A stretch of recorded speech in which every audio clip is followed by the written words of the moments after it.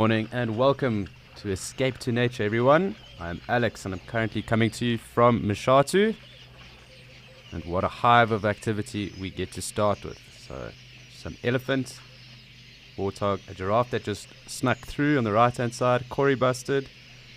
And just before we started, I did see a steenbok and the banded mongoose around as well. But as always, our Quelia here too, wishing us a very happy Wednesday morning. It does look to be like quite a nice morning here. Probably going to get quite hot, and I am hoping that we have as much activity as we did yesterday. It was really an action-packed full day. So who knows what we have in store? We can't script that, but great to start with some elephant and some warthog at least for now.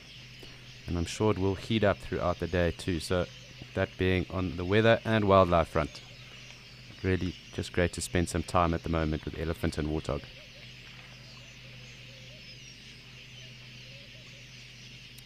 Exactly, Samantha. Really, what an exciting start to the day. And these ellies have been around really for the last 3 days and pretty much throughout the day. So it does chop and change. Some of the other animals do get a chance to show themselves. But great to have the elephant here right now. I can just see that there is a warthog wallowing as well, just behind that one elephant there. So really, what an awesome start. So I'm just going to scan around. I do want to see if we can see our giraffe.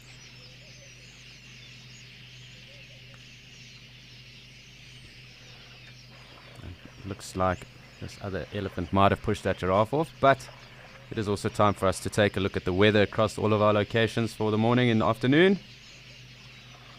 And we'll take it from there after that.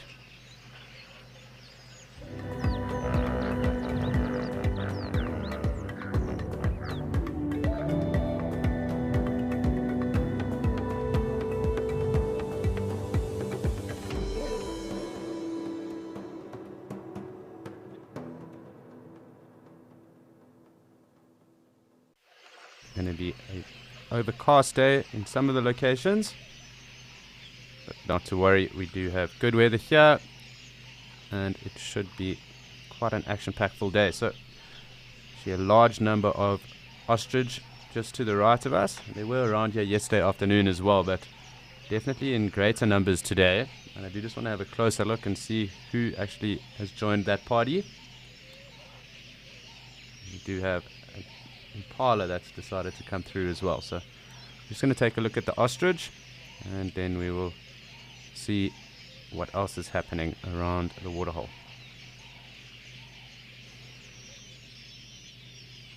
Quite a few males from what I can make out. A couple of females. So maybe we will get some of those breeding dances. Sometimes they do chase each other around. So it's quite interesting. You'll just see them scooting through the thickets as well. They do move at quite a pace. So always fun to see. I'm trying to see if we can't get a glimpse of that steenbok. I've only seen it twice here. There are obviously quite a few in the area, and they aren't really water dependent either, so it's not often that we do get to see them. They are also monogamous, so always in pairs, or generally in pairs as well. And steenbok, because they are still like a stone normally when you do see them. They keep very still, and they do hold little territories as well. So they do operate within a home range, but they do hold down territories too. So very interesting little antelope.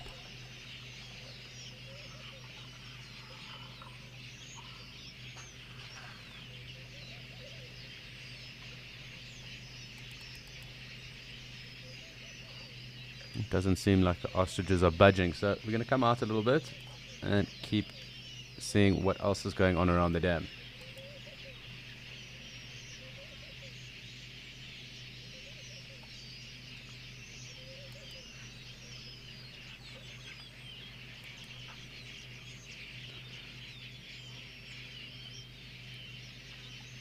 do just want to scoot around here quickly, but please do remember this is a live and interactive experience, and it's your journey and safari into the African wilderness. So please do send through any questions, comments, points of interest, things you'd like to see or talk about. We love to interact with you. We love to answer your questions.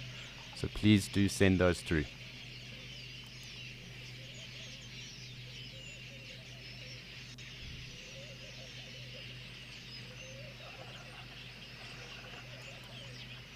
suppose it is time for us just to sit and watch some of the ellies.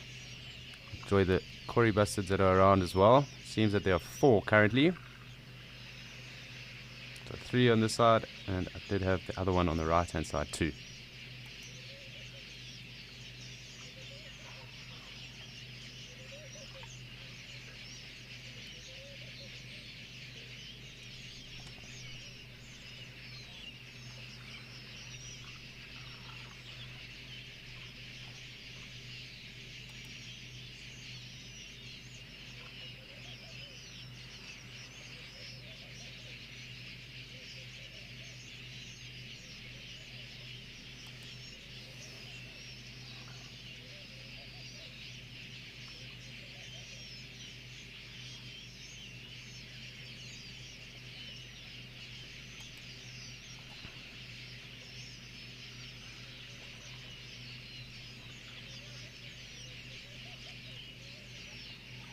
You can just see a giraffe walking through in the background there.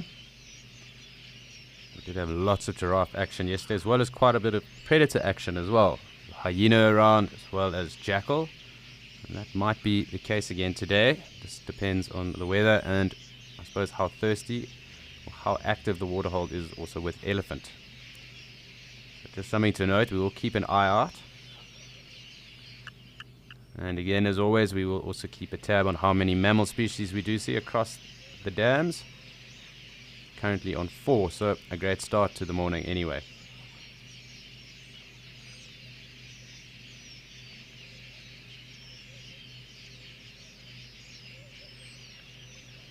There seems a second giraffe as well in the distance, so I'm hoping they do come through. It's always great to spend time with this very gentle and regal animals.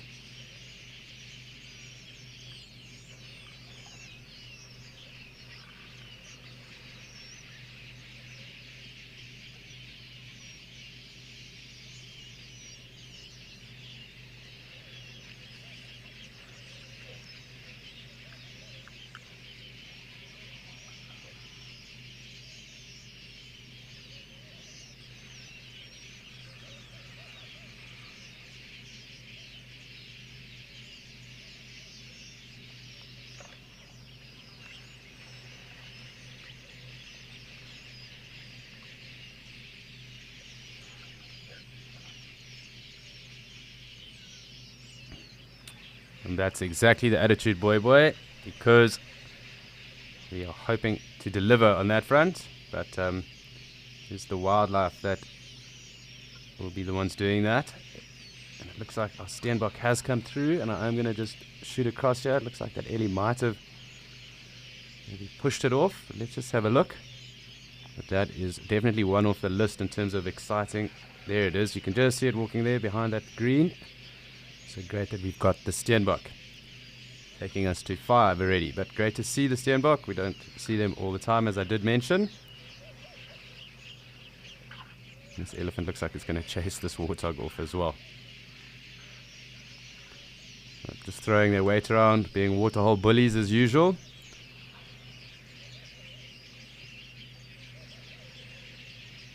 Probably a young bull deciding that it's time to throw its weight around. But after having to kowtow or toe the line with everyone else.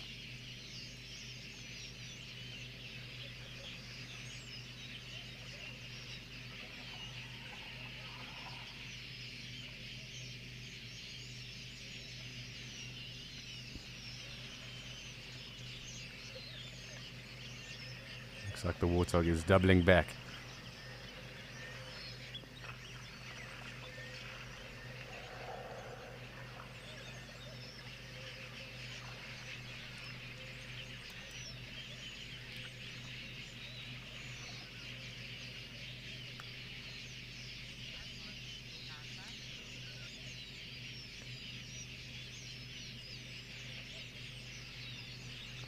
It seems like the warthog has snuck back and the elephant isn't interested in throwing its weight around right now, so we'll just wait and see.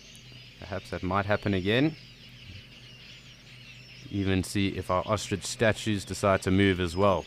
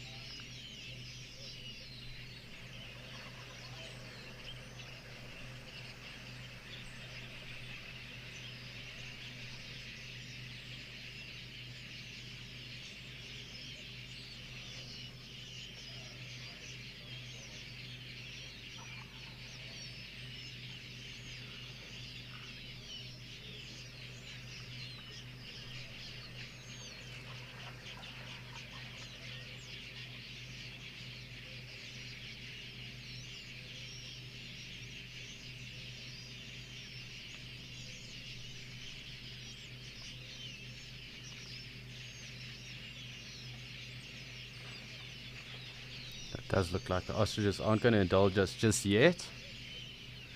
Standing very still, not too interested in the rest. But what's quite interesting about ostriches, they actually live fairly long lives, 30 to 40 years. It's quite interesting to note. Wouldn't be cool to stand for that long, I'm sure, but they do have quite a long life expectancy.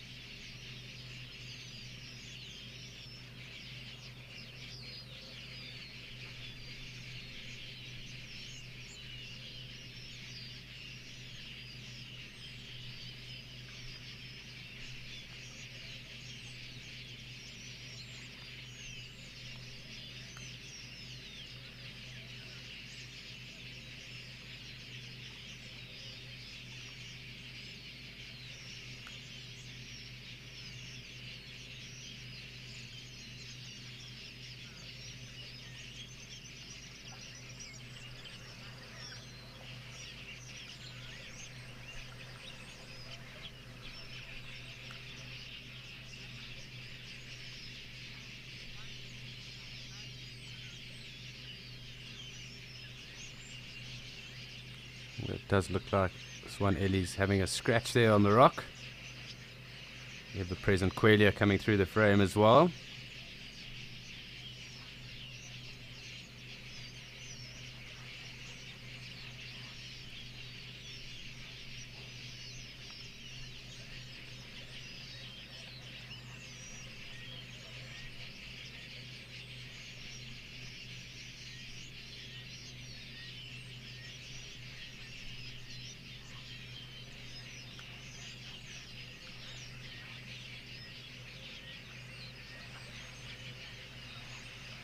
Hi Larry, so there are a number of ways that they will do that. You will obviously hear a trumpet at times. It's very vocal and audio, very loud audio as well.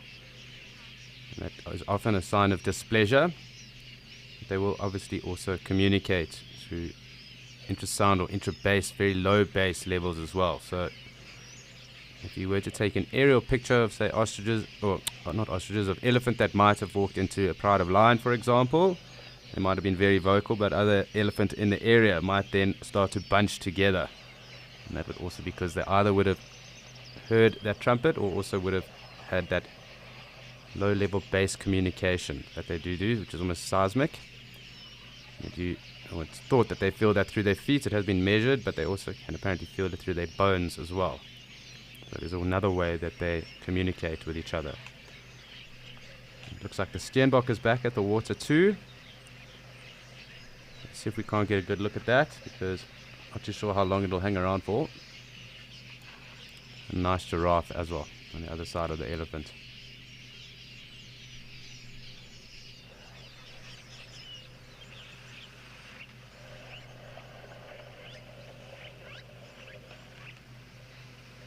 You can just see the little Steenbok there at the water as well. You can see the little horns.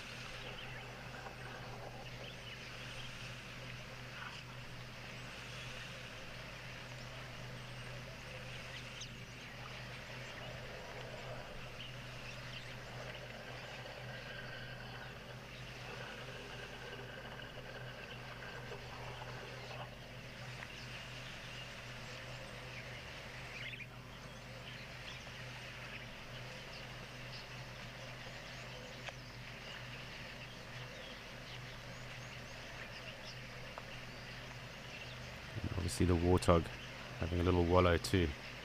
It does seem to be like a little male Steenbok at the moment. Clearly our giraffe through as well. Quite a gorgeous pattern on that at the moment.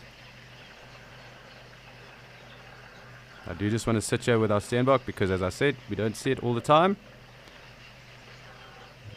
Really quite special.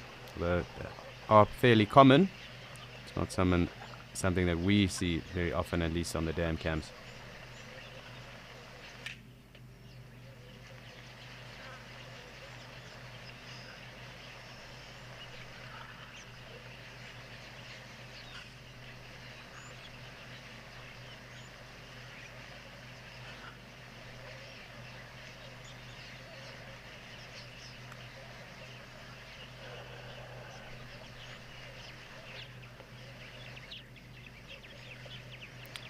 Yes, Linda, it seems that they kind of set themselves a routine and a schedule. And they all kind of have their own bookings for their spa day. But we have seen quite a number of them around of late, and I think that's obviously got to do with the heat. And we are waiting obviously for rains to come through too. So it's almost like everyone has an appointment at some time or other throughout the day.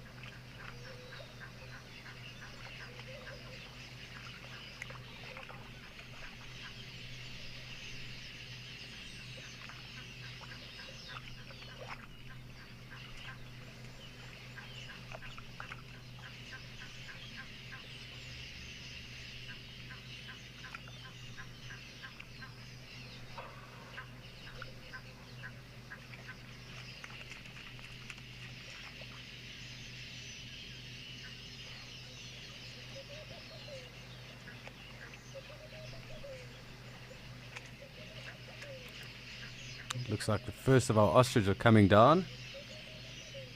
Another giraffe too. I'm just going to zoom out because it's been fun watching our steenbok and being quite close, but I do also want to see the ostrich drinking. What was that through the background? Hyena. So already hyena action, quite a bit going on. I'm sure that steenbok is probably going to bolt. I think also with the rest of these herbivores around, that hyena is not going to take too much of a chance. And I think lying up under the shade for now. But really another bumper start to the day, and we really can't complain.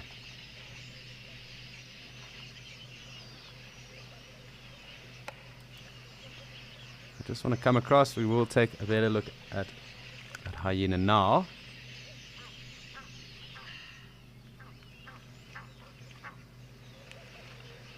Seems a fair amount going on there. So let us see if we can get a good view of that hyena while it rests up.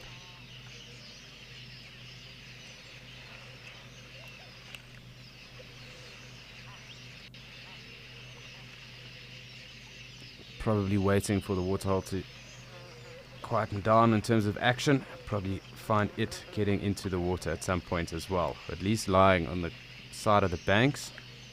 And the giraffe have decided they want to be the lead actors right now. You can just see that hyena resting up under the tree over there.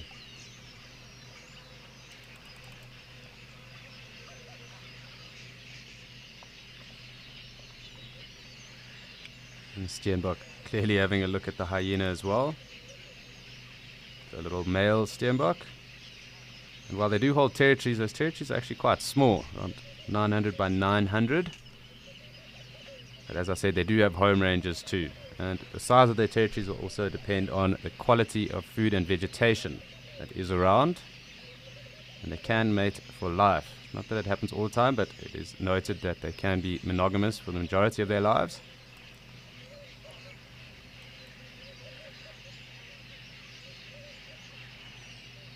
And they are really the only antelope that are found around here that have bathroom etiquette. So they do cover their feces and urine with dust, dig little holes, kind of cover it like that, and that also helps preserve the scent for those territories we were just talking about as well.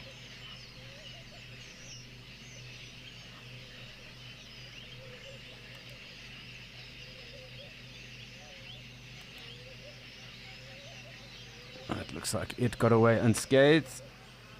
That hyena did not pay any attention.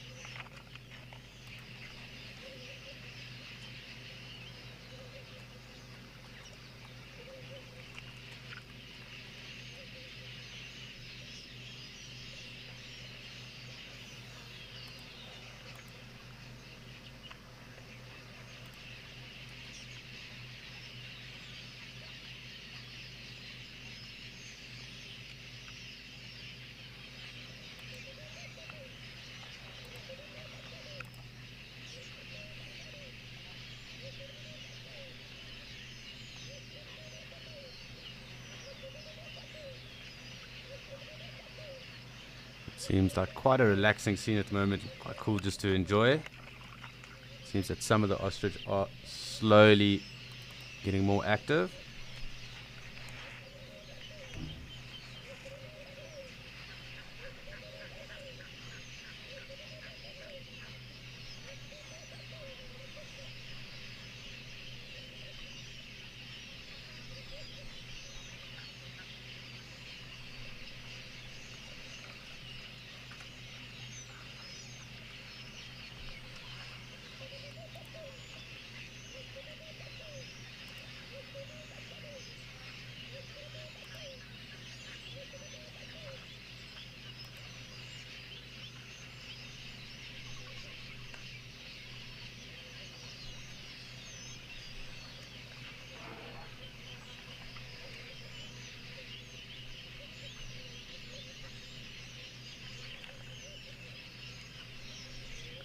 I'm just going to try and zoom out a little bit because there's a number of things going on and a number of species around at the moment.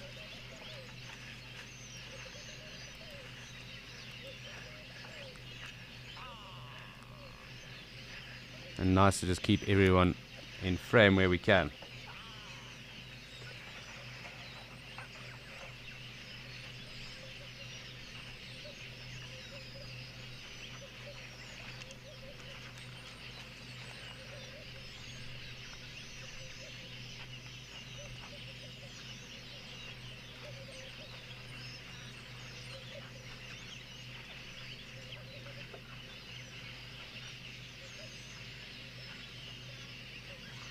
So I think this Ellie might push that giraffe off.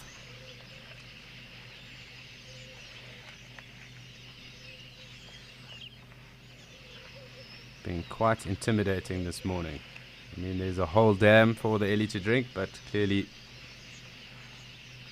feels that weight needs to be thrown around this morning.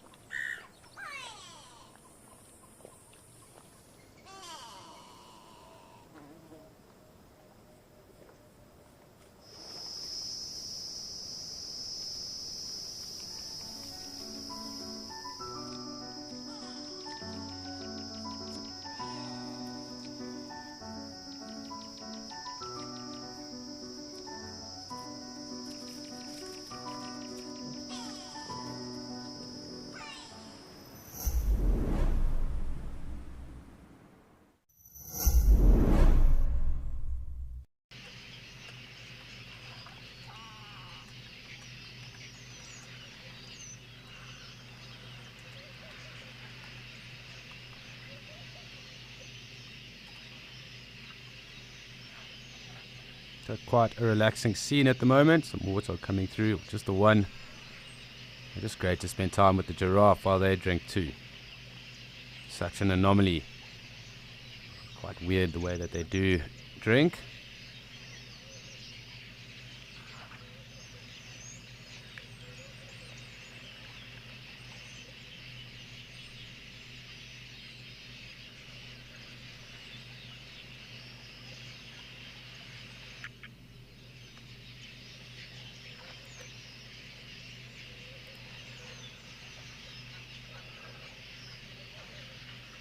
You can still hear the elephant drinking as well, but really quite peaceful scenes. It's like two of the ostriches slowly starting to cause a baloo with each other. And there you go, you can see the two males scooting around like that.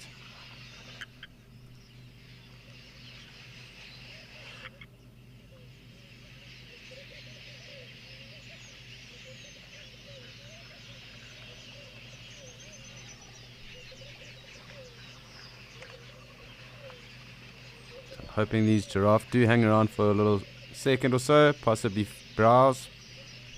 It remains to be seen.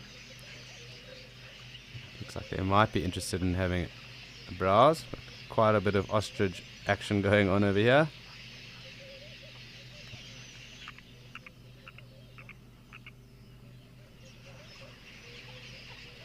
Sandy, I'm not too sure at all, but it does seem like there's quite a few males there, and I do think there's a bit of jostling for position, dominance, hierarchy, breeding rights. That's why we can see them puffing out that plumage and moving around. So a few females, but it does look like there are more males around as well at the moment.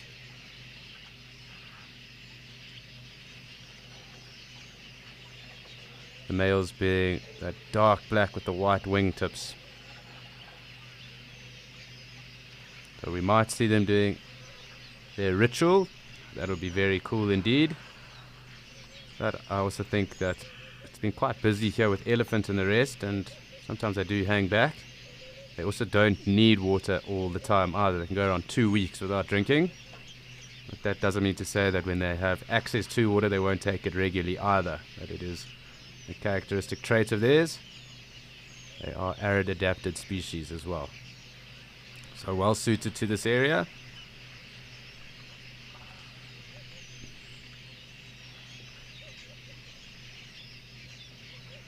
But interesting that there are far more males around. And this hyena is active again. Let's just have a check. I think that elephant might have pushed it off. Now that young bull seems to have gone exactly where the hyena went. And the hyena didn't want to stick around for that.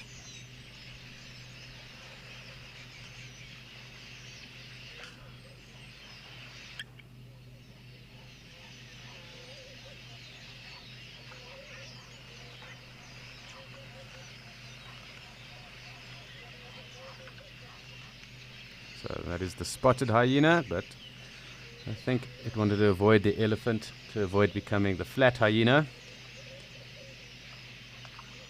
You can just see our Egyptian goose family here with the one gosling left. It's growing quite fast as well. The hyena seems to be going back to its shady spot as well.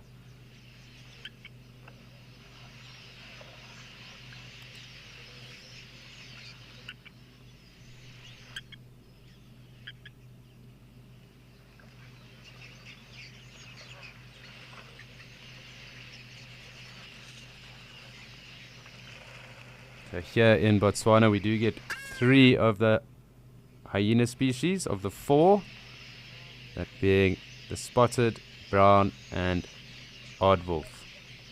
The aardwolf is not a carnivore and far smaller than the rest, although I suppose if you were to scale it up it would look quite similar to the striped hyena that we find in East Africa and into Asia, right into the Indian subcontinent. So if you've ever read Rudyard Kipling, The Jungle Book, the hyenas that are mentioned there are the striped hyenas. Quite similar in behavior trait to the brown hyenas, although the brown hyenas are endemic to southern Africa.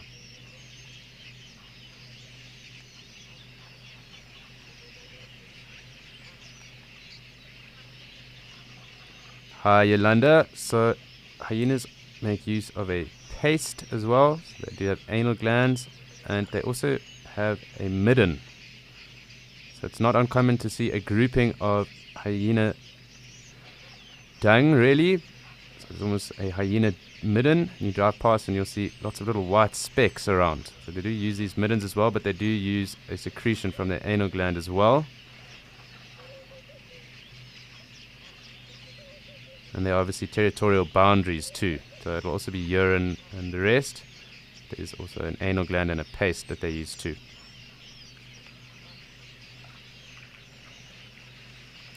And typically hyenas, at least the spotted hyenas, are run and controlled by matriarchs. The females hold the hierarchy in spotted hyena world.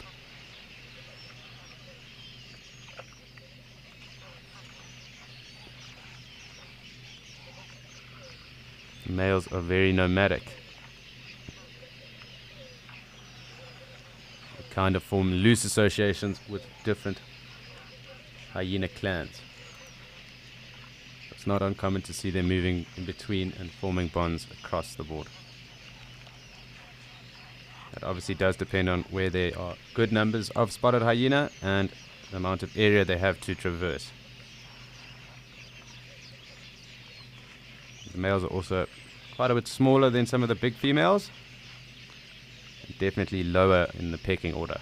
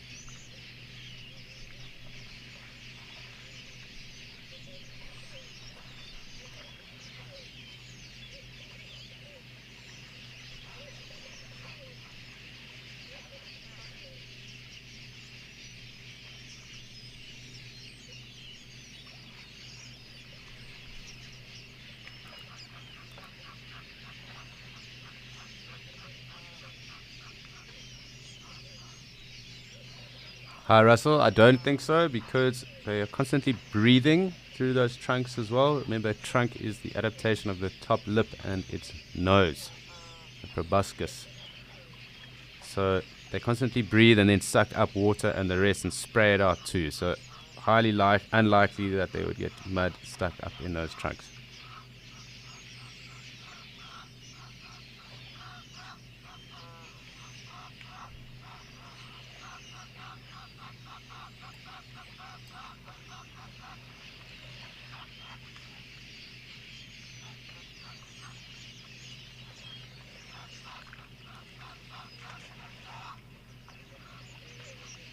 You can see young Ellie getting quite a bit deeper into the dam itself, taking the opportunity to enjoy some of the water. We'll try and zoom in a little bit because it does seem that there might be a bit of action here for some time. So applying sunscreen for the day. We'll just come across a little bit because the hyena is also there sleeping on the left hand side of us, and the ostrich seems pretty chilled at the moment too. Oh, sorry, I don't know why that went up like that.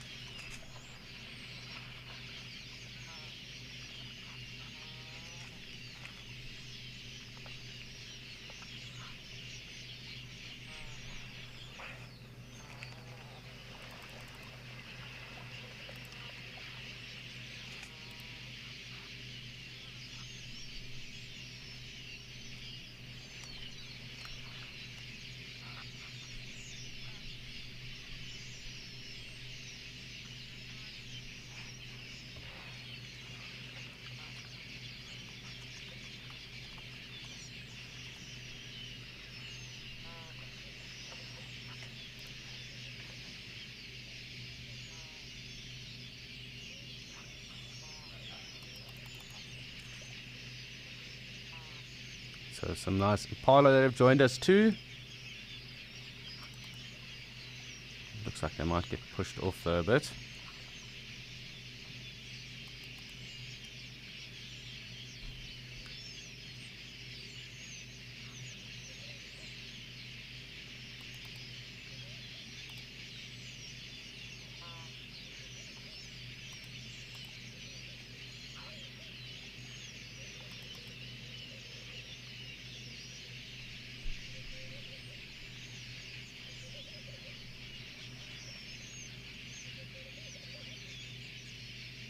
Lots of Ellies coming through again.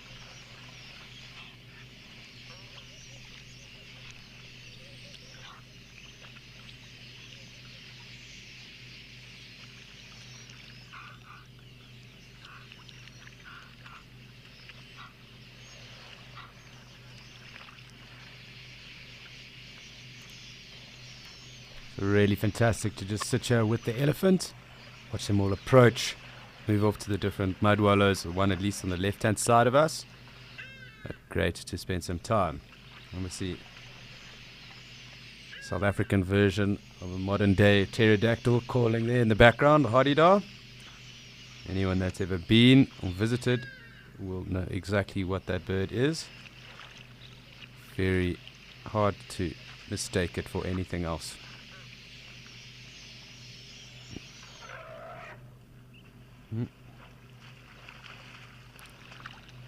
Someone not too happy.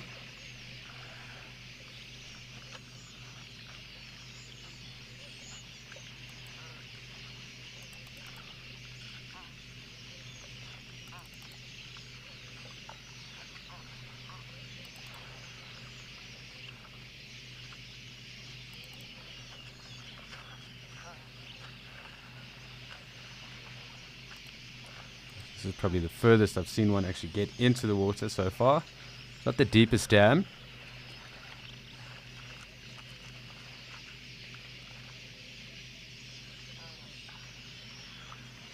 Loads of Ellies mulling about right now. You can see a bit of communication going on. That's smelling and touching. And there's also another communication indicator.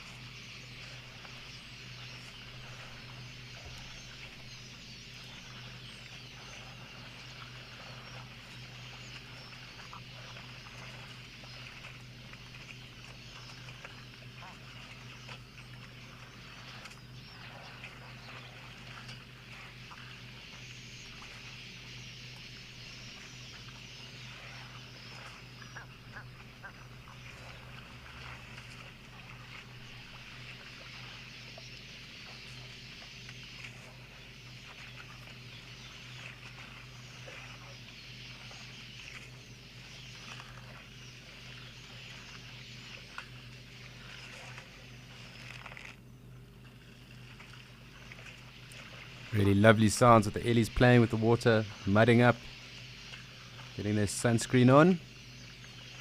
But really quite cool to have them this deep. And you can see the hyena also walking around in the background.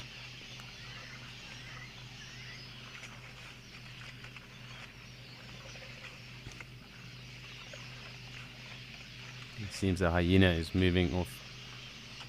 Maybe too much elephant action around for it at the moment.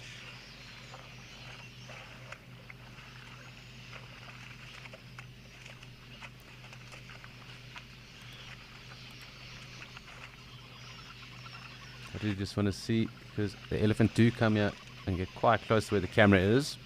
I just want to see how visual they are. Impala trying to sneak a drink too. Quite cool just to see that little calf rolling around here in the mud as well.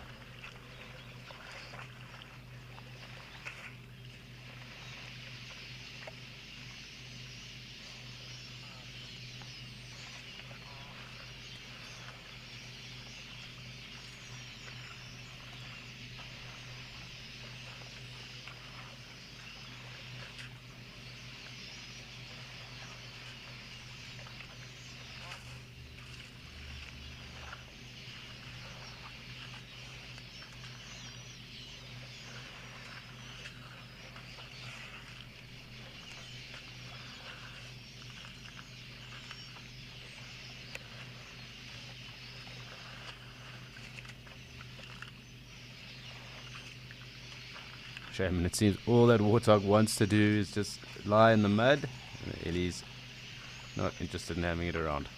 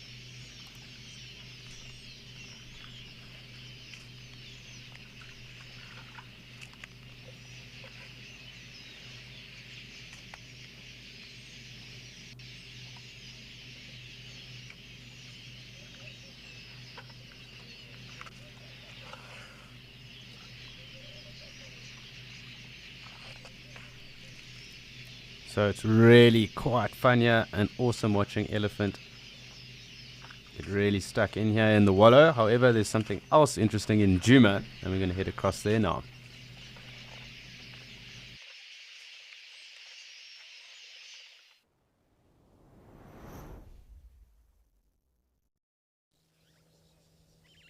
Two water monitors, and the one is fairly bigger than the other, the one that's just walked off to the back there. And they seem to be foraging around as well, and they are very carnivorous. They do take a wide variety of different prey, and noted to be the second biggest reptile that we would find here, other than a Nile crocodile. Obviously not a snake, that would be the python, but really quite fantastic to see them out and so close. So they'll take little rodents, amphibians, birds' eggs, little chicks, odd, I suppose, baby terrapin even.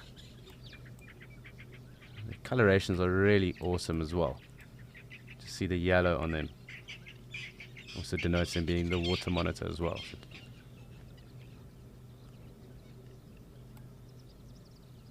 Really prehistoric, walking around like a little Komodo dragon, I suppose.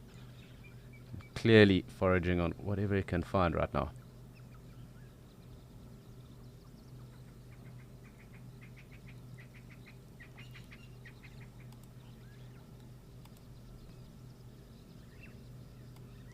So we do see them fairly regularly, but not this close, so it's awesome to be able to have a look at them feeding and foraging about like this. Possibly to do with the rain that has occurred. Lots of little things that have now started to pop out the ground. So whether that's alites, maybe even little grass frogs, grasshoppers, the rest. And this one seems to be on quite the mission.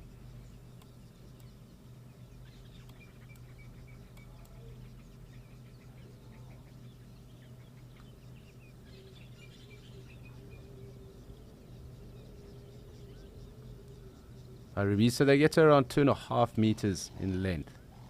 But that tail can cause rather a lot of damage, and I have seen some of my friends that have tried to pick one up that has been in a roof or two, and definitely came off the worst once the tail was involved. And you do see other predators that do go for them, and they do get hit with almost like this bullwhip effect.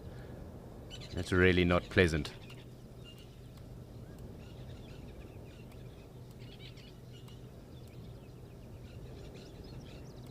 So I'm just trying to follow it. It's quite active at the moment, so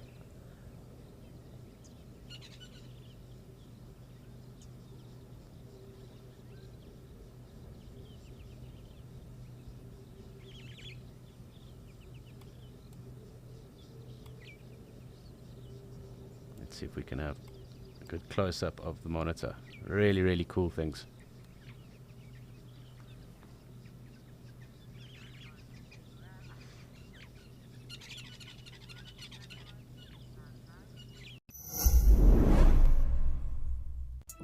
Have you ever wondered what happens behind the safari? And jump! Living in the wild can affect you, It's the smell that... and things don't always go as planned. I'm gonna start coming down. Whoa! Download the Wild Earth app and join the crew behind the scenes.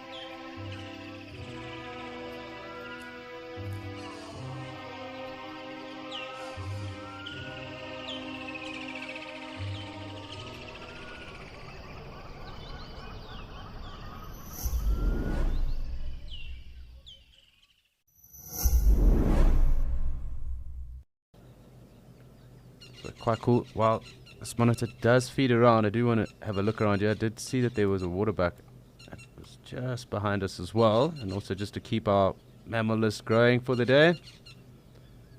Please excuse how fast that is. I just want to see if it is still here.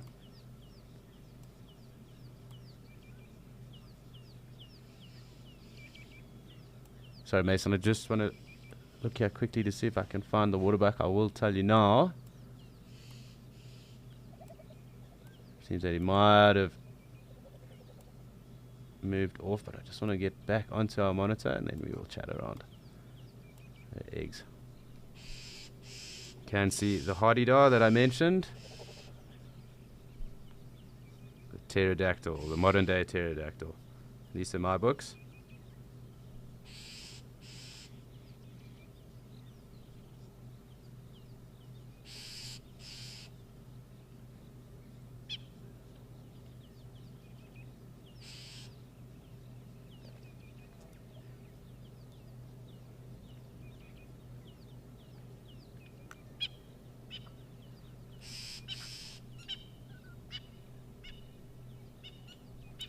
Sorry, Mason. So they do lay around 6 to 18 odd eggs, and they actually have quite a long gestation period within those eggs, around 10 months. A fairly long period of time of incubation, really, not gestation, incubation.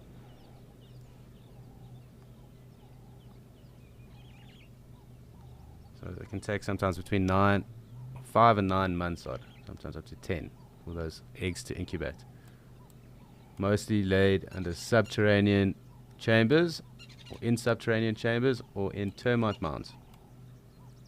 So it would depend on what would be closest, and I would assume in this area here, a subterranean chamber would probably make the most sense. I haven't seen too many termite mounds just around the dam itself.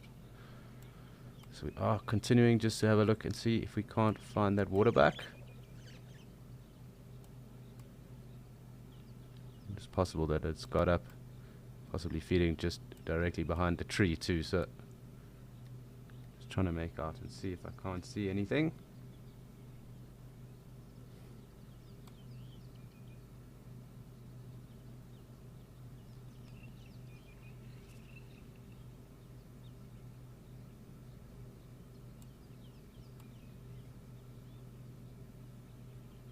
It looks like it might have given us the slip.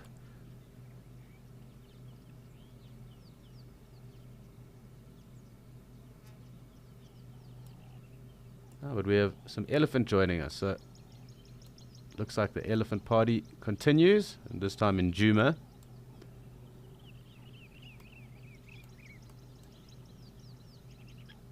Red-faced testicular calling there too, so we're just going to get this approach. At least sniffing to see who else is around. I do think they're going to come to this other bank over here, so we're just going to pan across with them.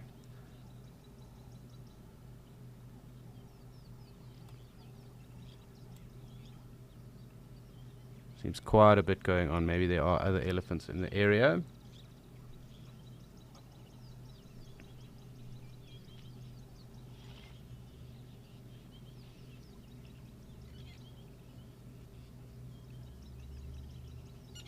And clearly the blacksmith lapwings as well in frame.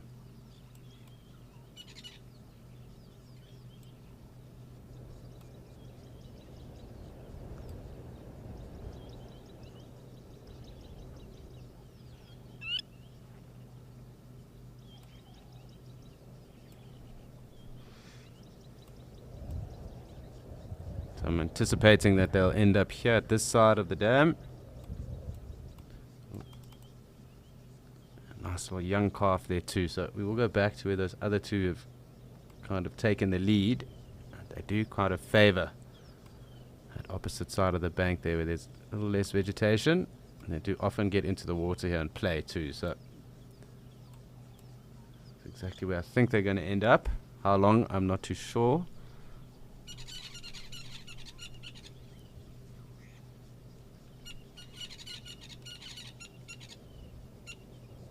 I do think they'll all congregate here though, and then kind of move off into the drainage line or up onto the ridge line after this.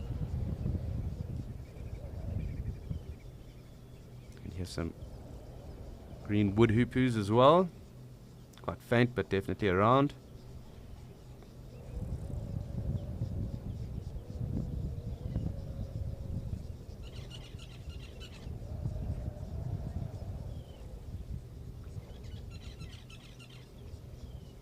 Really quite a nice little family unit of elephant that have joined us here this morning.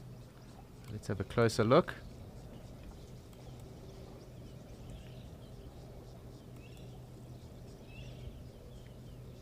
You can see that young calf, obviously not with the full use of its trunk just yet, leaning into the water, kind of sucking it up with its mouth.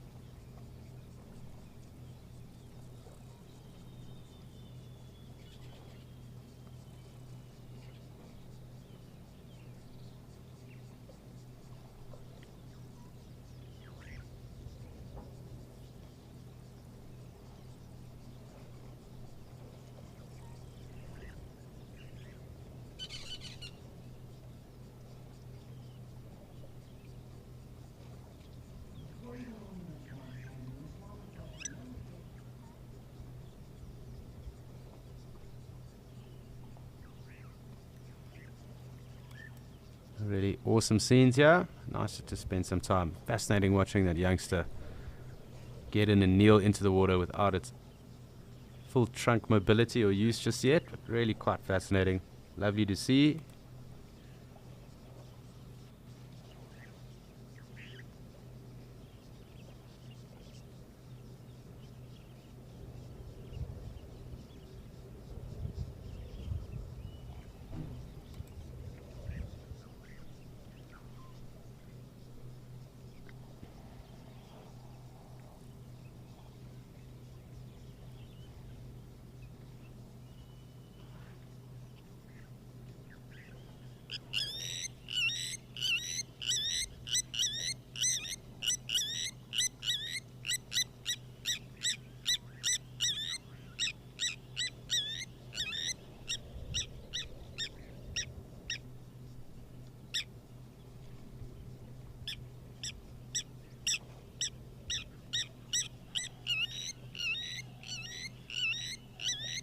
It's really great to spend some time with Ellies, just enjoying them, enjoying the water.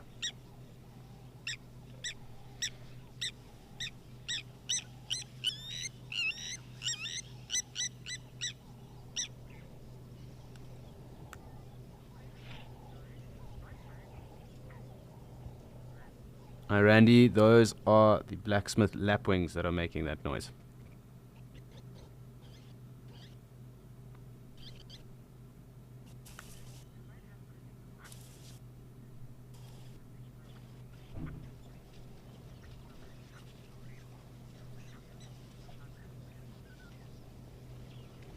So it does seem like these Ellies are on the move, and it is possibly time for us to go and see what our Ellies are up to in Mashatu.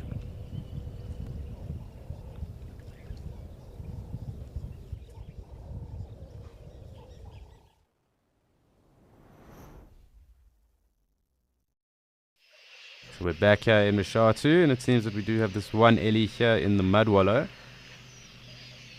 Hasn't really got that involved just yet, might move off, but let's just wait and see. It is very close to our camera, so always fun to see them when they are this close.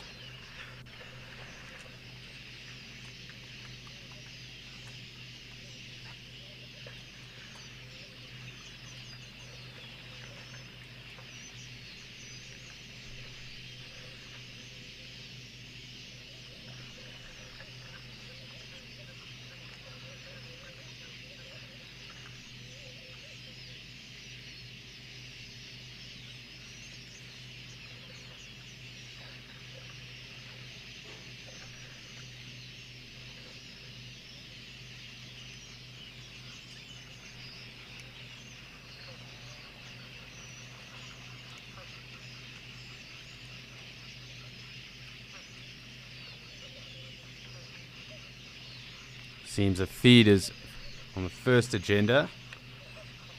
And we'll probably get back to a mudwaller just now.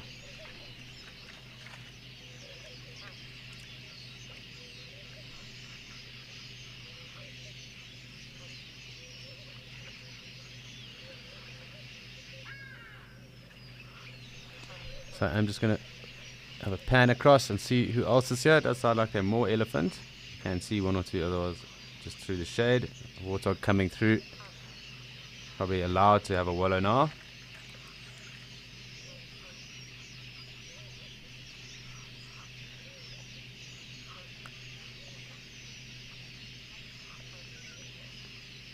So just a reminder to everyone, this is a live and interactive experience. It's also your journey into the African wilderness and safari. So please do send through any questions, points of interest, interesting things you might have seen while we're on different feeds and different locations. We love to interact with you. We love to answer your questions. So please do send those through. Just want to see, maybe the hyenas also come back to under the tree. With a sneaking suspicion it decided to leave the scene. And it does look like it did push off. So we'll go back to our elephant. Lovely clouds. But we'll go back to our elephant and just enjoy a quiet moment with them for a change.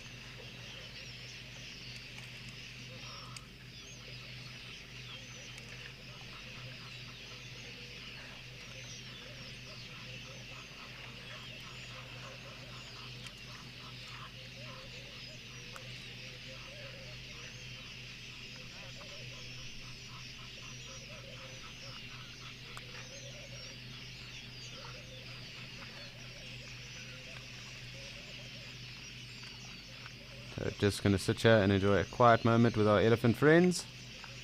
See what they get up to, where they possibly move off to. Perhaps have those ostriches come join us just now as well.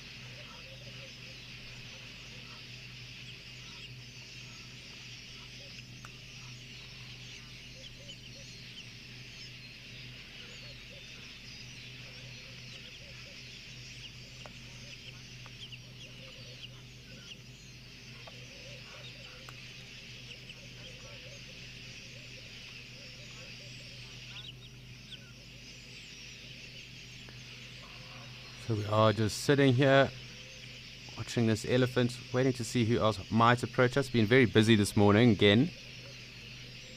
Perhaps the ostriches are going to join us, as I mentioned, but also just cool to see who does come through.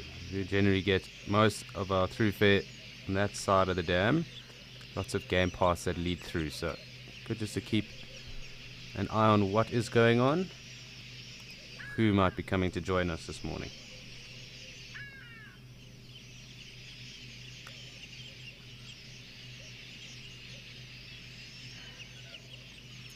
So it does seem like we do need to be a little bit patient for these ostriches to come through. However, it is also time for us to head across to Kariega and say good morning to Andrew.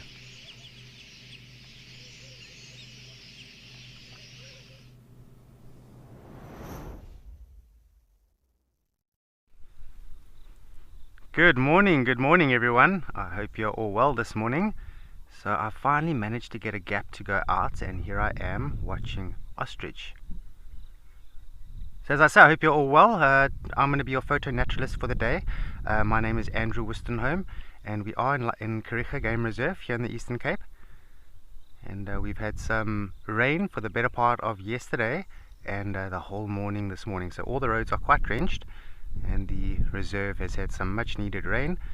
You can even see some of the plants are starting to go a little bit green, which is great.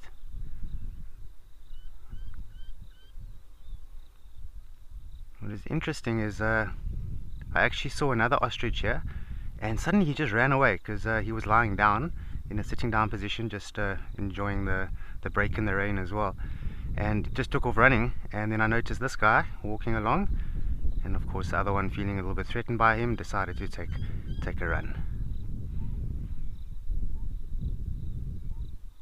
Look at that, beautiful, just walking through. Not really picking up anything to eat as of yet.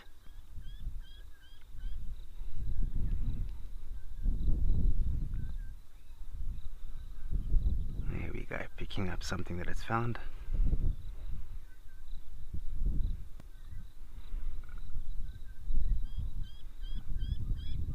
Beautiful. There's actually a red-throated wryneck calling right next to me. I'm not sure if you're picking up that sound. It's one of the primitive woodpeckers, known as a wryneck, a red-throated wryneck.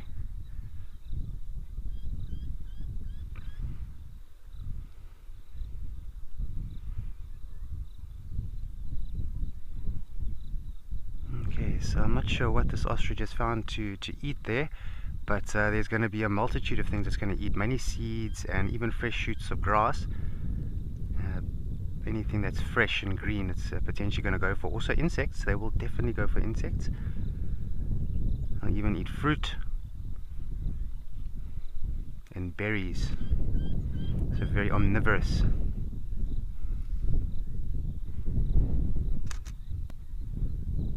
Oh, a pair of Egyptian geese just flew past us there.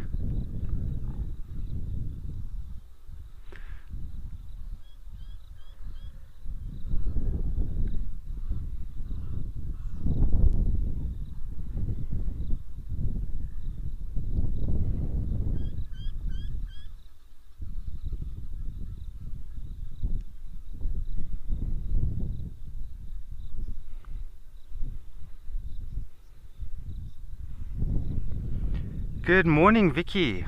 Thank you so much for your question. It's a good one. Ralph actually had a very good sighting of these male ostriches doing a courtship for the female. So what the male ostrich will do, and you'll notice, the first thing you notice about ostrich is that they're black and white. So there's a direct contrast in the coloration there. And then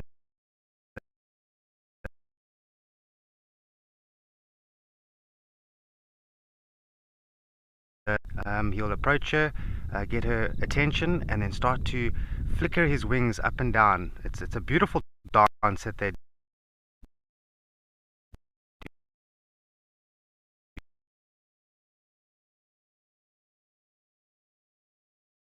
It's female wants to mate with the strongest, the guy that dances the best, and that's how they pick their partners and how they do it.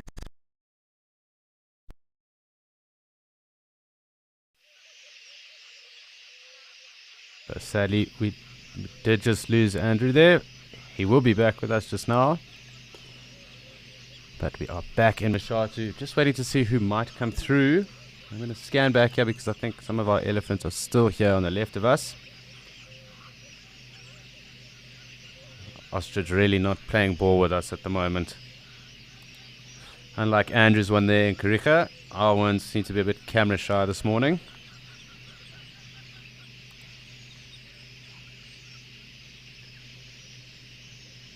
And it seems that a lot of the Ellies have decided to push off for now.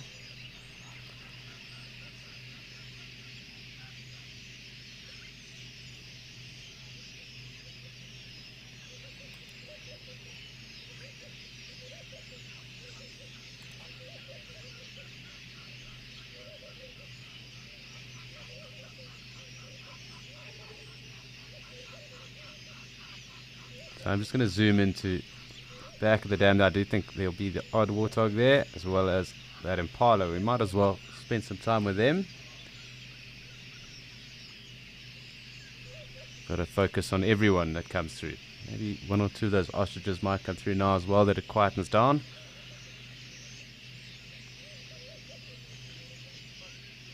Lots of quelea there as well.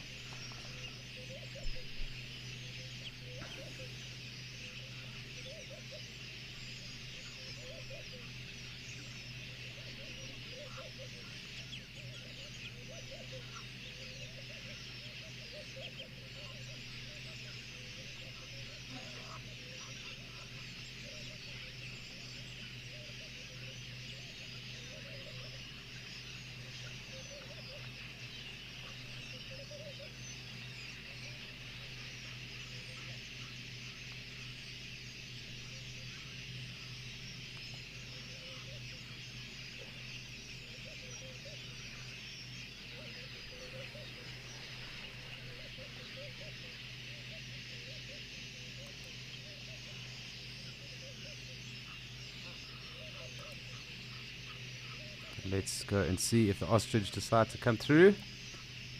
It's always fascinating watching them drink.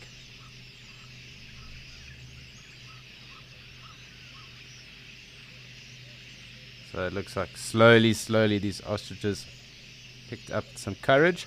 However, I think it might take some time, and it is also time for us to say good morning to Lauren and Davy in Madikwe.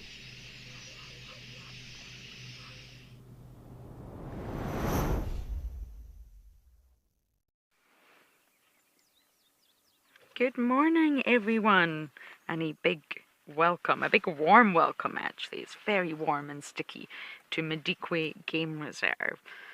We have been struggling a little bit since the storm. It has really hit Madikwe hard, but of course the storm may have affected the network, but it did deliver lots and lots of rain. Madikwe finally had its big shower and everything got wet. Good morning, my name is Lauren. I do have Davy on camera, and we've just stopped to appreciate the elephants. There are lots of things going on in the reserve today, but unfortunately we just can't get there. But we've managed to find a herd of extremely orange elephants. It's actually quite entertaining when they're this colour. And it's just from the sand, nothing more. The orange rufous red sand that they throw all over themselves.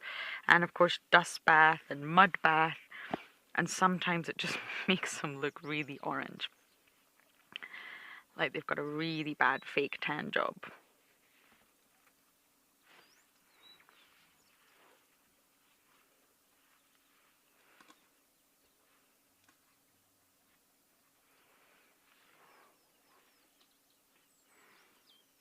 There is actually a dead elephant carcass that we've been trying to show you all for days. We're just not getting any success with something's happened to the network.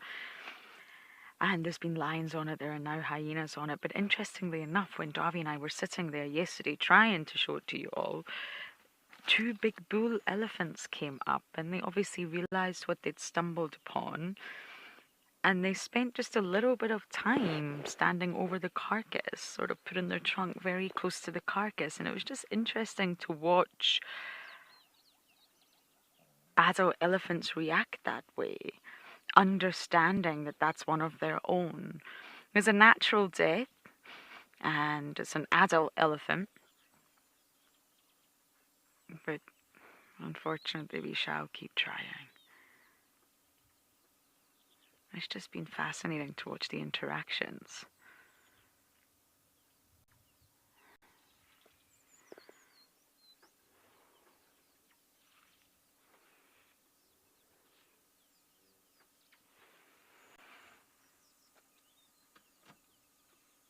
Did you catch that name, Dobby? Lewis. Lewis. Yes, they are looking beautiful. I don't know if we'll have them for very long, Lewis, because they are, of course, just moving through the thicket. But we'll try and keep up with them. A really relaxed herd. It was quite a storm we had, honestly. It was so beautiful to watch when you're inside. Thunder, lightning, really heavy downpour. The rains have started, which of course is needed, is very much needed here in Madikwe. And it'll be interesting just over the next month or so to see the changes in the landscape.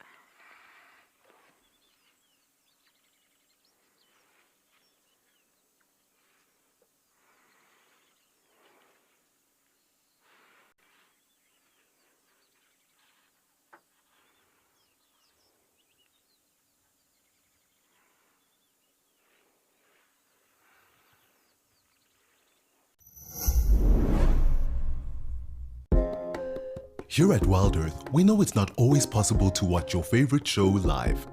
If catching up on safaris is critical to you, then download the Wild Earth app and watch the catch-ups here first. Catch-ups are available on our app before YouTube, and in addition, there are cut-downs of each show for those who only have time to watch the best bits. That was incredibly cute. Download the brand new Wild Earth app today and don't miss out.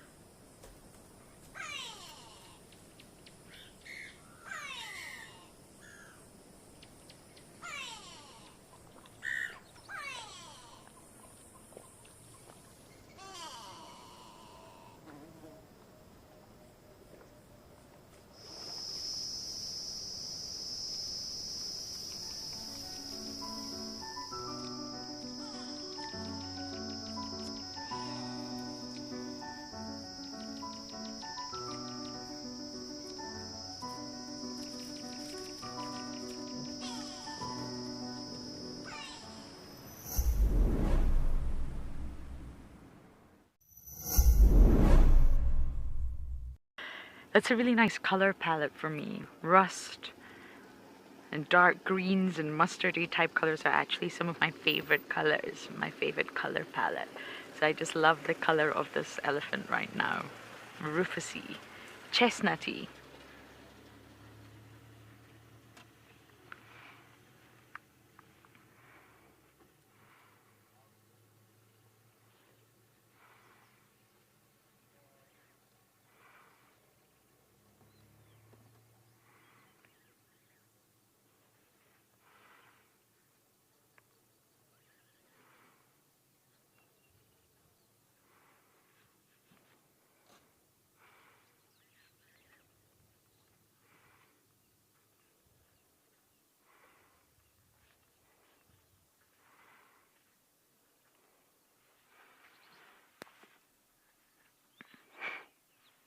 And that's how they end up so orange.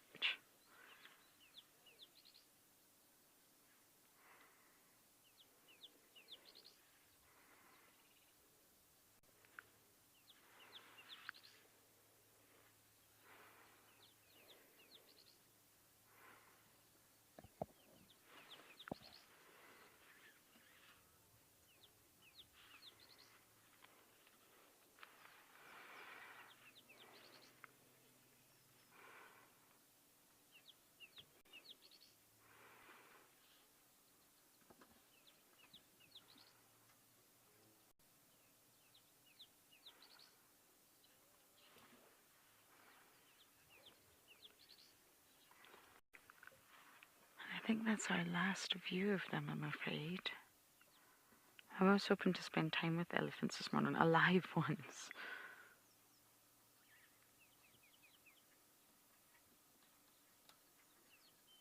But it's really not that. It's hot, it's sticky, but it's not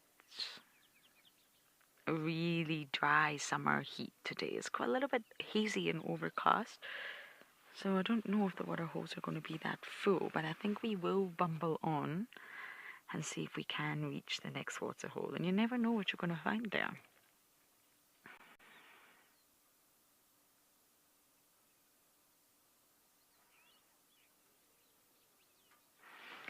Darby, shall we? Okay, we're going to head to the next water hole, but we are going to send you guys back over to Alex in Mashatu.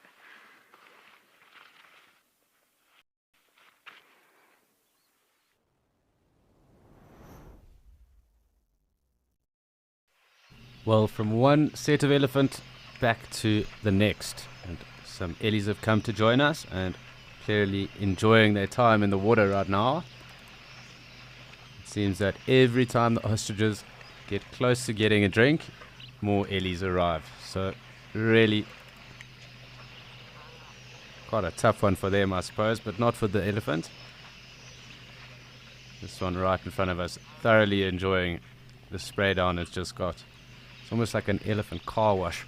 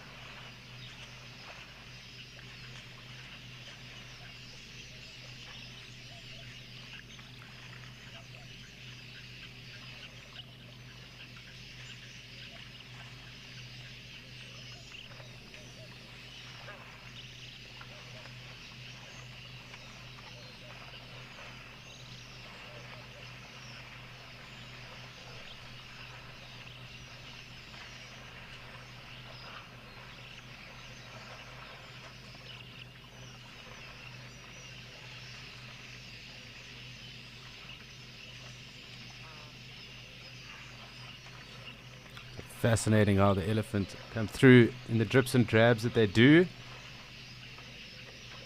Really such a good time, a good way to spend time watching elephants around water, or in water at least.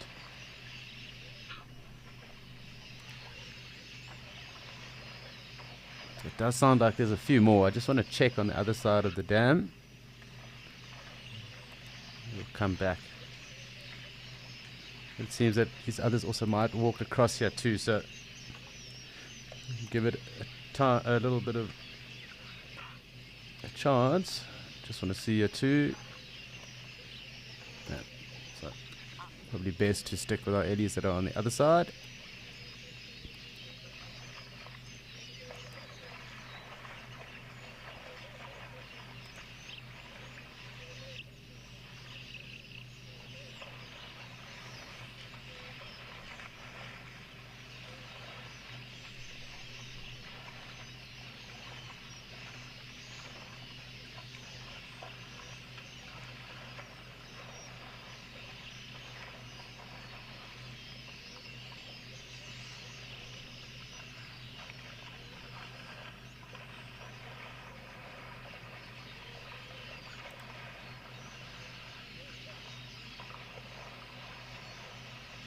like we do have an Ellie swimming, so always fascinating watching Ellie swim and enjoy themselves.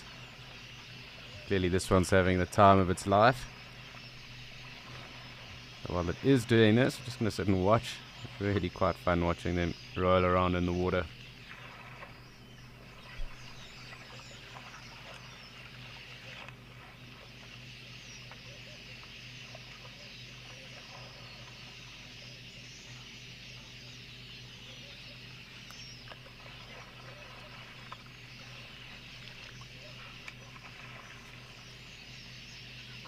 Hi Vincent.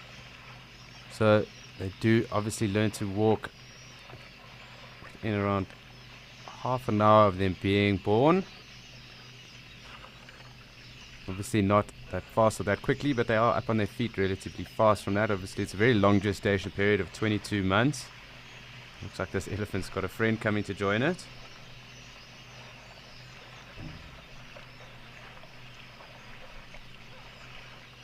Want to just watch this interaction. It's very cool. I will get back to you now, Vincent, but yeah, it's around half an hour and they are on their feet and slowly starting to move on their four steppers.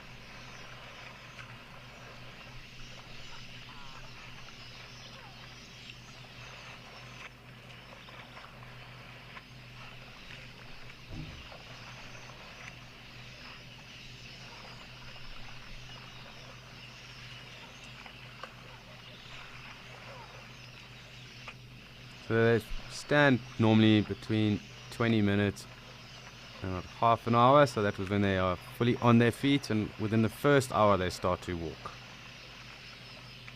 It normally takes around 2 days or so until they are actually able to keep up with the herd. So the mother will be very protective obviously within that first 2 days.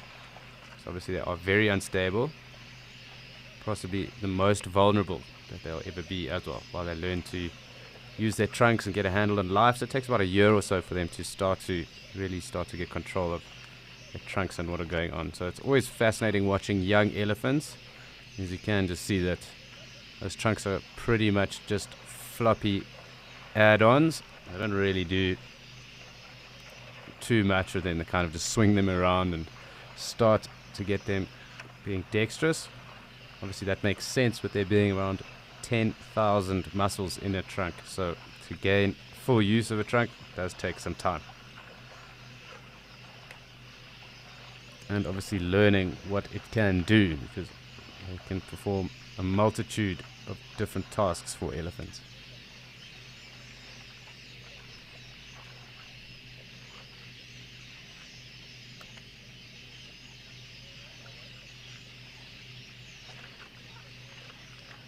So this Ellie is really having a good time, and it is also time for us to see what Andrew has and a good time down in Kariega.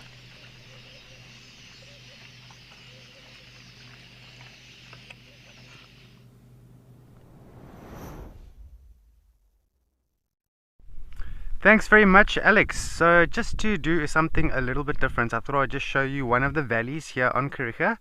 And if you look very carefully, you can just see some of the drizzle rain that's in that beautiful valley over there. Now, here in Kariega, there are so many different valleys. I would never be able to tell you how many exactly there are. And there's some very experienced guides out here who have been working here for 10 years plus. And they tell me the same thing, that they're still discovering new valleys out here. And with the valley, there's a lot of unique wildlife that can occur in there. I've seen bushbuck in there, and Nyala love to go inside there. And then also some bird species like the Narina trogon and Neisner taracos, just to name a few. They also enjoy going down there. There's a beautiful valley out here not too far from where I am, where apparently crowned eagles have been known to nest, so definitely something really cool there.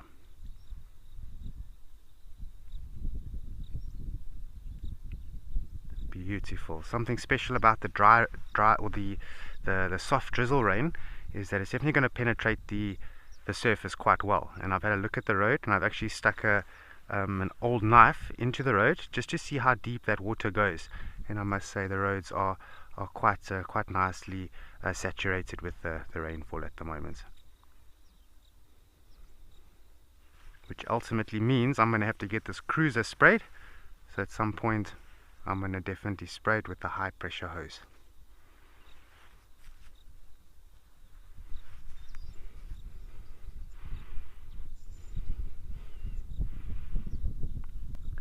Yes, Sadie, it's very, very beautiful out here. Take a look at this. I'm just going to go slowly. So don't think I'm not leveled out here. The tripod is extremely level at the moment, where I see the little bubble that's supposed to be in the middle. It's telling me that we are level. But just the topography out here is very unique. There's a lot of slopes out here. There's a lot of hills and no true mountains, more hills. And one thing you will notice about these hills, and I'll just zoom in a little bit there, is that they are vegetated. So if you look at most of the hills that you find within Southern Africa, they're generally grassland fields. But out here in the Albany thicket, they are totally vegetated. It's very thick inside there. There are some parts of that Albany thicket that you would probably not be able to penetrate going in on foot without something like a machete or something like that. So very thick and beautiful, and definitely a unique environment out here, Kariega Game Reserve.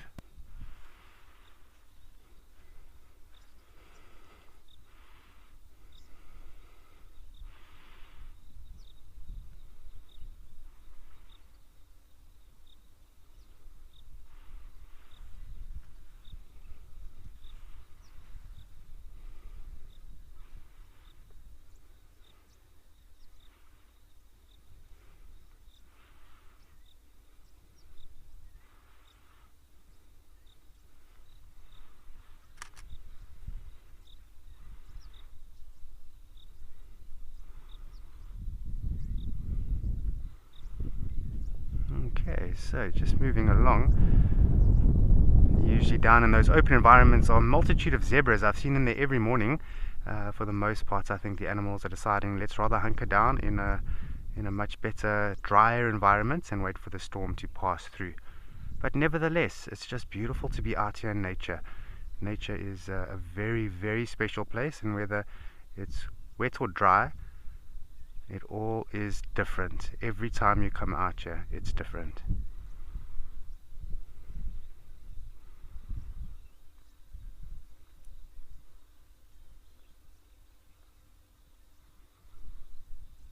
And then I'm quite fortunate enough, I get to travel down this road every single day. And every time I drive down, it feels like I'm driving through a jungle. And it is very subtropical out here, with the rainfall that is usually falling upon the area.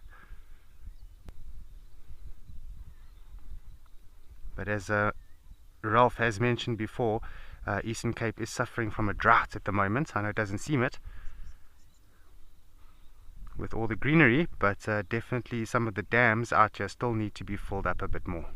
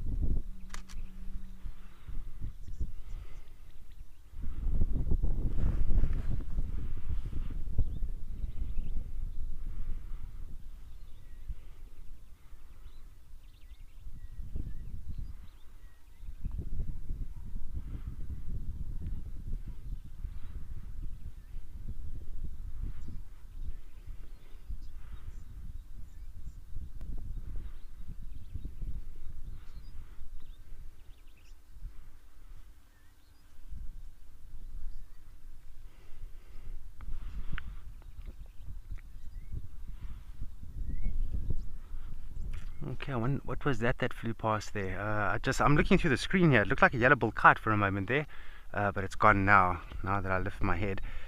But yeah, have a look at these beautiful trees out here. And this is very well known in the Albany thickets. You get these euphorbia forests, if you like. And that is a classic example of a river euphorbia.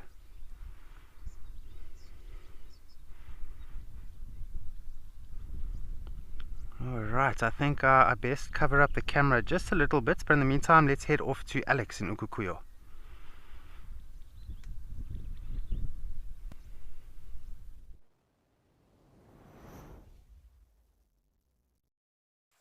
Andrew, and really polar opposites from Kariega to here. so different, but lovely kudu and gemsbok and springbok, as well as a wildebeest here right now. I'm just going to take us in closer to the kudu. We don't get to spend all that time with them, or that much time with them at least. They do kind of come through and then leave. It looks like they are slowly getting that idea as well. Great to see them. And it looks like a rather big herd of gemsbok coming through too, so this will be rather awesome to see.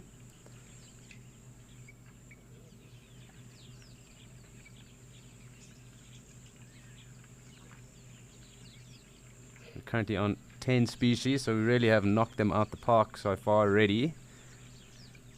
Long may that continue.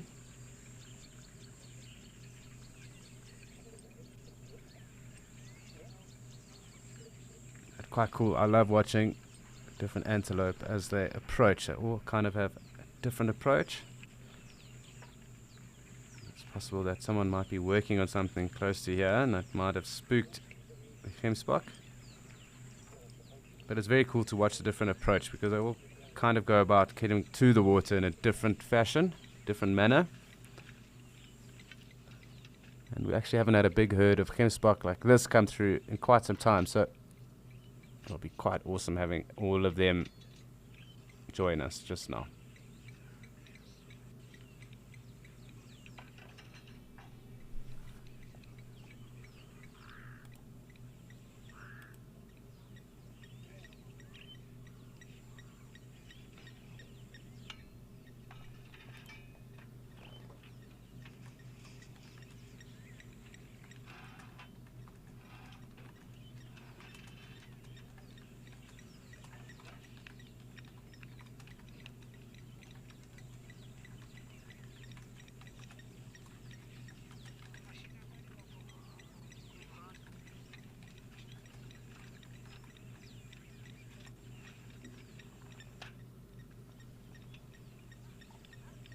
I'm going to just zoom out because, unfortunately, we do have the JCB back.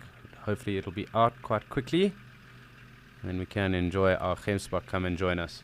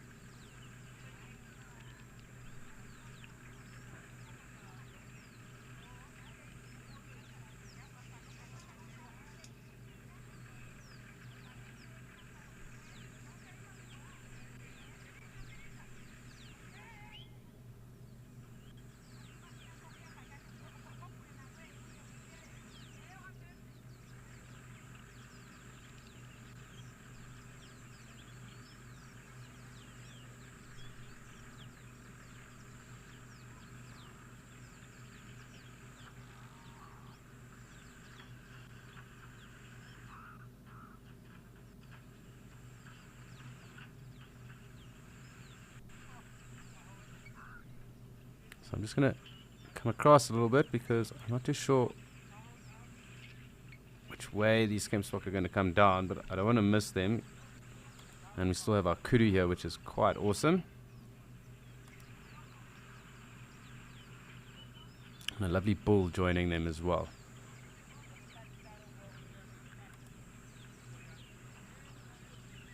Two.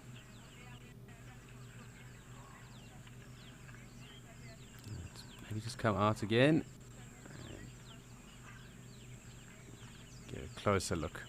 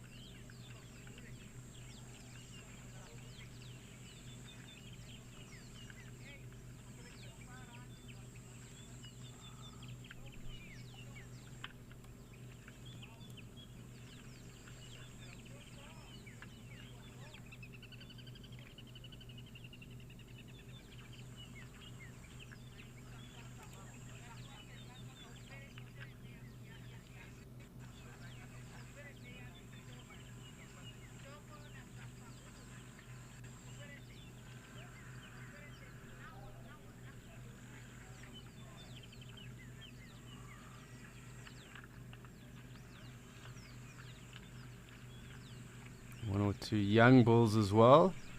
Really awesome to see us kudu bulls here as well.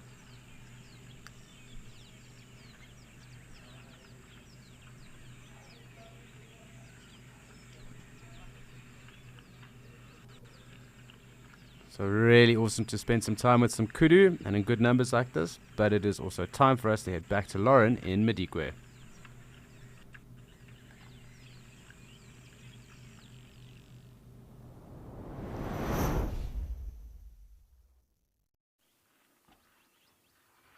We have come to a water body known as Shikudu Dam, but I have to say it's a very quiet dam. There is never really too much happening here, but you can do some birding, and you can enjoy the views and listen to the sounds. It's a very aesthetically pleasing dam, I think, but for some reason it's never very productive in terms of larger animals. But we just have to work with this today, I'm afraid. But it's still beautiful to look at, and it's changing. I see more and more insects as time goes on.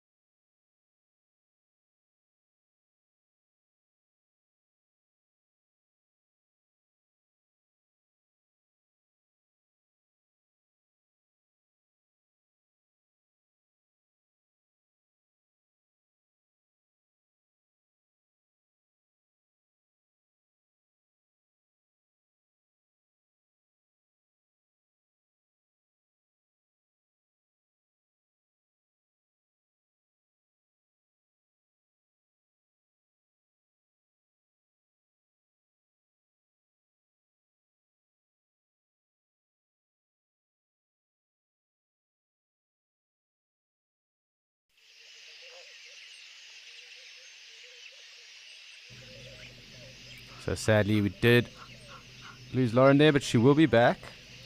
And I'm sure she's got lots of treats to show us throughout the course of the morning and day. However, back here in Mashatu, Ellie seemed to have pushed off an hour. Corey busted right at the water. And we're still waiting on these ostrich to decide whether they are going to drink or not. Clearly the game of patience will be employed, and they seem to be winning at the moment.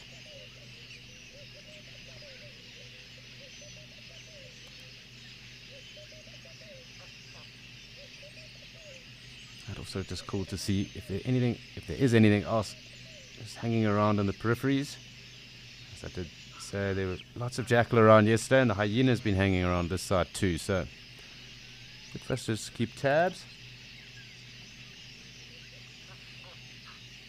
Can hear the geese as well. It does seem like a number of the quelea have moved off for now.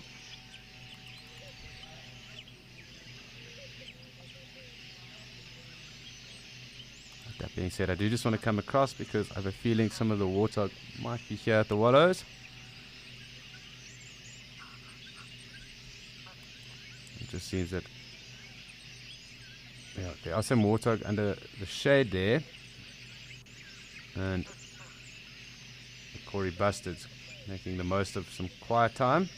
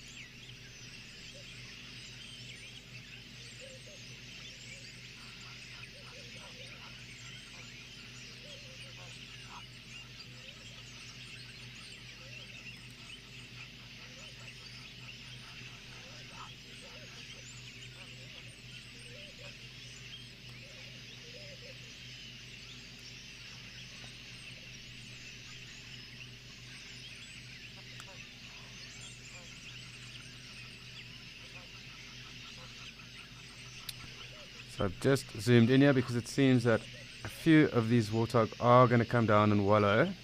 It's always fun watching them do that. I haven't got a bit of a fright, maybe a bit too steep for it, that young warthog there.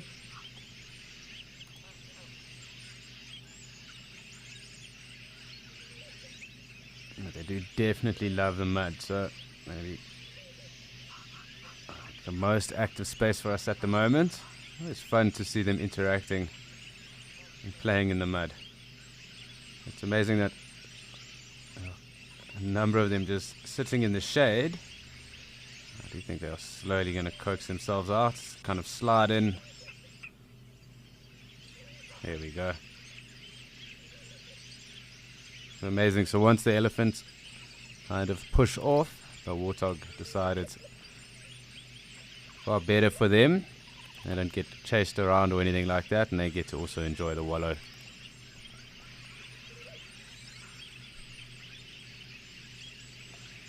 So let's see how long it takes for all of them to kind of come out and also just enjoy some warthog wallowing as well.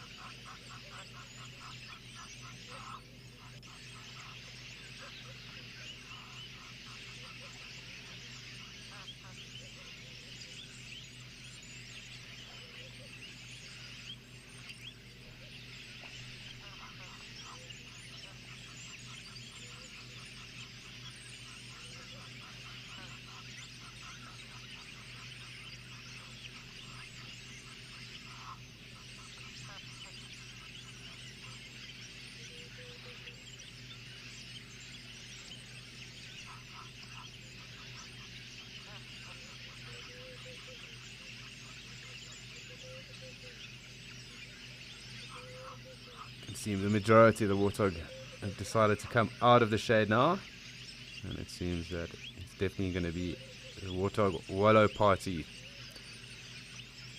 For how long I can't say, because the elephant will probably be back through at some stage, but good to see them in this many, or this higher number around as well. You can see them just using their noses and getting really stuck in there as well. So always fun watching animals when they do enjoy something. Almost like a childlike exuberance with this. Quite fun.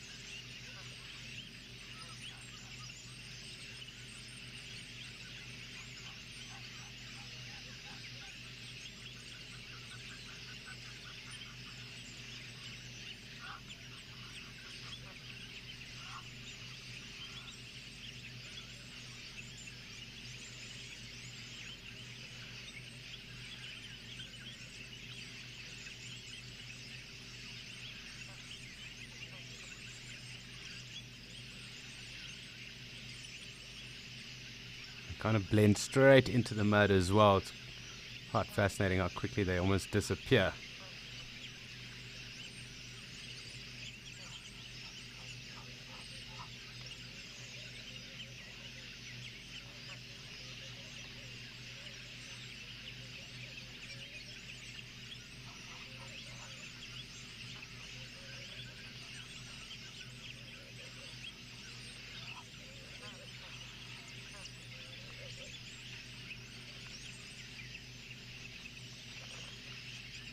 does seem that they are pushing off. So I'm going to zoom out again and make sure we haven't missed anyone else come down. Maybe the ostrich have decided that they can have a drink.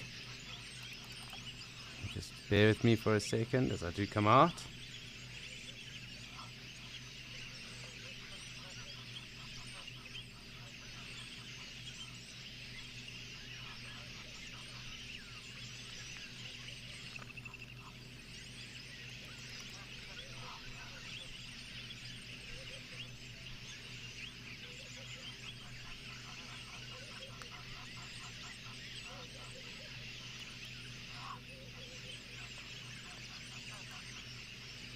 Hi Eddie, so it will depend on the area. Oh great, so we do have the ostrich chef, and eventually, so it seems we have won the patience game. Ostriches 0, Mashatu Cam 1. So it will depend on the area and where we are, because there are obviously different plants that do occur in different areas. So for example, in Djuma, animals will use the tamboti, which you also find here, and possibly even some of the silver cluster leaves as well. That will aid in digestion. There are also a number of others that they do find and are around, but it will also depend on what animals can actually stomach certain plants too. But those two definitely. I am aware of black rhino taking euphorbia, and that would also help with that as well. And as well as tamboti too. So it really does depend on the areas we are in and what plants are prevalent or found in those areas as to what will help with digestion if there are digestion issues.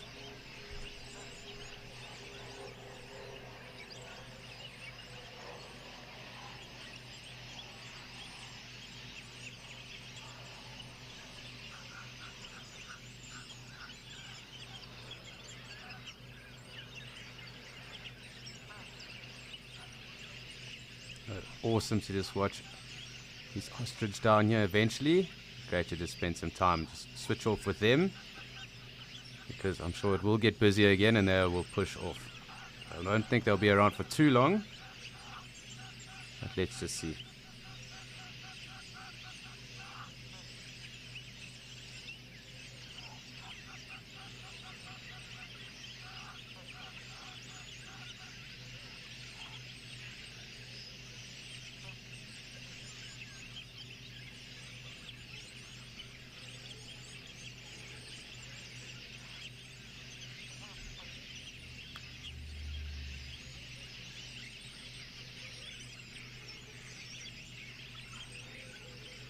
Bobby, so they lay around 10 to 20, but they do also lay eggs throughout the year too.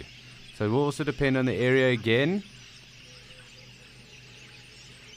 So for example, in Kariga, I think they might lay more, and I would assume here a clutch size would be about between 10 and 20.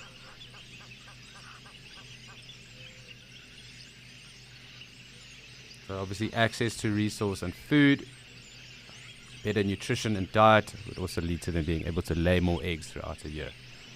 Much like chickens when they're farmed, they need that diet and high calorific diet to be able to produce eggs.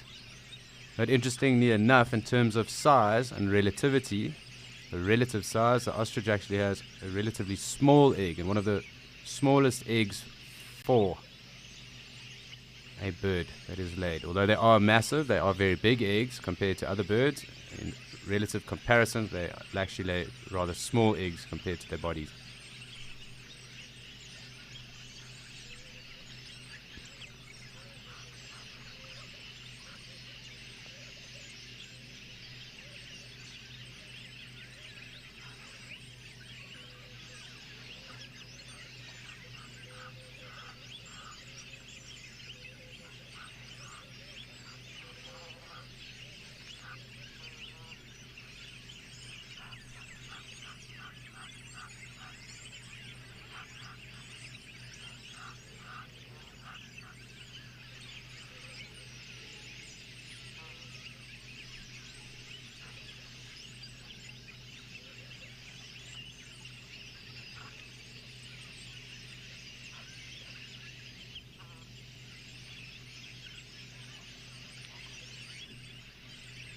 it seems that they're slowly moving off, but also cool to see the hardy dog. We don't normally see the hardy dog here on this dam cam. There are obviously lots around and lots through southern Africa as well.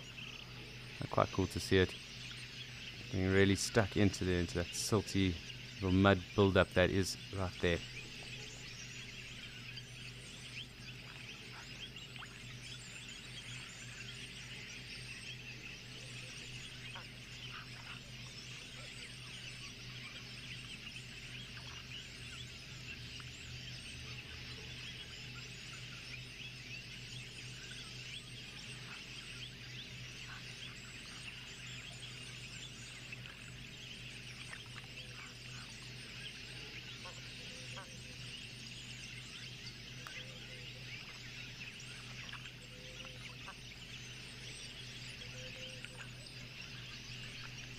Hi Sam, I would think probably around here in Mashatu,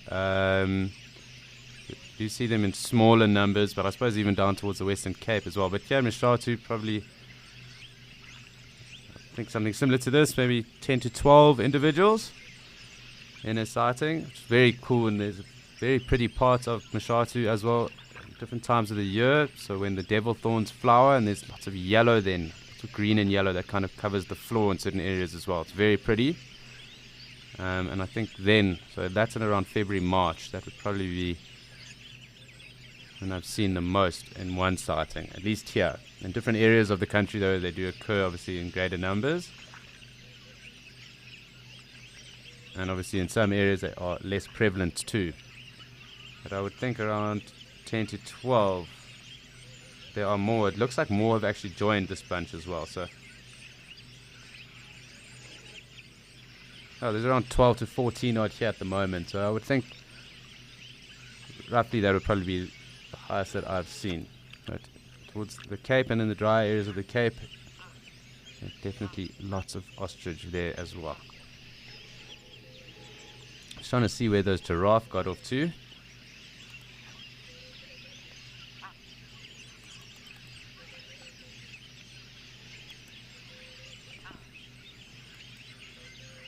I'm just walking through the back line there, so I don't think they are coming to drink. They were possibly here actually earlier. Let's just wait and see. They kind of favor where we were, where the ostriches were, to drink. At least mostly. That's generally where we do see them. So I'm going to go back there and just wait.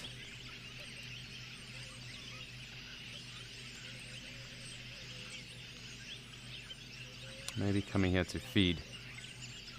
So what I'll do is I'll also just zoom out a little bit and try and see if we can't fit more into here. But lots of male ostriches, which was very interesting. So clearly getting ready for some form of dominance displays. However, ostrich do lay eggs throughout the year too, so but I would assume that, like with most things, coinciding with a rainy season and higher food availability, it would make more sense to have more eggs at that time in the year. They are very vulnerable, and there's quite a very high mortality rate with ostrich chicks in general anyway.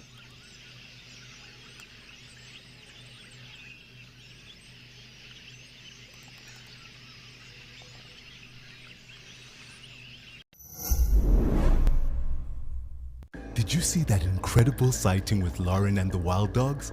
Oh, and on the Sunset Show yesterday, Tessa saw Maribs. Are you someone who only has time for the best bits?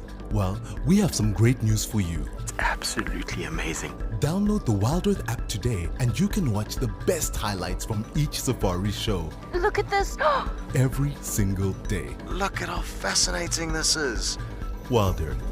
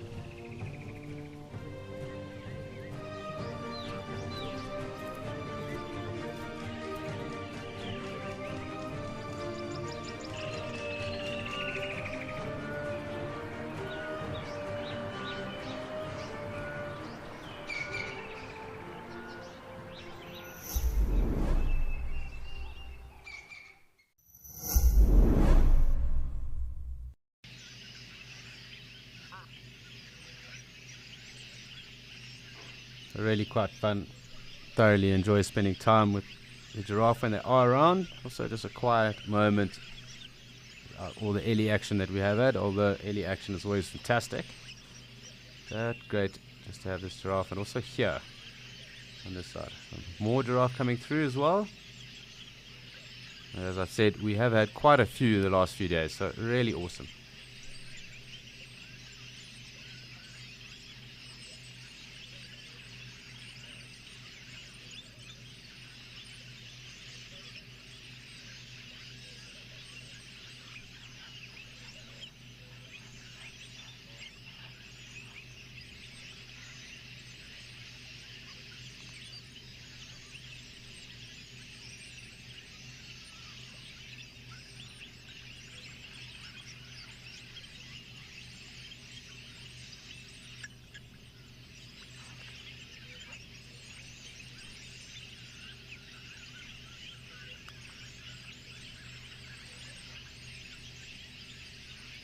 So we are going to just stick here with our giraffe and some ellies approaching, but we are also going to join Andrew across in Kariga.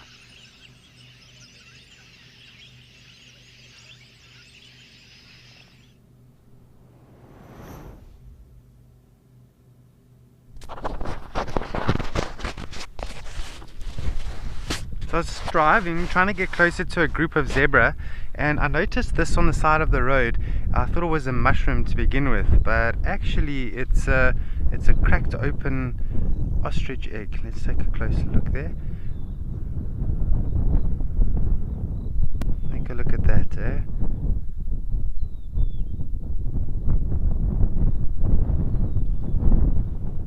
So I've been sitting here for some time just trying to figure out what could have happened here. And I do remember when I was last year at Kariga, there was an ostrich egg that was in the middle of the field that had been there for quite some time. And I went back quickly to have a look, and that one is gone. So I'm presuming what's happened is a jackal, or more than likely baboon, have come along and they found that ostrich egg and they cracked it open. And if it is baboon, it does make sense as to why all these shells are all over the place here, as you can see here. It's almost like it's been ripped open. You see that?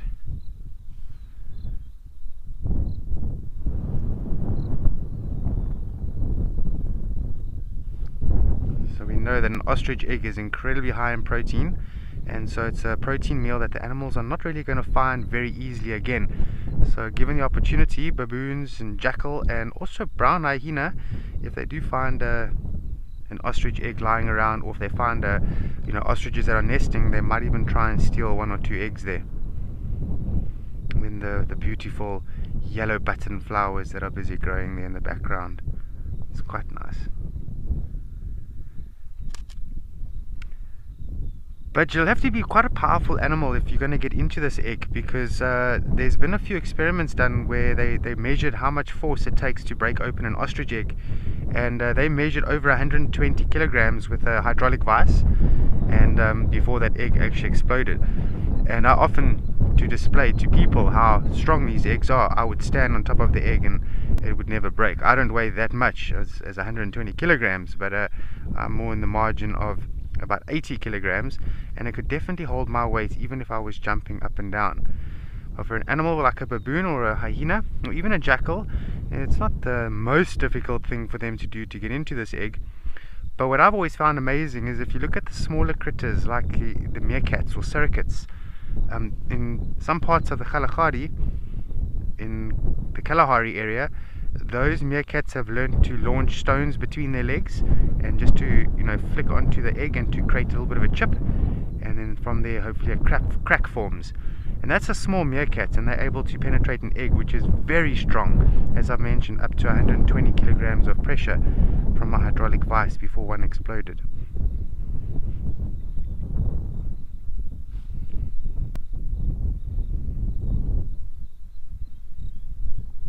Interesting, eh? You can see almost the shell, you can see how thick it is.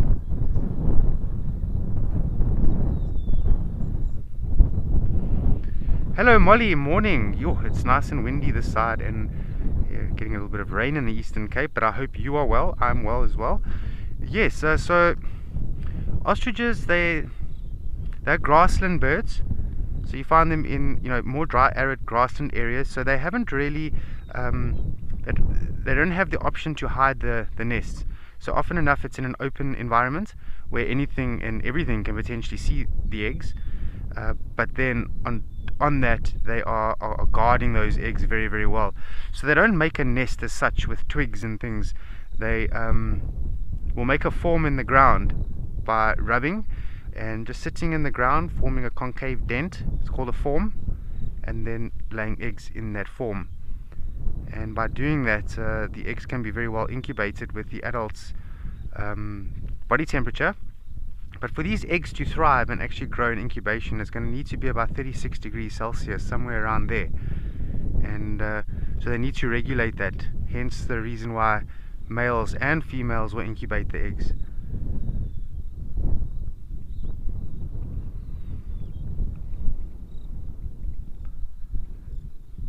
Beautiful.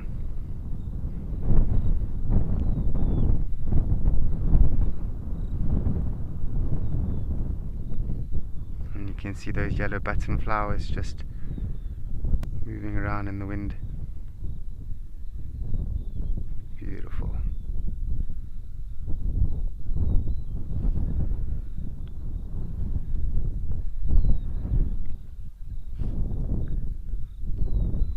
Zebras are playing a little bit of hide and seek here, and they've moved off, but I have noticed a small group of blesbuck antelope.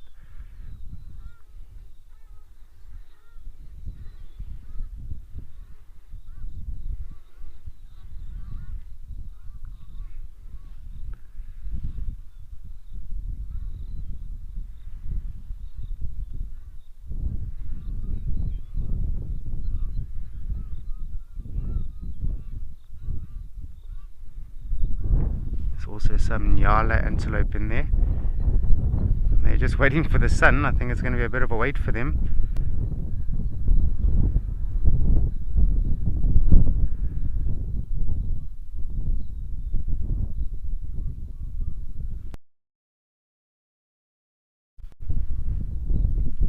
And sitting as still as they possibly can, just to conserve energy.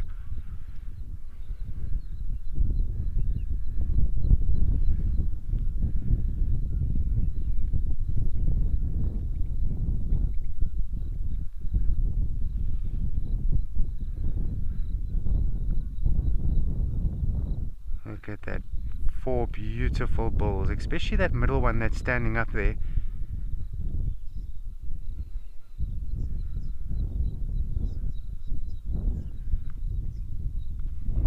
Okay, I'm going to try and reposition out of the wind here, but in the meantime I'm going to send you over to Alex in Mashatu, who has found some elephants.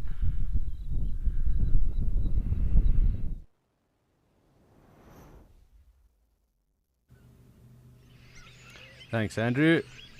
And we are back with our Ellies. They pushed off those giraffe, and they're quite clearly where the warthog wanted to be, or did spend some time. We do have that young calf right in the mud there.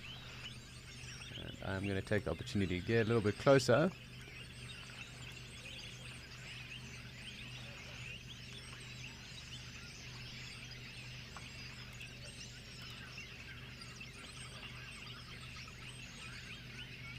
Always fun watching the youngsters roll around in the mud.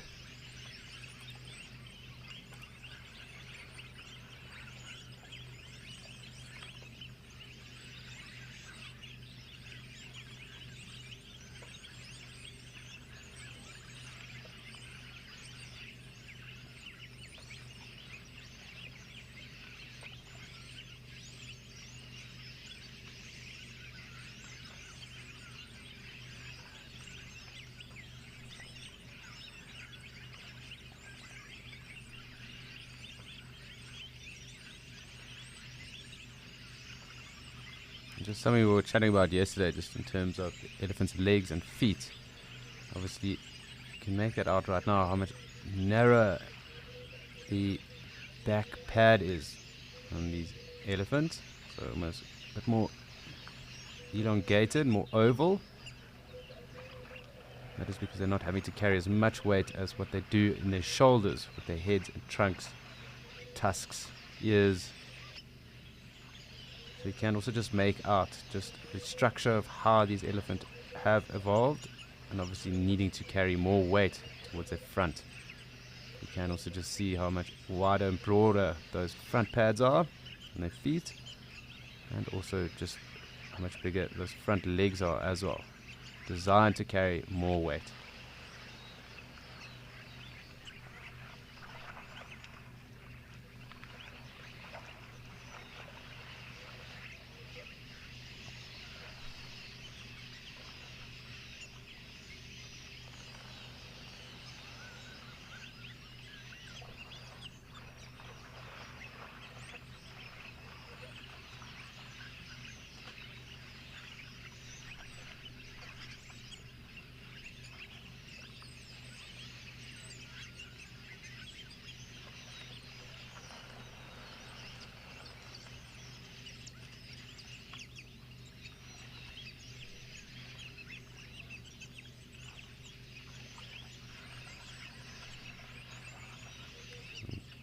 Very cute little calf over there.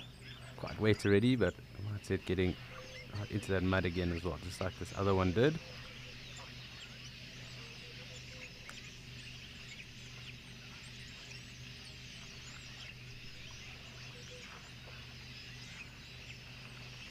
Hi Amber, and that's a very good question for a 7-year-old girl.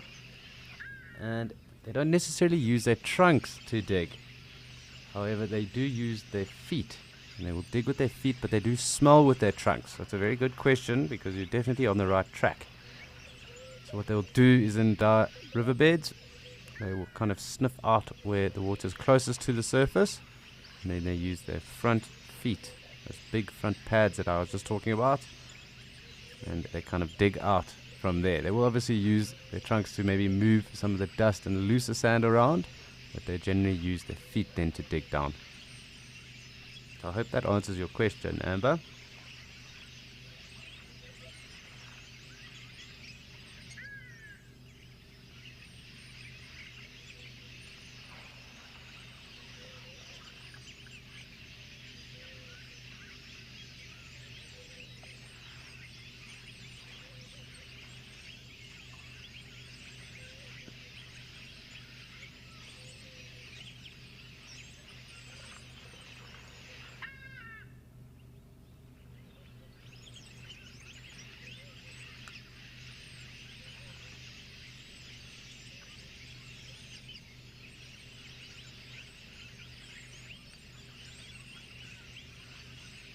Lovely interactions going on right now, and really just fun to watch. Take a time, a minute, just to immerse ourselves with the actions of the calves and some of these older elephants as well. You can see this younger calf just starting to get the hang of its trunk. Really fascinating to watch.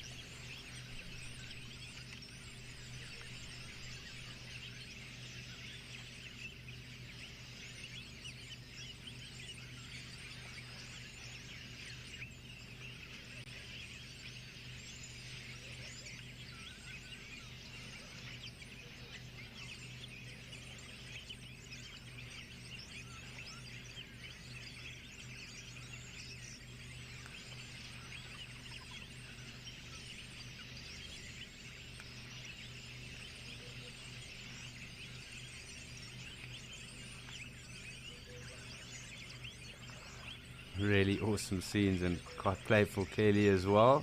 Lots of rubbing going on, using that rock to sort out any itches.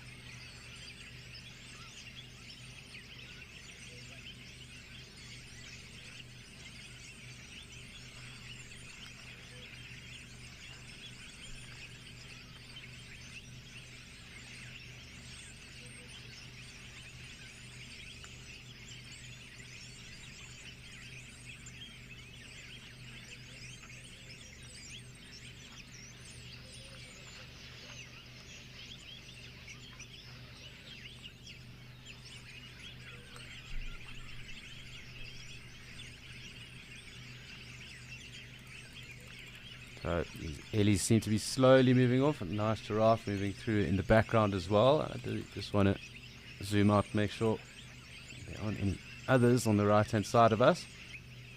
Warthogs seem to be coming straight back to the wallow now that the ellies have left as well.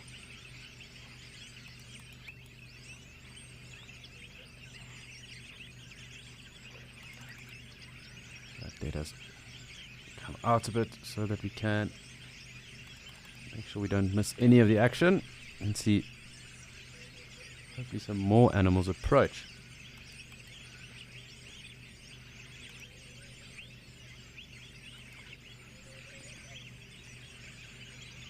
Nice to see some wildebeest here as well. Good to spend some time with them.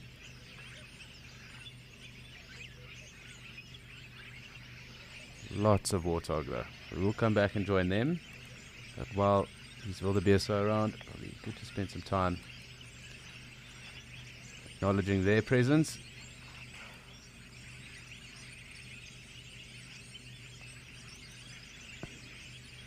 I guess really a very busy day here in Mashatu once again.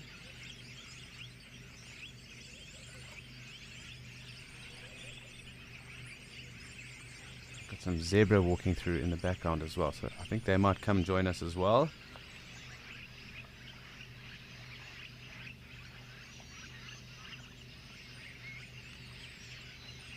Good to add them to our daily list too. So it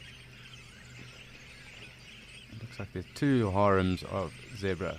One a little bit further back, that's just gone past the ostrich, and another just coming through the thicket where the wildebeest are going back through.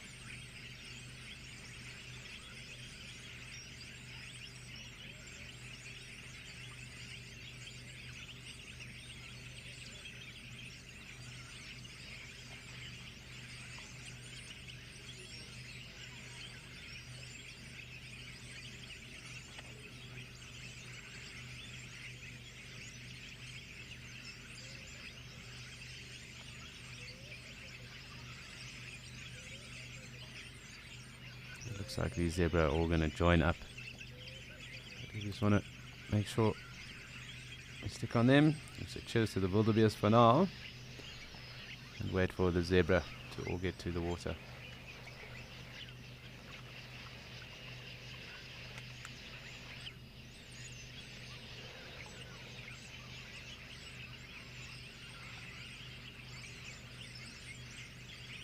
So awesome watching this approach. Really cool to watch the zebra now as well. But please also do remember that this is a live and interactive experience, and we'd love to hear from you. We'd love to answer your questions, engage in any chats or comments you might have, points of interest you might have noticed. So if you do have any questions, please do send them through. This is your safari and your immersion into the African wilderness, so please do send them through, and we will make sure that we answer those to the best of our ability.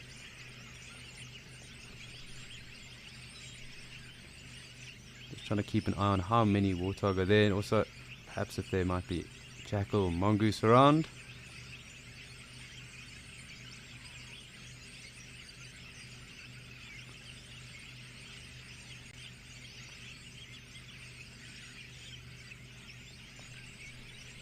See if we can get a bit closer in on our zebra while they are around. Don't normally get too close on them here in Mashatu. But why not?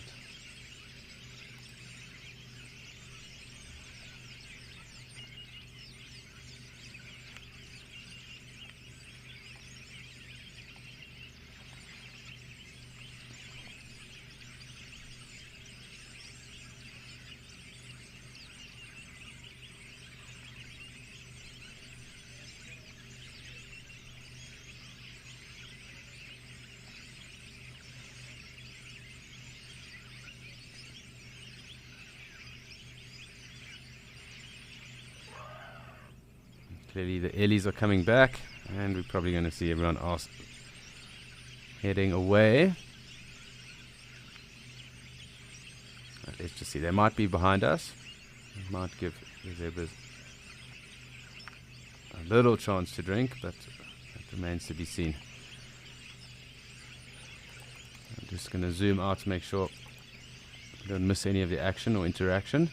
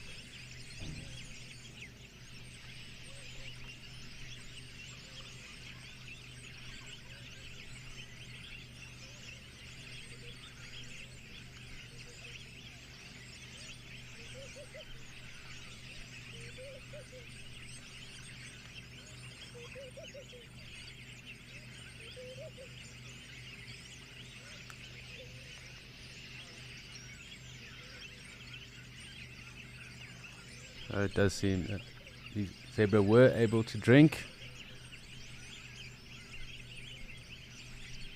uninterruptedly, at least for now. We just want to keep tabs on where those elephants might be, because we'll obviously come in and cause some form of ruckus.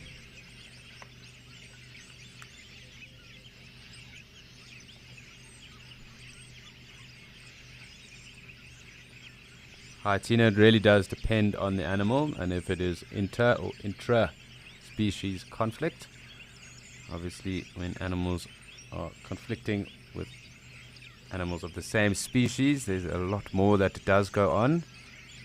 Intra-species competition, also, or interspecies competition, does come down to size and strength as well.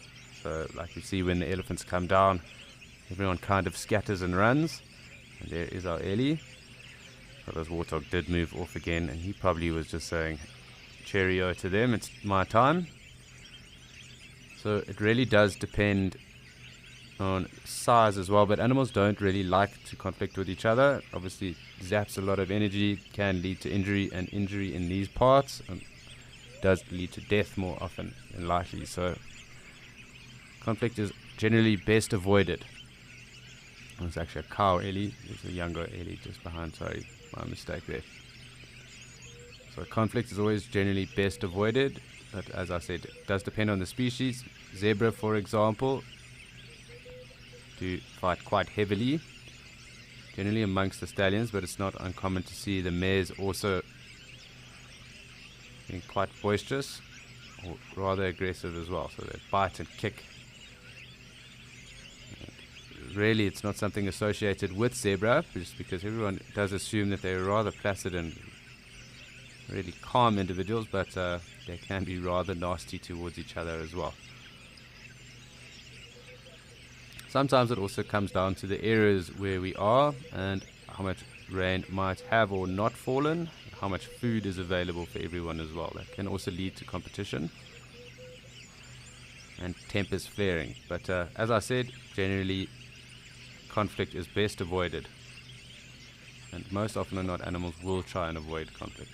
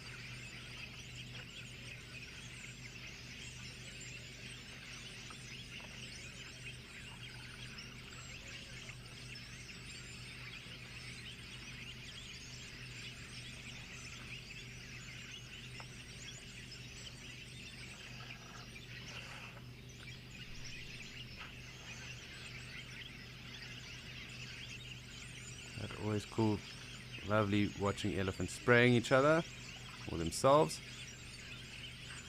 and really making the most of that fresh water that is found right there. Always a point of congregation for them.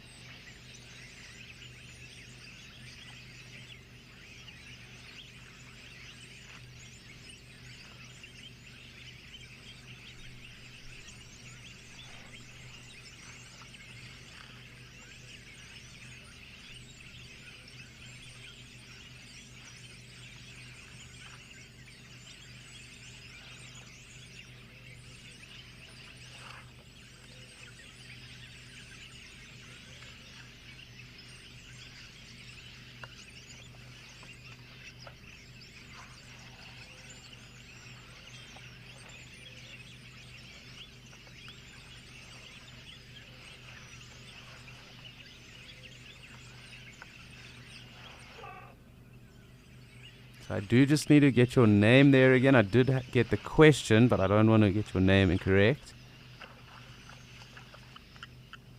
So Gwen, they don't just rely on smell as a form of contact. They will use audio signals as well, and touch too.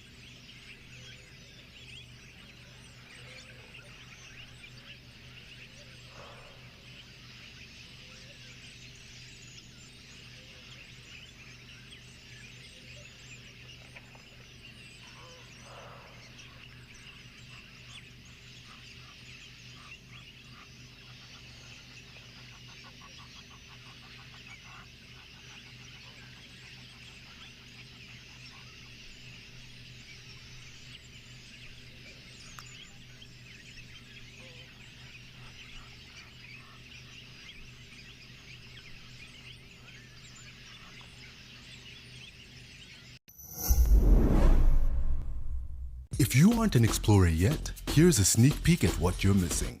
The amazing weekly newsletter. We handpick the best animal moments of the week, our most interesting question that we received, hilarious unseen behind the scenes content, and exclusive previews of upcoming Wild Earth ventures.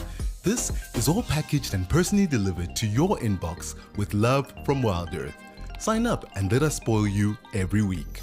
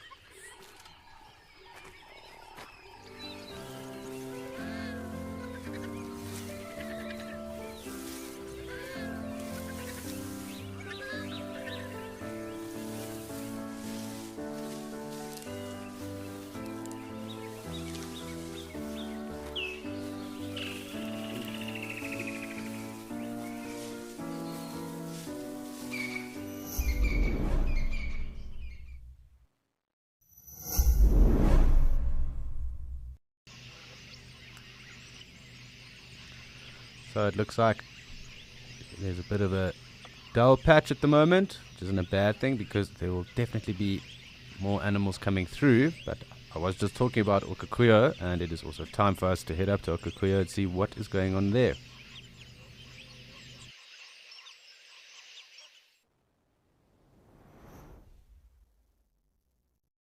So lots of springbok, lots of gemsbok around too, and the numbers of zebra slowly starting to build. So we will also just keep an eye on what is going on, who is coming through, and who decides to join us here in the waterhole, at the waterhole.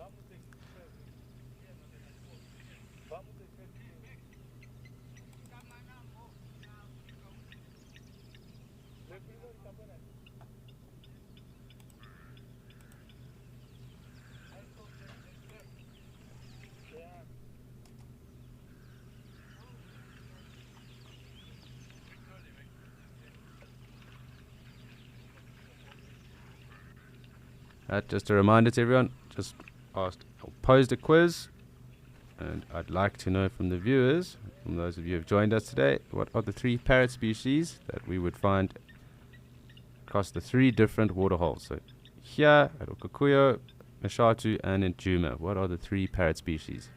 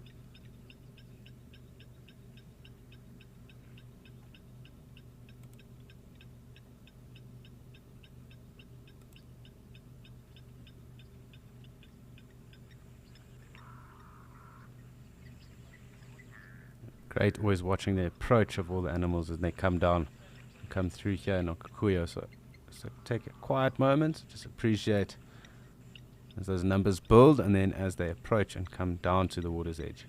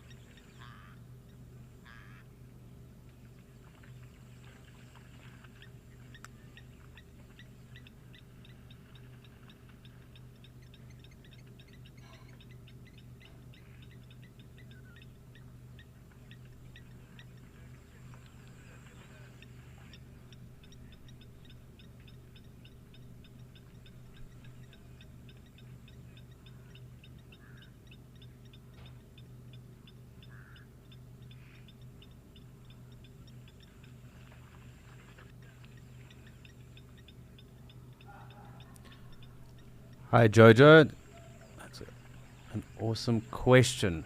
Jojo is 10 and he wants to know if there are any antelope that don't have horns. And yes, there are antelope that don't have horns. Generally those are the females of those species. So kudu being one, Inyala another, bushbuck, impala.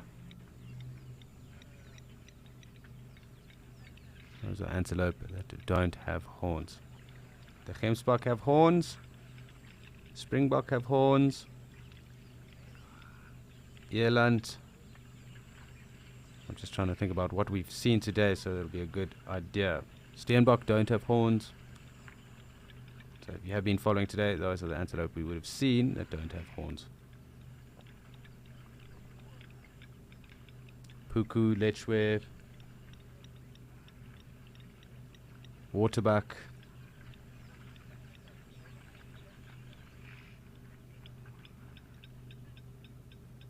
Really cool seeing all the zebras starting to come through and fill up, but I am going to take us a little bit closer and we can then just watch these gemsbok and the zebra come through. So we'll lose the springbok, but looks like it's going to leave the water anyway. Lots of action with the blacksmith lapwings. Really not happy that everyone is crowding the waterhole right now.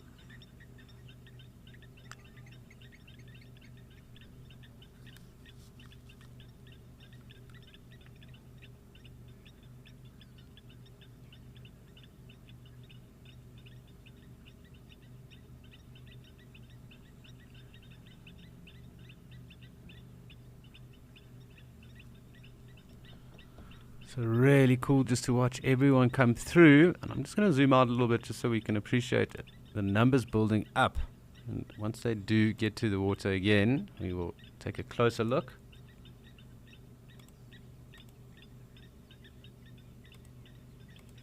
But really cool just to take a quiet moment and appreciate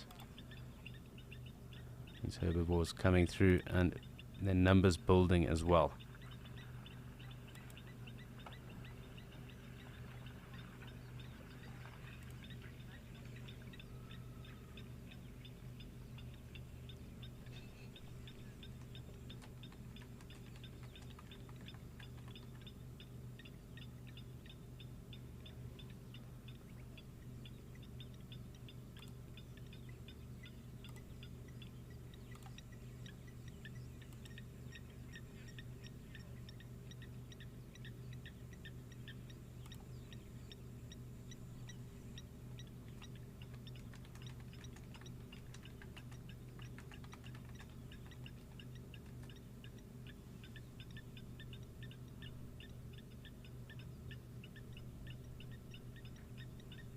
Seems a little bit camera shy at the moment, or even water shy.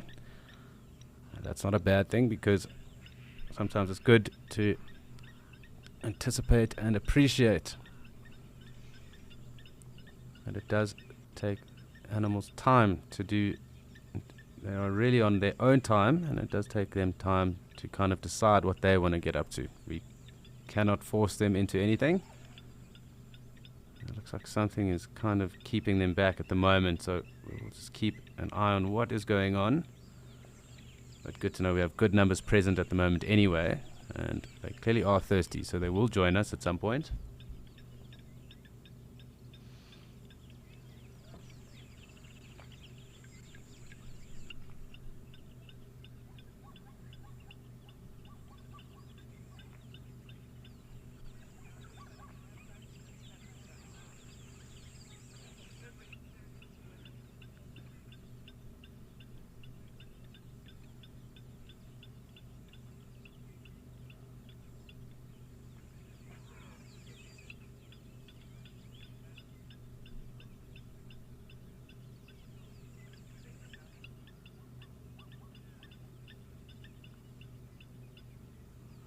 it seems like we are just going to have to be a little bit patient.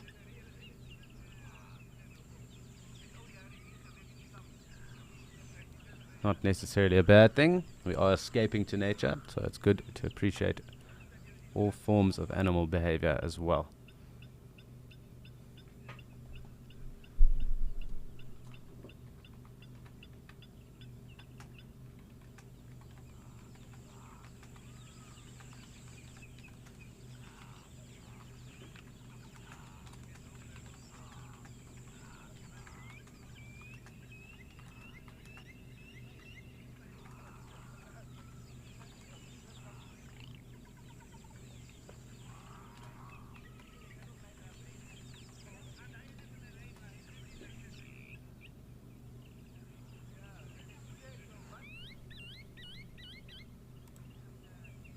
I'm just going to zoom out again because I do think there will be other animals either the left and the right of us as well. So just cool just to see that build up and just wait for them to come through.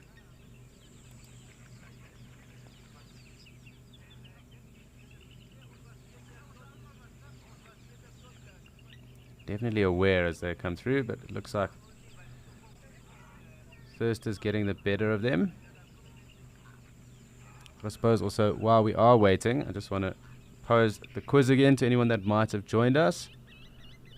And the quiz, at least for today, was what are the 3 types of parrots that we would find here in Djuma and in Mshathu. So Okakuyo, Mshathu and Djuma. What are the 3 parrots we can expect to see across those different locations?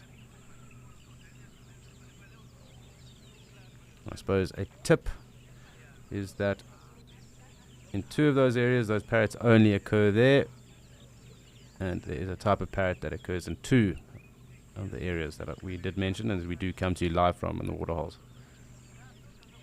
So please do send your answers through, and I will let you know if you got it correct, as well as letting you know what the correct answer is as well.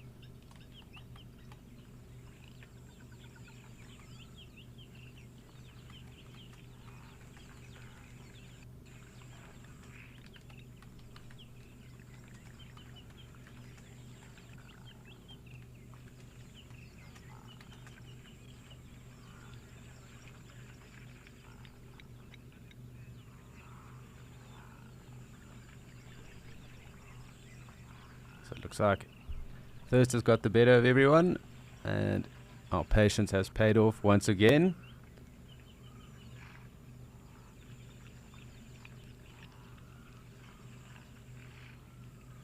So I suppose we can get a little bit closer and enjoy a really nice sighting of the oryx, zebra and springbuck.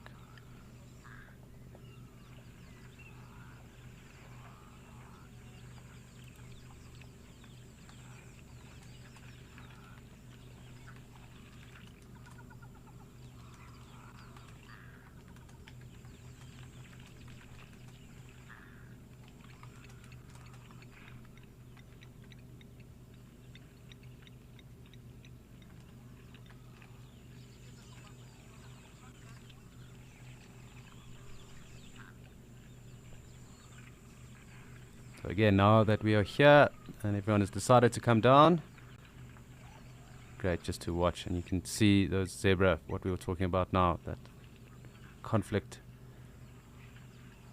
that does go on with them. But we can just take a moment just to appreciate everyone that is here and enjoy the sights and sounds of Okakuya.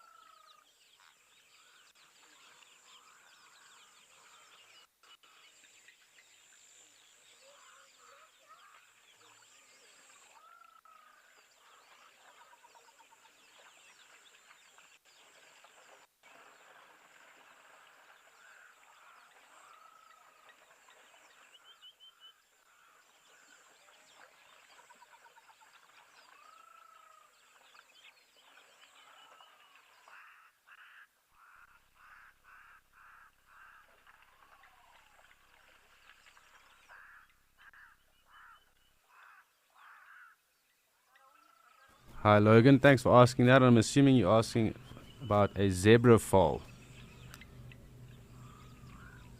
So a zebra foal will obviously have to learn to swim as soon as they have to cross any rivers. So here they don't have to swim, they will wade into the water. It's only certain rivers that they do cross, such as the Mara and that.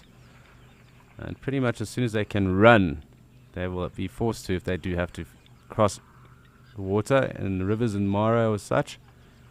They would then have to, maybe even the Grameti, they would then have to swim themselves and learn how to swim. So it really will depend, because foals are born at any time of the year. There isn't really a set breeding season for zebra. There is a higher chance of foals being born in the summer months, but they can be born in the middle of winter as well too. So it really will depend on the age at the time that the foal would have to cross water or river course. I know that is a very broad answer, but I really would be thumb-sucking if I gave you an answer of, say, 2 months or a week or anything like that, because they can be born at any time of the year, and it really would depend on the area that the zebra were found and the height really of that river in that area. Quite a few variables really to put together.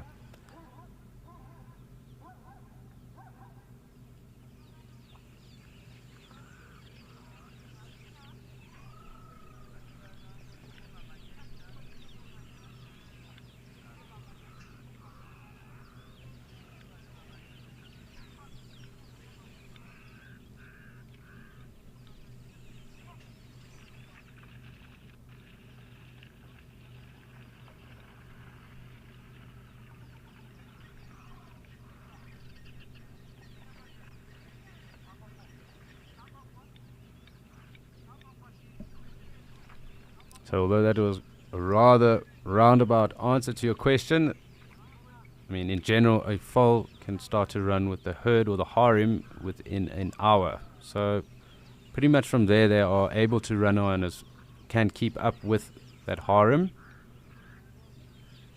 So I would assume if it really had to cross a river within that time, it would have no choice. But I would like to think anywhere from a week onwards.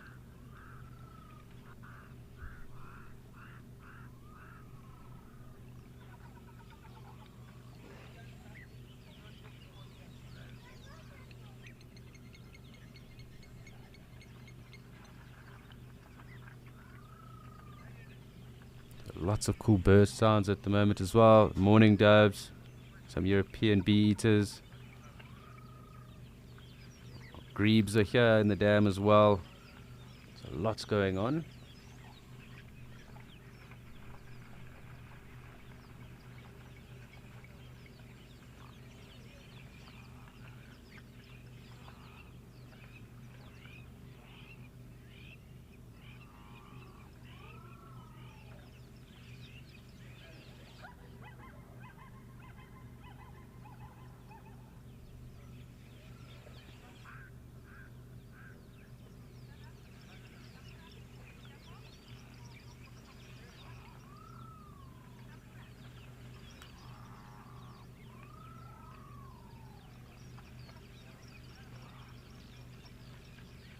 With the so they do roll in dust, and it's actually quite interesting when they do.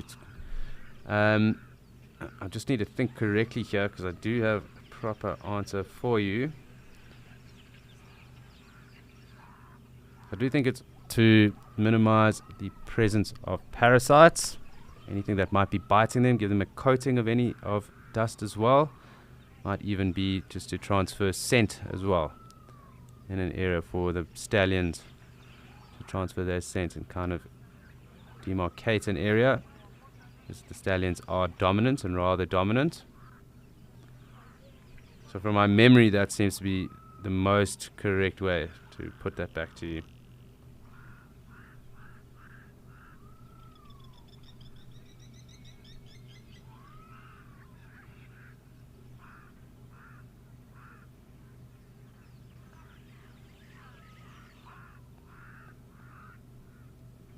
So yeah, from my thinking, it is obviously as a method to keep parasites at bay or even remove any parasites. So that dust would hopefully suffocate anything that is on them.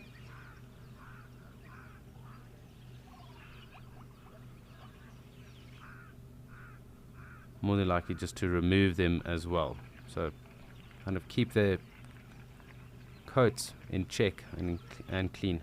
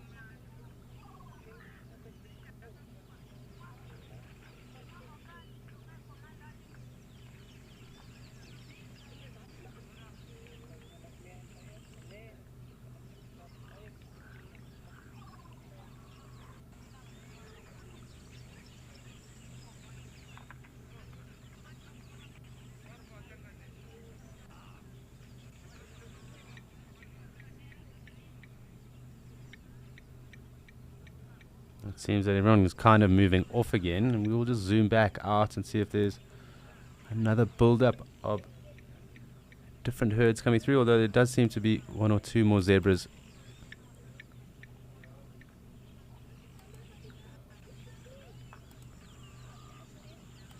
So it does seem like it is a little bit quiet here at the moment, and we will obviously just have to play our patience game again. It looks like some zebra are coming through, but in the interim, it seems that the action has heated up again in Mshatu, and we will probably head across there now and see who has joined the fray.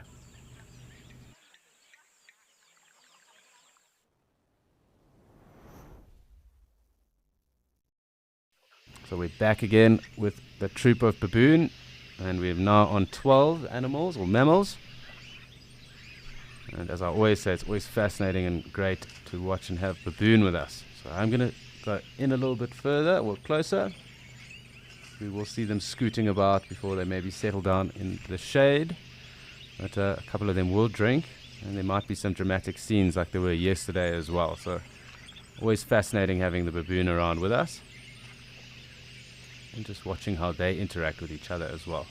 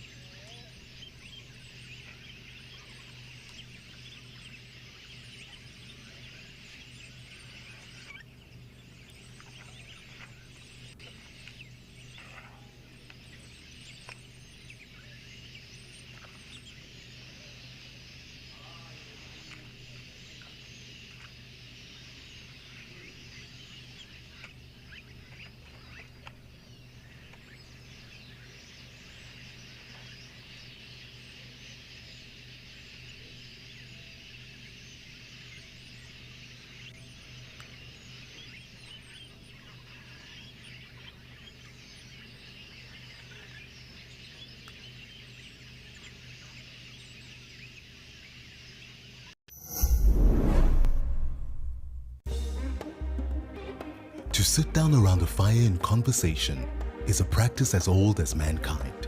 There is an ancient sense of magic about sharing and learning as embers twirl into the night sky. Here at Wild Earth, we see the value of this practice and want to retain it in an age where so much divides us. If you sign up to be an explorer, you can join in this gathering and return to the ritual of connection with Wild Earth.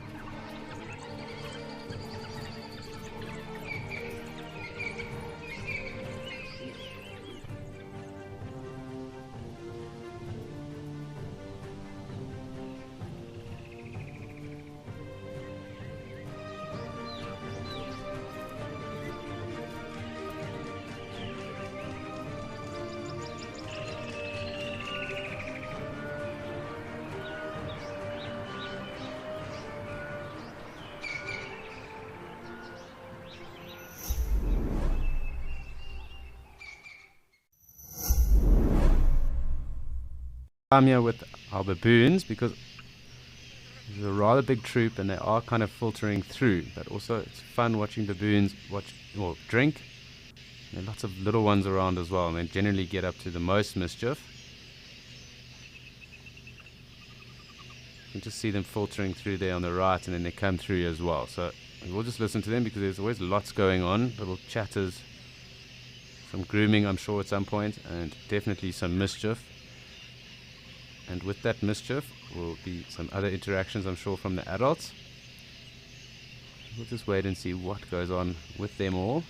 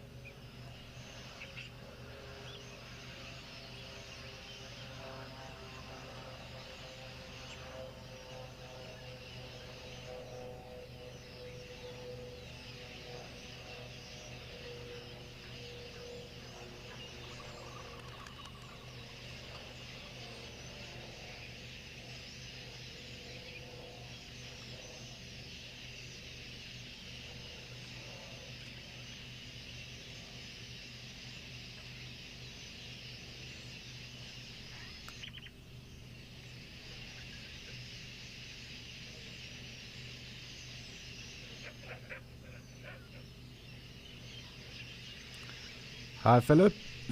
So sometimes that also depends on the dynamics of the troop, and it is noted that at least males can change troop up to 5 times in their life.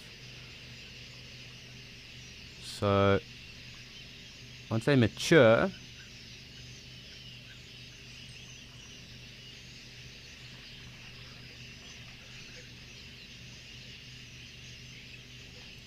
so I just wanted to see what was going on there.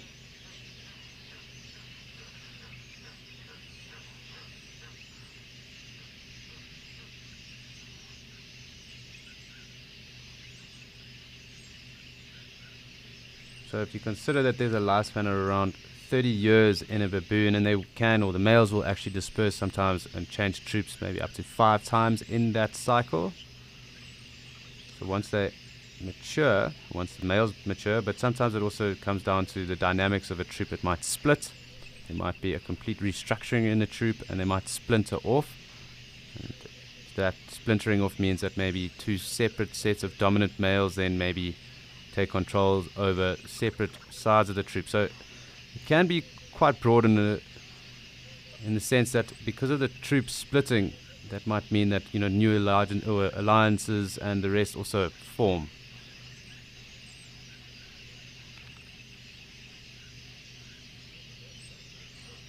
So that could happen throughout their lifetime. So they could be quite young. It could be also when they are mature. I think any time from around 3 years of age or so.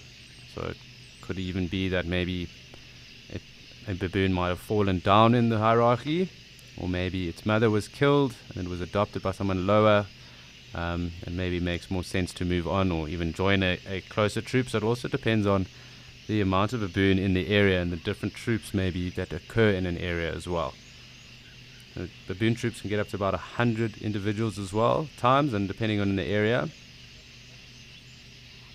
So there are a few factors that would have to be brought into consideration really for that. So their lives can change and flip over quite quickly if you consider. But being highly social animals, it's crucial that they are social and they develop those bonds and alliances as well within the troop too. So as a male, you want to kind of grow up and reach maturity and then form a very strong alliance within the oligarchy, and hopefully one day become the dominant baboon of the troop or of a troop. And obviously as you get older, you kind of get kicked down the pecking order as well. So it's lots of different dynamics, and it's constantly changing within the troops as well and in the different areas that they've found.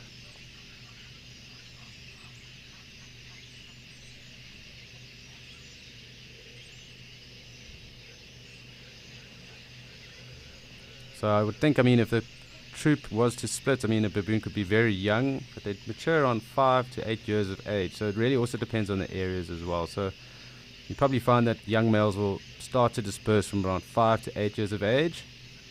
And if the troop dynamic was even to change, and maybe different males came in and they were tolerated, they might hang around with that initial troop first as well. And that means that they might only leave that first troop even at 12. But maybe it was brought into the troop at a very young age. But so I would think between 5 and 8, generally that was when a male baboon would disperse. It will generally be the male baboons that move on and change the troops as well. The females generally stick together because obviously with the males transferring, the genetics also change and transfer, and that allows their genetics to stay pure, for want of a better word, or better explanation really.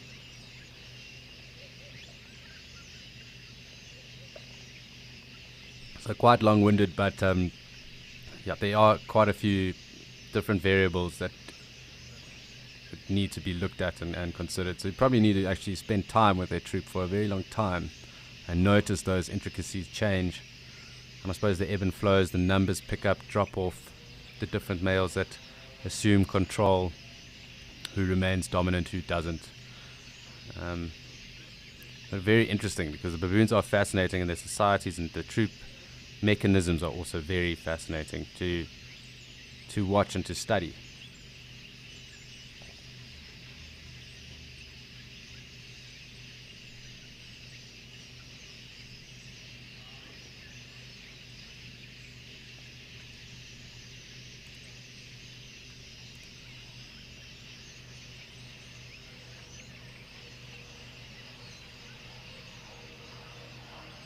Julie, so baboons can climb very high. They're very adept at climbing, and they actually nest in trees. So they roost or nest in trees at night.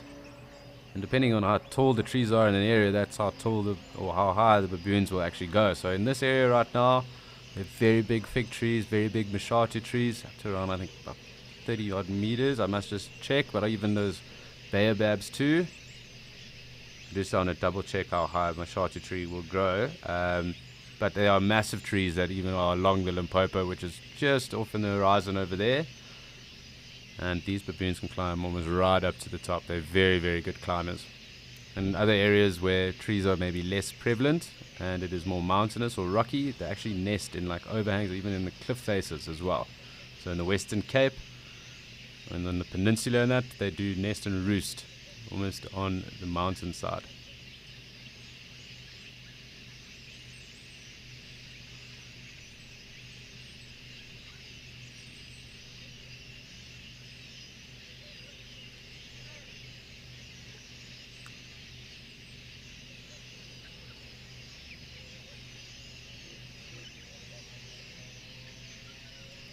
So roughly in this area, I mean, the tallest trees are probably actually around 30 odd meters. So here at least they'll probably be able to climb up to about 30 odd meters.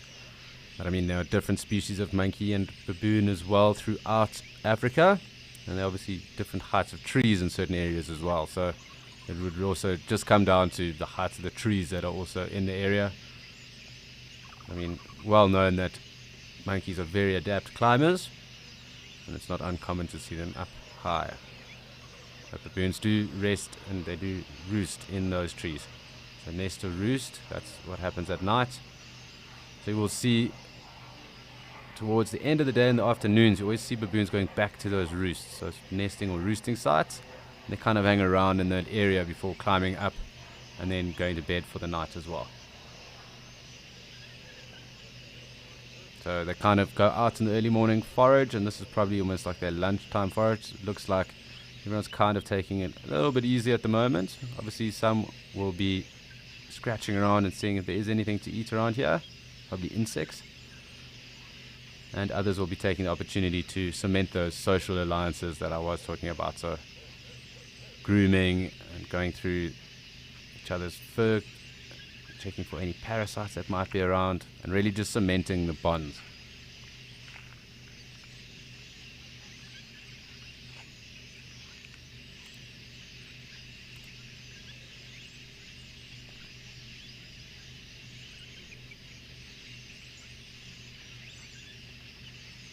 You can see they are starting to liven up and get a bit more playful. It's generally the young ones that are all around. The older males are a bit more serious, and that is when everyone kind of gets told to toe line. Ellies are here, so quite a cool interaction with baboons and elephant. But we still have that quiz going, so I'm going to pose it to any of you that are watching. At the waterholes that we come to you from, so here, Mashatu, Djuma in the Lowveld, and Okukuya up in Etosha, there are 3 species of parrot that we would find at any of those, or at the waterholes at least. 1 species is only found in Djuma. There are 2 species that are found in Okukuya and 1 species that is found here. And I'd like to know from you if you know what those 3 species of parrot are.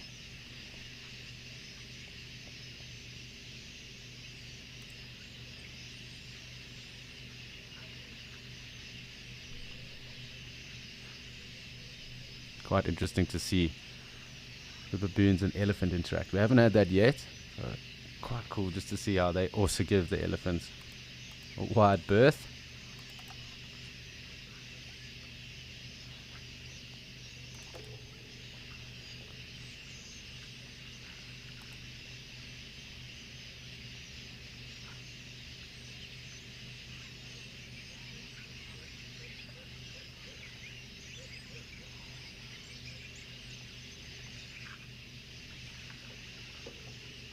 So we'll probably find these baboons heading up under the shade right now, and then the elephants taking command of the waterhole. I'm sure that the odd baboon might try and chance it. Let's just see.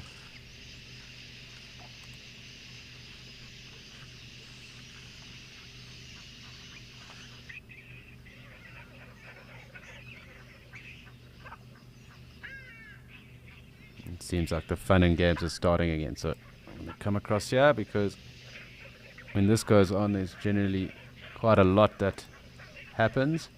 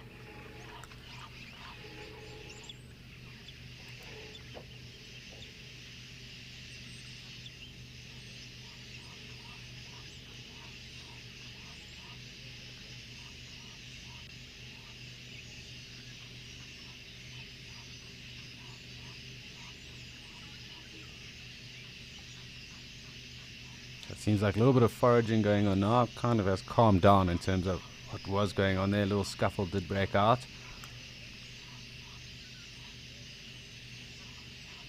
But as I said, there's always something going on with baboons. It's always fascinating to watch them. Never a dull moment.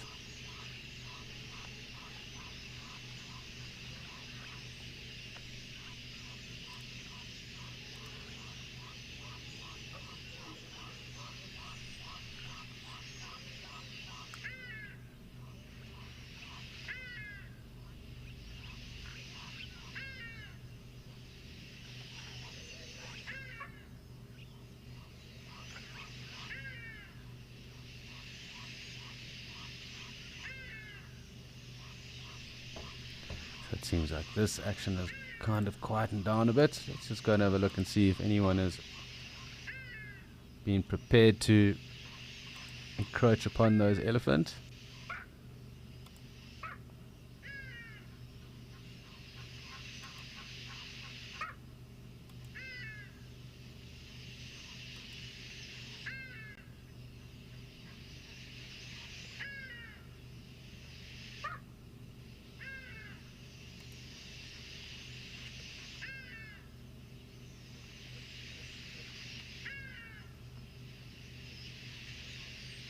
So great to just see the interaction there going on.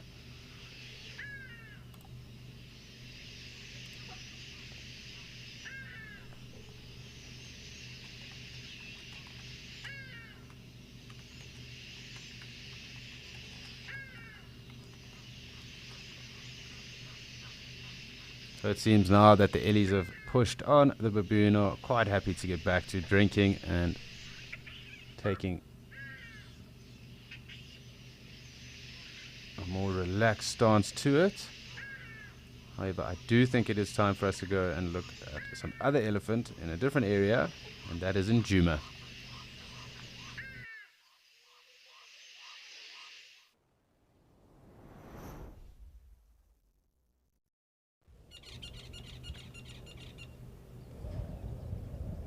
So as you can see, elephant are here and in good numbers. It does look like we are going to get some swimming again.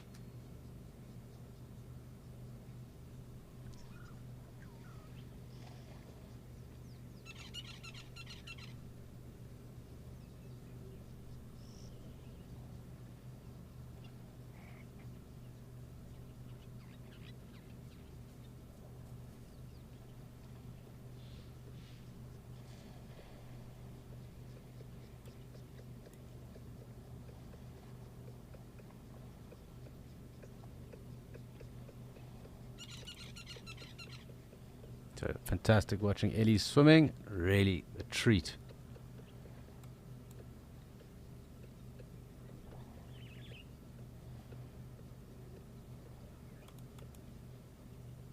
So I'm just trying to get in there.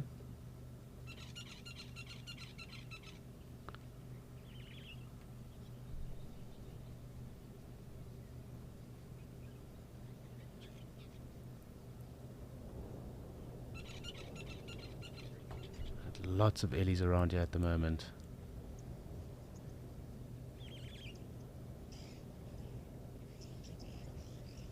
Lots of red-billed oxpeckers as well. It does seem that the boys here like to swim more so, because we had quite a few bulls swimming around of late. Really cool.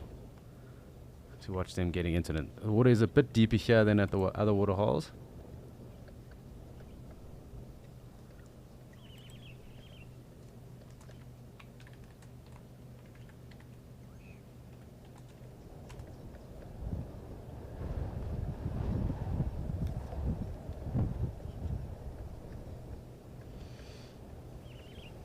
I'm just going to take a minute to appreciate some swimming ellies.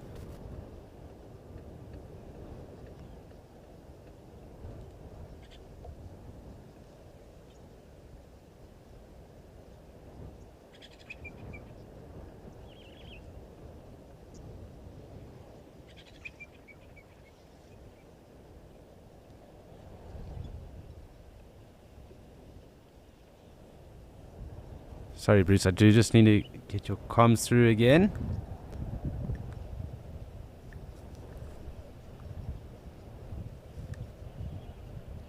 Yes, Bruce, they really are having such a blast, and it's so awesome to see them when they are swimming. Because we mention it quite often that it's always fantastic to spend time with elephants that are swimming, and even better to see it in the flesh. Well, not really in the flesh, virtually at least, but always cool to see it.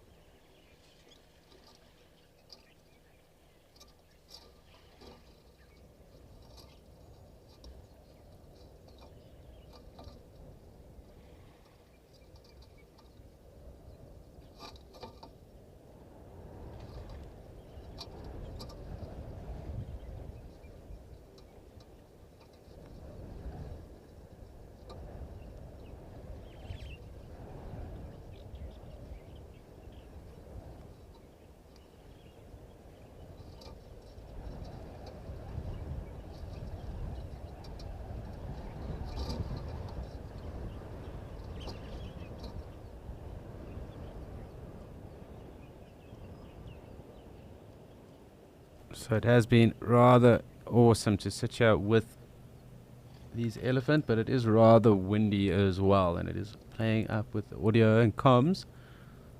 So I think it is possibly a good idea for us to go and spend some more time with our baboons. We don't get them all the time, although we have in the last few days had a few very good sightings with them. But they are rather active, and it's always fun to immerse ourselves with active animals as well. So it's been awesome to sit here with the elephant, but unfortunately we will need to head away back to Mashatu.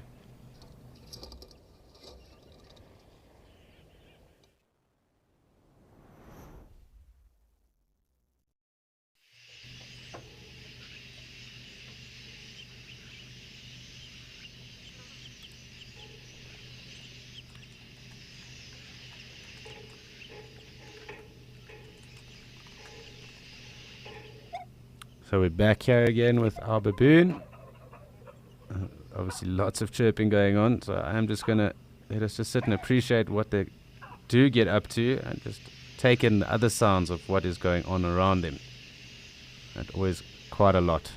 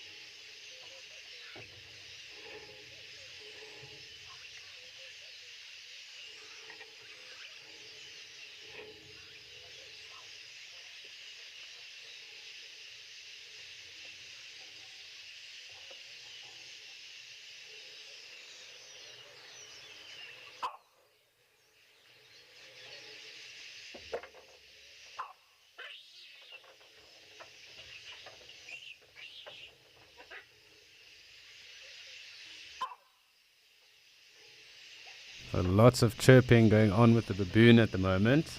And talking about chirping, it's time to reveal some answers with regards to our quiz. And we do have Tammy that's answered as well, and she's got 2 of the parrots correct. The brown-headed, which we get in Djuma, and the mayors, which we get here in Mashatu and up in Ukukuyo and Etosha. And the last parrot that is on the list, which you only find up in Ukukuyo and in that northwestern side of Namibia, is the Rupel's parrot. Looks very similar to the mayors, but obviously there are some differences. And it's the Rupel's parrot is the third one. And they all are roughly the same size. A little bit smaller than Cape or the grey-headed, which are roughly the same size as African grey parrot. These parrots are a little bit smaller. But the 3 parrots that we do get across the 3 different waterholes, so is the brown-headed in Djuma in the Lowveld, the mayor's parrot, which we get here in Mashatu, and then up in Ukukuyo we get the mayor's parrot and the Rupel's parrot in Etosha.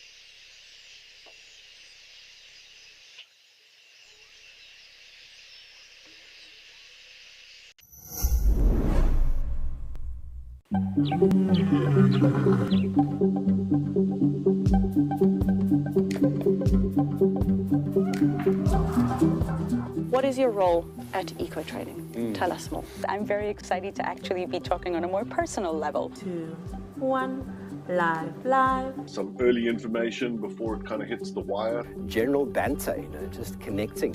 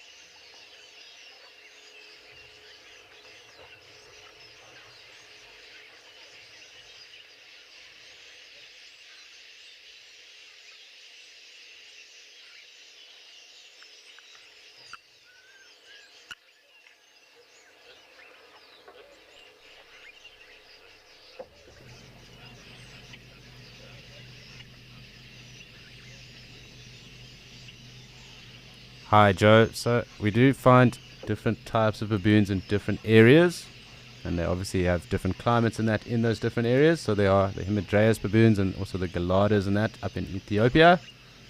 Olive baboon that is found in Kenya, which is obviously more savanna bushveld area, such as this, arid as well in certain areas.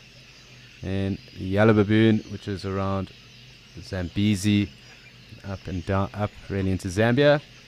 And obviously here, the Chakma baboon.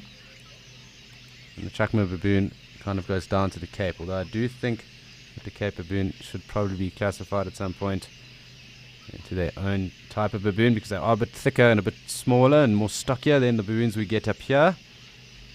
And in those Cape Fold Mountains, it gets rather cold and it is rather rainy as well. And here's obviously rather dry and rather hot, although in winter it can get very cool at night. So I suppose they are able to tolerate quite a vast difference in temperature, but they will huddle up to each other as well when it does get cold. So we also get them throughout the Drakensberg as well. So they do have quite a varied habitat tolerance, if you want to call it that. But I do think, as I said, that someone should probably look at maybe classifying the baboons in the Cape as Cape baboons as opposed to Chakma baboons. So I hope that gives you an answer, because also temperatures vary quite a lot in the different times of the year as well. Awesome to see that young one over there. Very young baboon.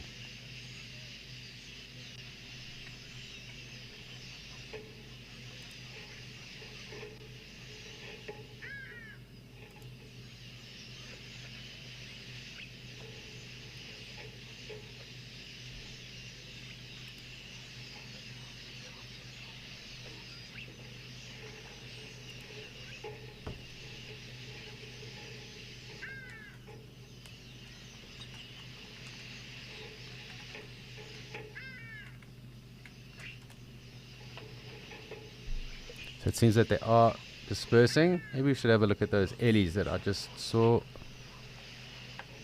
over there. As always, it kind of comes in drips and drabs. We've been very active though today. Lots of animals again. Really can't complain. So the baboon troop is still quite spread out. You can just see the little gosling as well. So these Egyptian geese are really doing quite well in getting that last one over the finish line, if you want to call it that, till it does fledge. It seems that those ellies are taking the opportunity to sleep or rest as well. It is obviously getting very hot here in Mashatu. Hardy-dar, present for the last few days as well.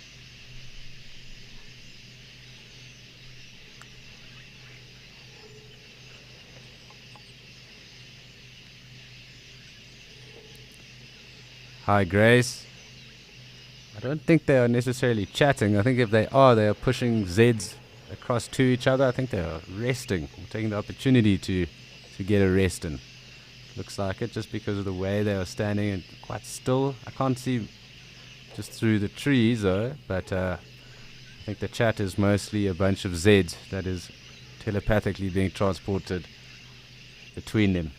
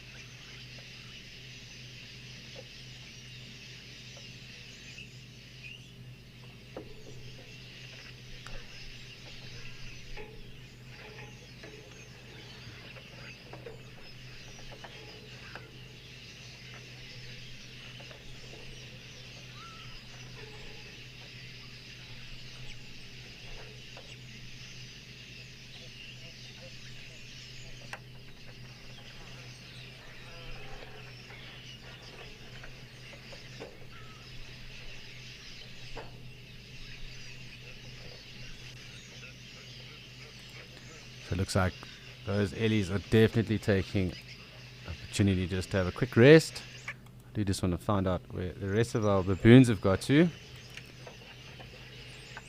It seems that they are here on the left-hand side of us.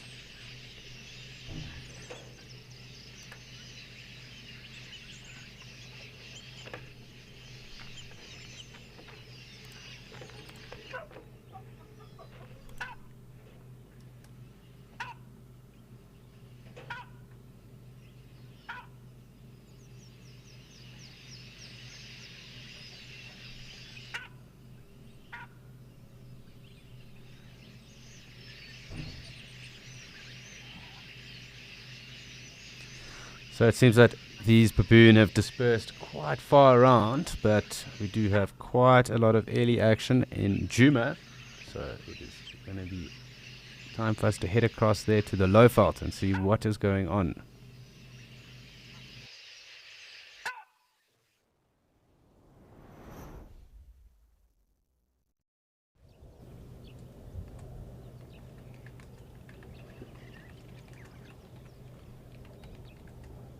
So we're back in Djuma, just following this elephant herd. It really is quite awesome, and lovely big bull chasing them.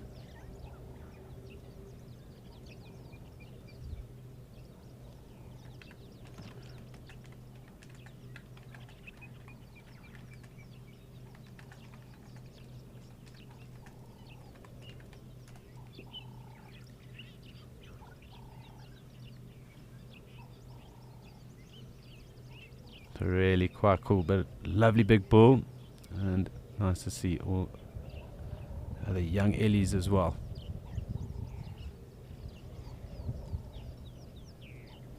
And apparently this is short trunks herd. I'm yet to ID all the Ellies and different animals all over the place. I'm very much a novice at that, but for those of you that do know, this is a short trunks herd.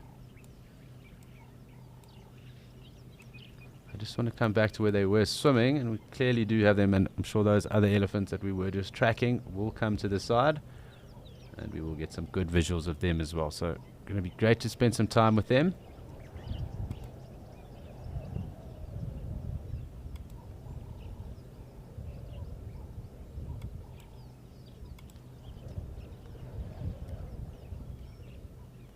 So we'll wait for them just to get there to the other side of the dam. I'm sure we'll have a couple of others coming to play as well.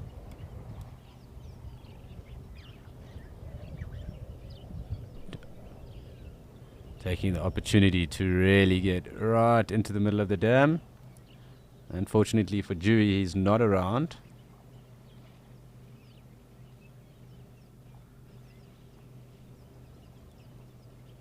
But we're just going to take an opportunity to sit and relax, enjoy some swimming Ellies. We will get a bit closer once all of them have come round.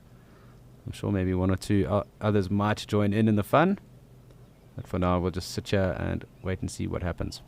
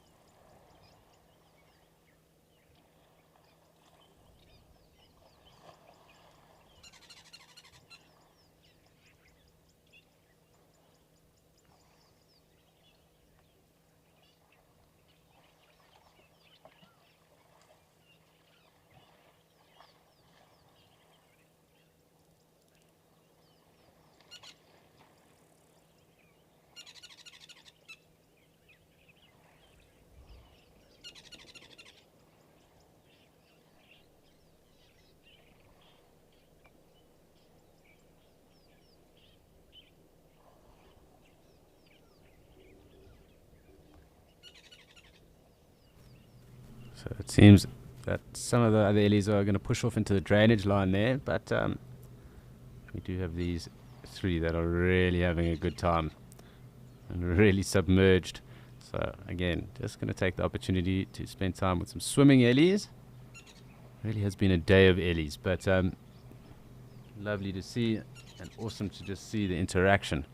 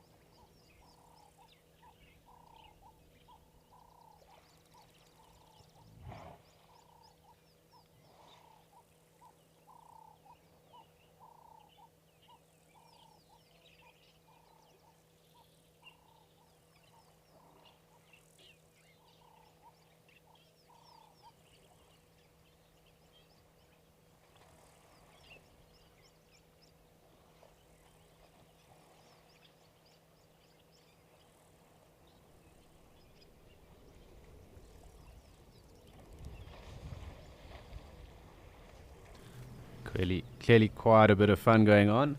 I just want to make sure we keep all of them in picture. It does look like this younger one is going to leave. Maybe get further in.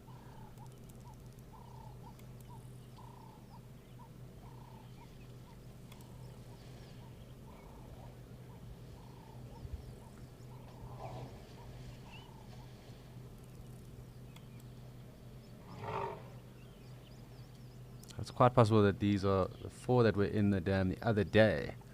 But lots going on. That really is an assumption, some speculation, so I'm not 100% sure. I can't be 100% sure of that just yet. But I am told this was Short Trunks herd, or at least the herd that went through. So cool that we did get an ID at least on some of the Ellies. It does seem like quite a bit going on, so I'm just going to make sure that I am out and we can see who else is around.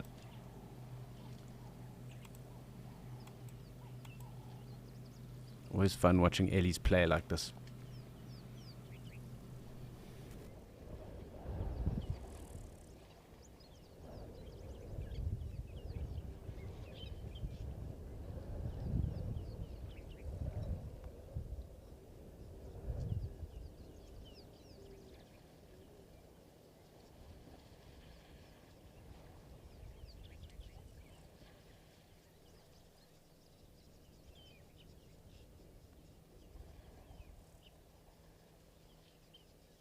So while we do watch these Ellies immerse and play in the water, it is important that everyone knows that this is a live, interactive and immersive experience. So please do send through any of your comments, your questions, anything interesting you might notice while we are on the different feeds. We love to chat with you. We love to answer your questions when you do send them through. So please do. It's always awesome interacting with those of you that are watching with us.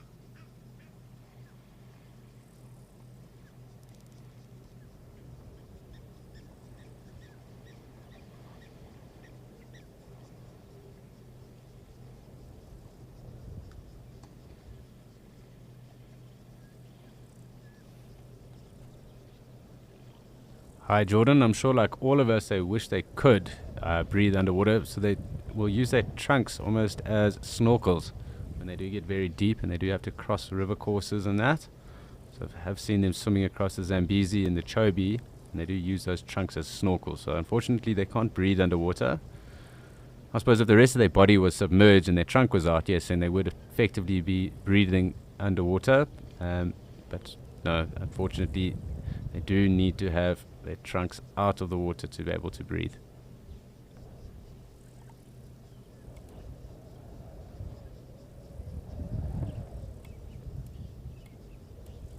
It does sound like the wind is picking up, and that is maybe a precursor to a thunderstorm or some wet weather later on. Just awesome to spend time with Ellies that are playing in the water like this. It never gets old.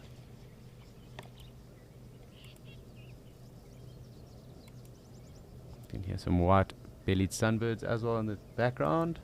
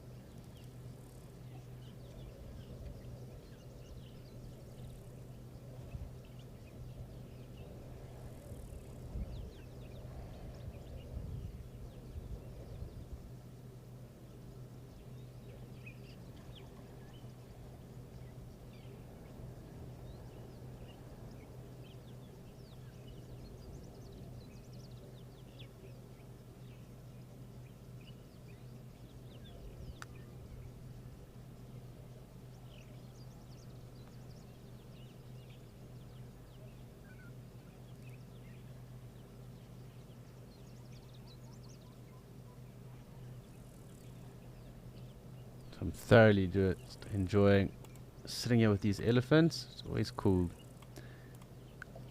just to see how they go about playing, and obviously where the water's deepest, where they can get in like this, they do. So we do get the opportunity to showcase it. It's always fantastic.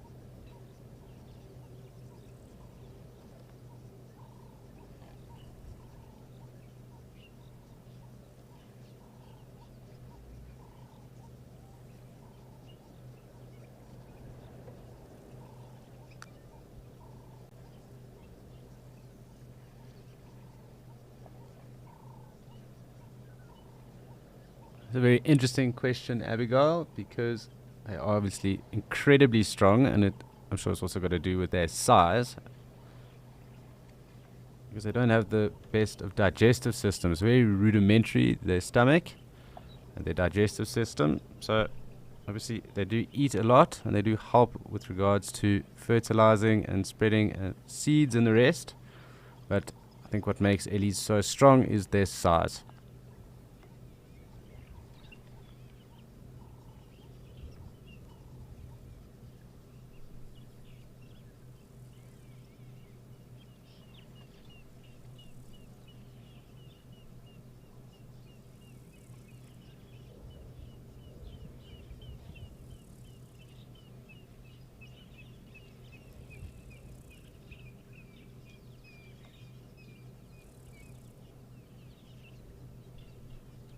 Hornbills calling as well.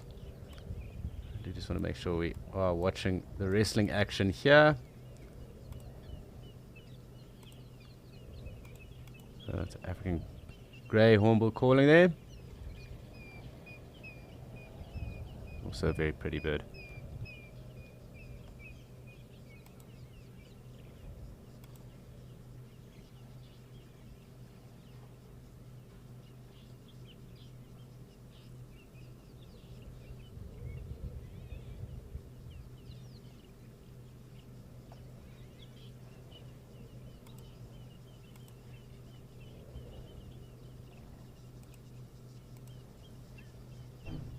Really so special. So it's always something just to appreciate and sit and watch. And we do get to do that here on Escape to Nature. Just appreciate what is going on and the interactions that these animals do have. So what a nice interaction that we do get to show you. And I suppose that we do get to spend an extended time with.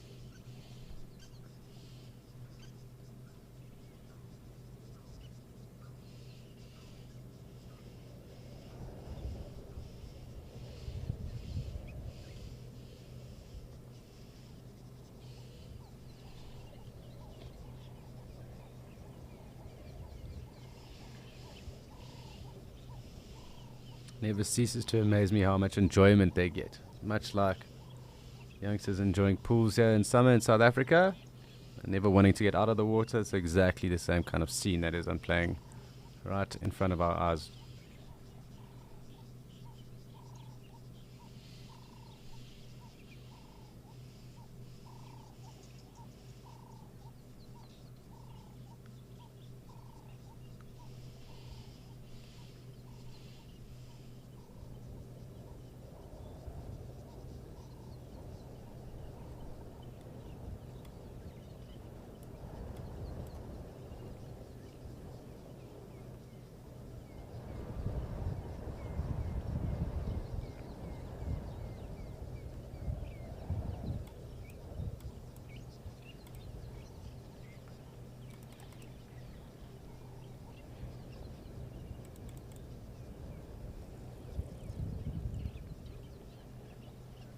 Hi Martha, and you're 10 years old, and that is a very, very good question, because they do sleep when they are standing up, but they also do sleep on their sides. You don't see them sleeping on their sides often, and it's often more the younger calves that you do see doing that, but you do see elephants also sleeping on their sides at times as well.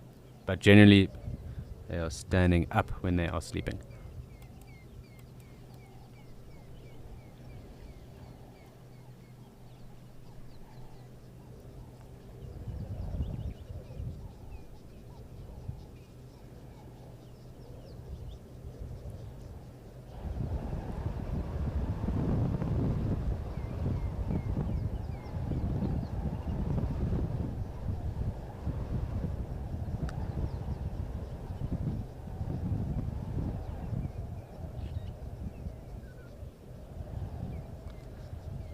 So it's been really quite fun here. Rather enjoyable, but the wind does seem to be picking up, and I do think that that might be a precursor to some rain later on. But fantastic to watch eddies like this, and for them to be playing around and treat us as they have. But I do think it is possibly time for us to go and see what is happening up in Okakuyo. And and see what is going on there. We might come back just depending on the wind, but let's go and see what is happening in some of the other locations as well.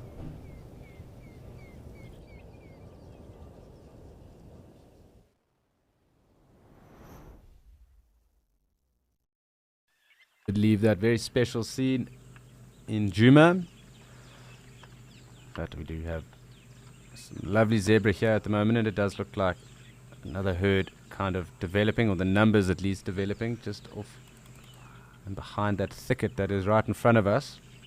And I'm just going to zoom out as well, because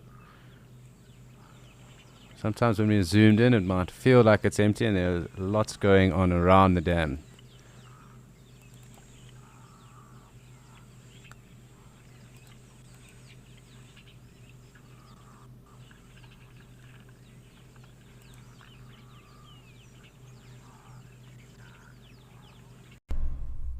The updated Wild Earth app is here, as well as 12 hours of fresh live content a day for free.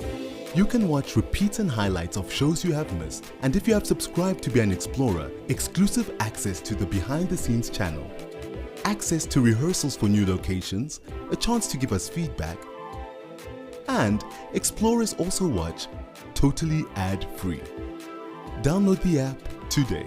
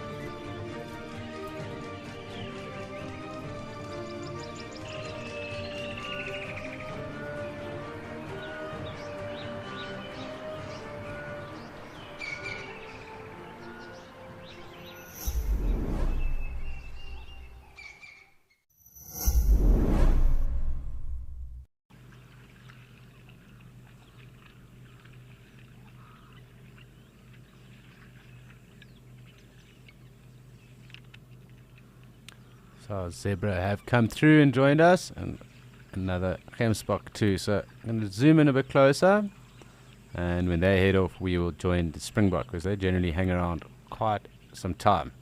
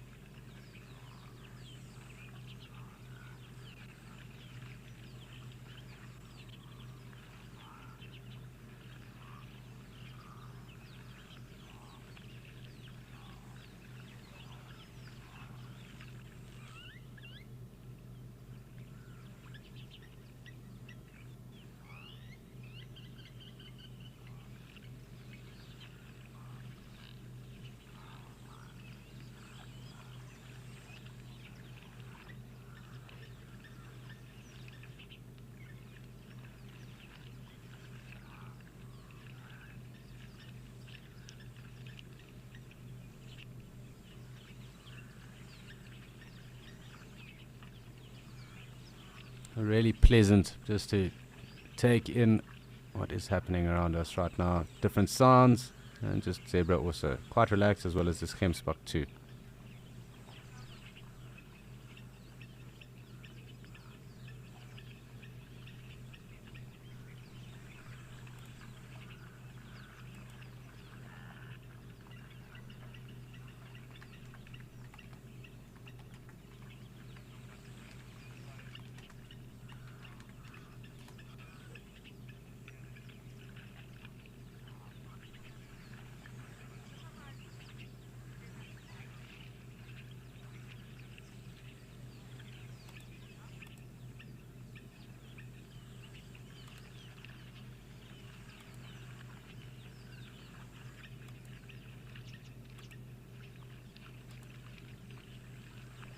Let us have a look at the springbuck for now.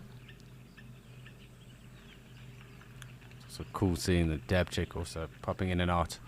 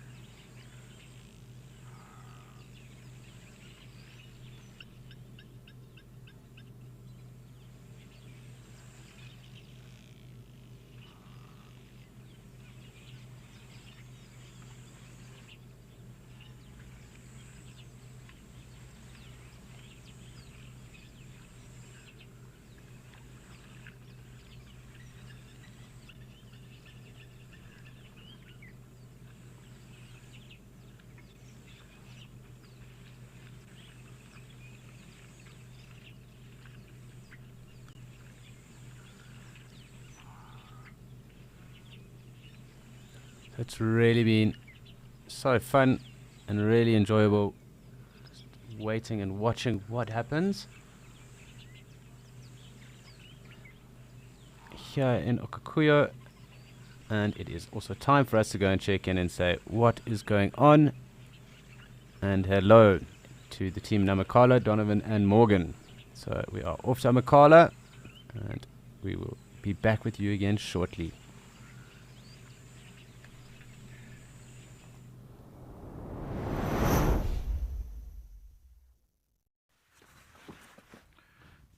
Good afternoon, everyone, and welcome back to Amakala. It has been a little while. We weren't out yesterday afternoon, then this morning it was pouring with rain, so unfortunately we couldn't go out, but it seems to have subsided for a little bit. Currently sitting with a few jackal pups. Hopefully they will start to get a bit active. It is a little bit windy, so our hopes are high. But anyway, my name's Donovan. Today we've got Morgan behind the camera. Hope you guys enjoy. We're going to be patient with these little pups. Hopefully they come out and we'll see what happens. And looking forward to showing you guys anything interesting that we can find. Oh, they are really snuggled up in there.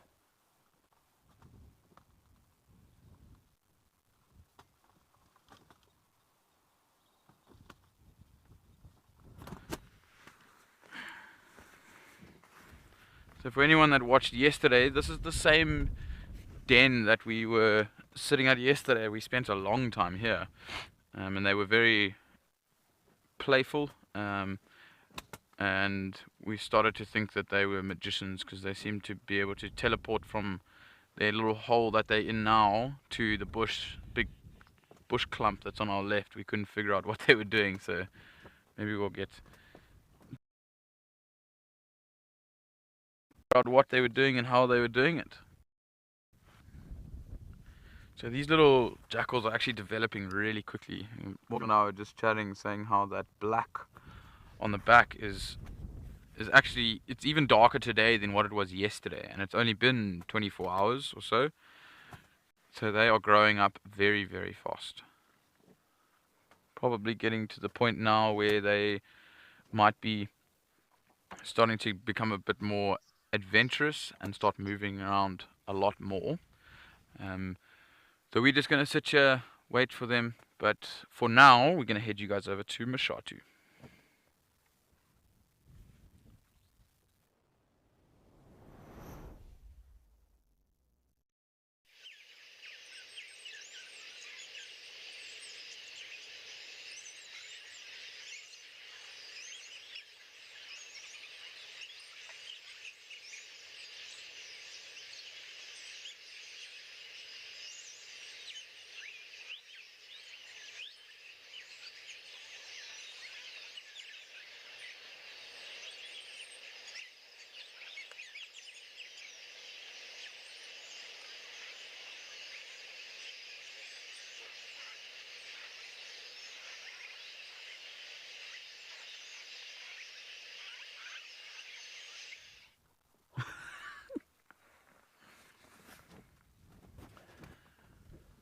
Seems that the weather's not playing ball with us today, but we are back with the jackal pups. Almost said cubs. They are not cubs, they are pups. They are not part of the cat family, they are part of the dog family, Canidae. I can see two of them. I've got a little back of one, and it looks like just to the right of that one is another little one with a stomach facing up us. A slightly lighter color. So as they get older, that back will obviously go black, and then eventually once they fully grown, it will have a bit of a silvery grey specks to it, and then the underside will go more of an orangey rust brown mixture color, and a dark thick black tail. If anybody has seen a fox before, they are a little bit bigger than a fox, particularly the red fox is the one I'm talking about.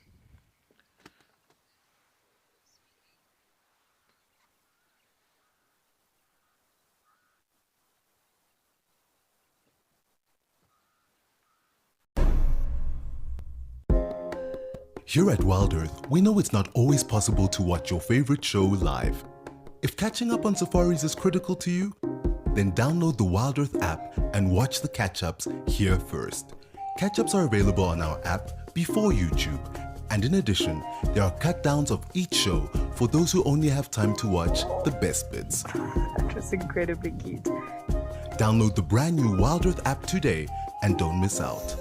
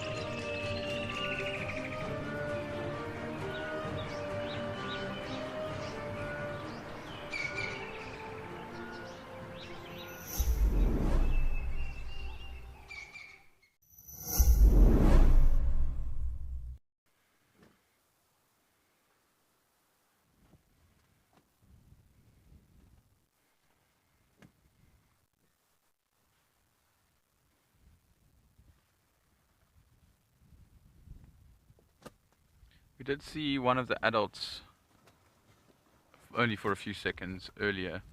I think the adults that control this territory, so one male and one female, are a little bit wary of the vehicles, or cautious, would probably be a better word, of the vehicles. So they will sometimes poke their head out of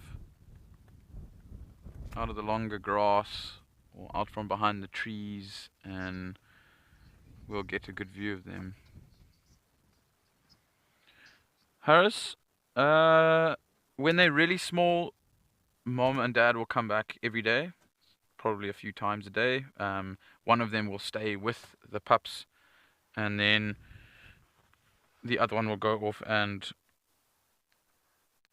look for food. But once they get a bit older, they start to scavenge around themselves. So they could probably survive for about 2 or 3 days with eating very, very little. I don't think they could not eat, but once they get to about 6 weeks old, they start to move around a lot and find their own food. So they rely a little bit less on the adults, but they are still able to find their own food. So they will follow Mom around for a little bit around the den and then learn how to do everything.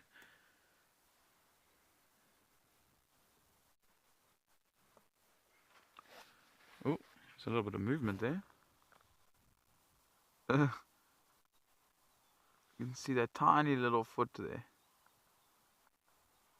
One of them is resting their foot on the other one's side.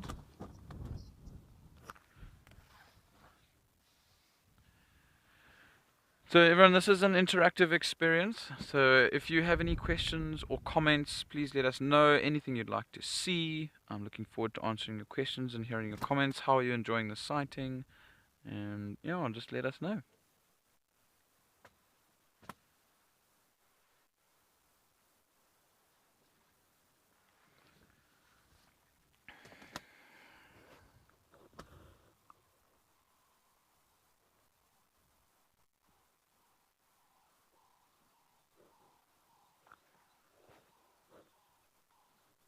Oh, one of them's awake.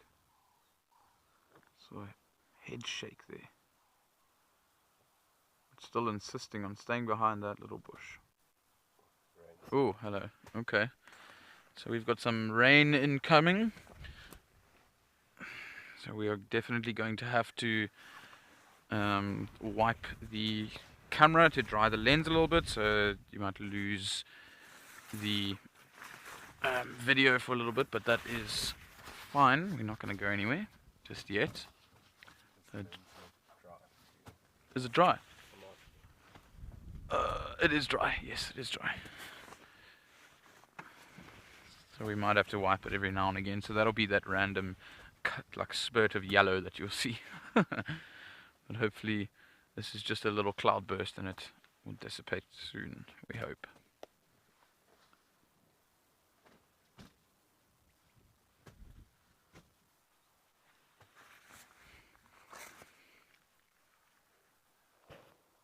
Oh, there we go. Hello. There's a cute little head poking out. Oh, yeah. Oh, definitely not fully awake, that one.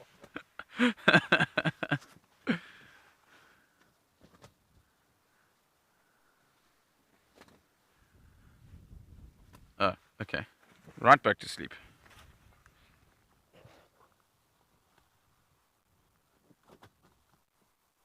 Looks like it's got quite a round belly there. It looks like it's ballooning. It's got a beach ball. It's obviously had a good last meal. Looking nice and plump.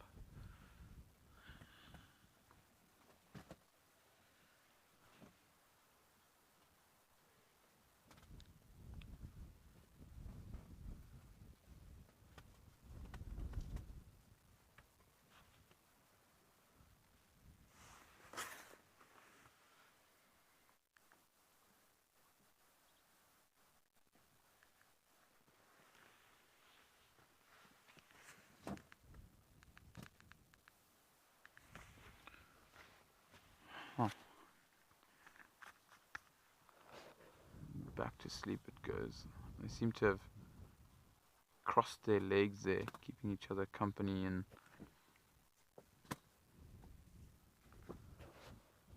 keeping each other warm, staying nice and close together, working off each other's body heat.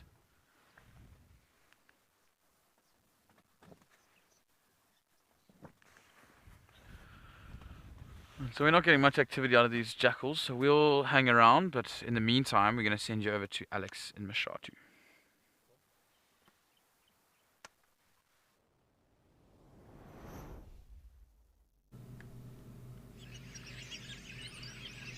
Thanks, Donovan. Really so different down in Amakhala than it is here right now. Very dry, obviously not much rain about, and we still have our sleeping elephant around.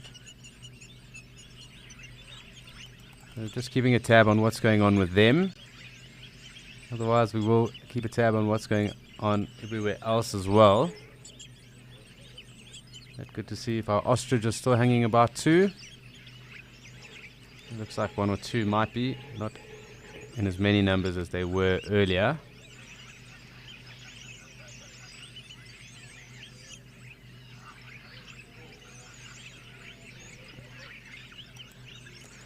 And we'll just see where the baboon troop got back to, or up to. I think they've also pushed on, it seems.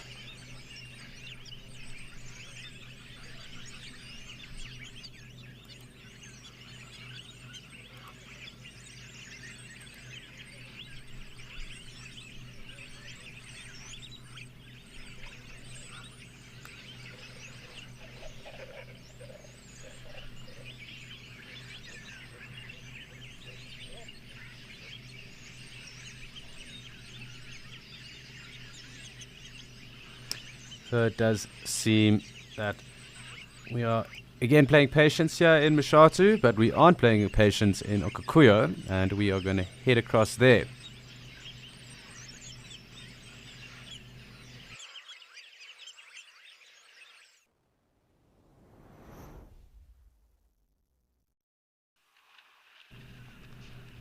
Really, what a scene, and it always shows you what patience can help us out with, at least here in the waterholes. Right. Fantastic scene unfolding right now. Really a big herd of elephant through here. Lots of playing, lots of splashing going on. And again, another opportunity for us to immerse ourselves with elephant. Lots of opportunities to do that today, and I do hope they're going to hang around for us. Does look like they are rather thirsty and definitely enjoying the cooler water. Nice bulls around too, and fair few little ones as well. And white-bellied sunbird as well calling in the background. And a lone wildebeest that has joined the fray.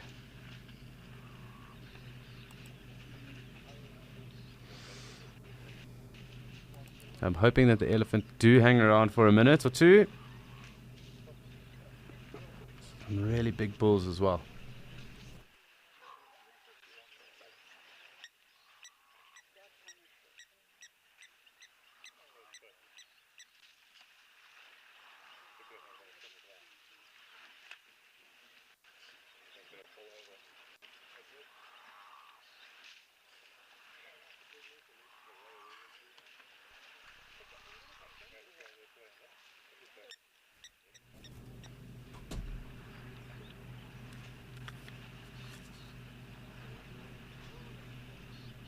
Really stunning watching all these elephants in and out, some swimming as well, so clearly everyone is having a fantastic time.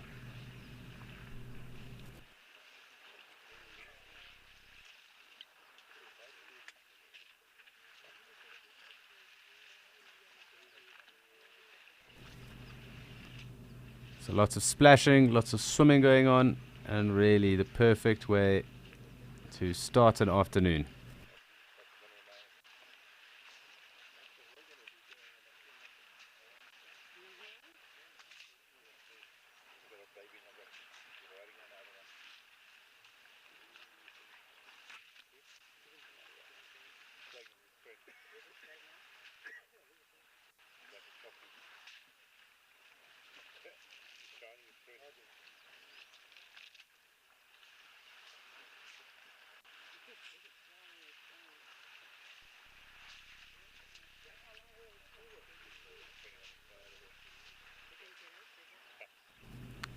There really are a lot of elephants around, Terry, and we do get to see them in big numbers here as well.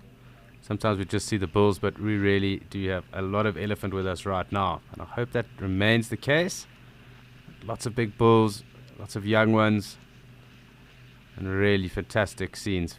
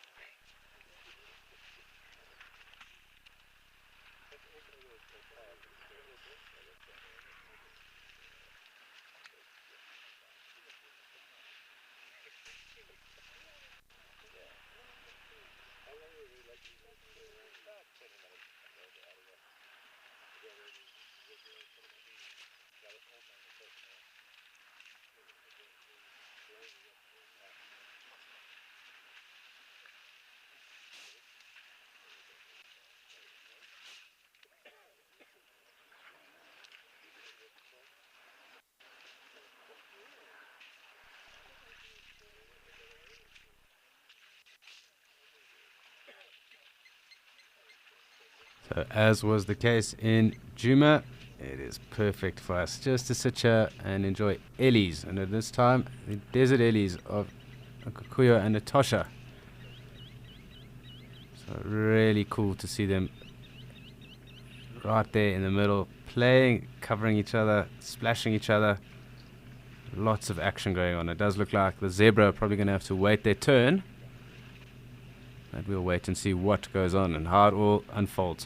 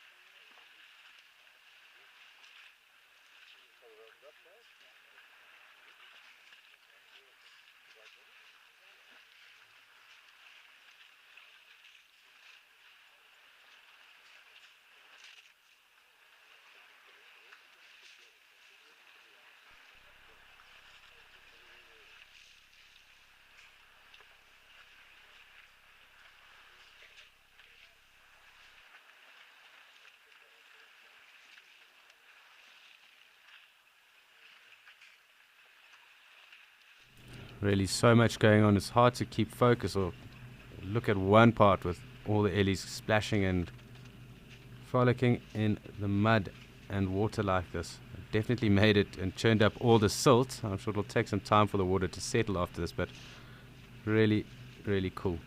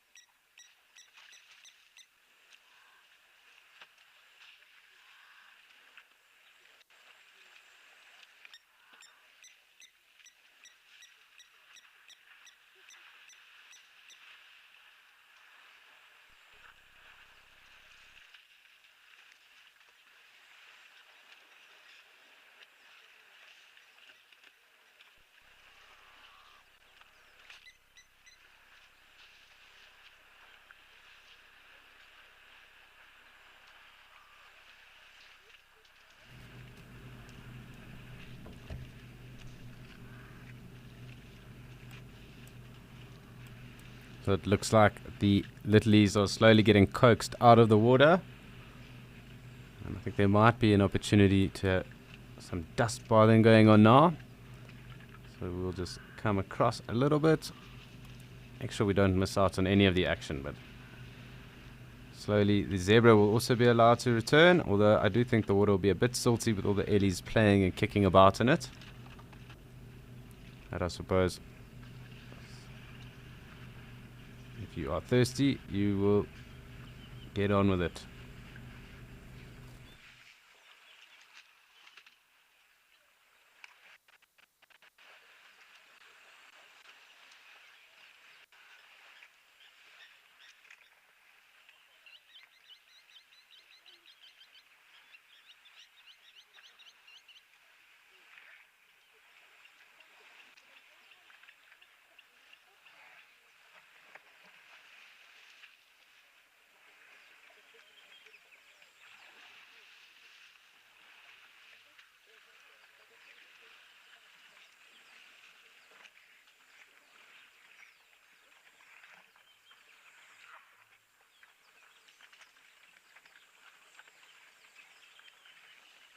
It's amazing the size difference between the elephant and the zebra.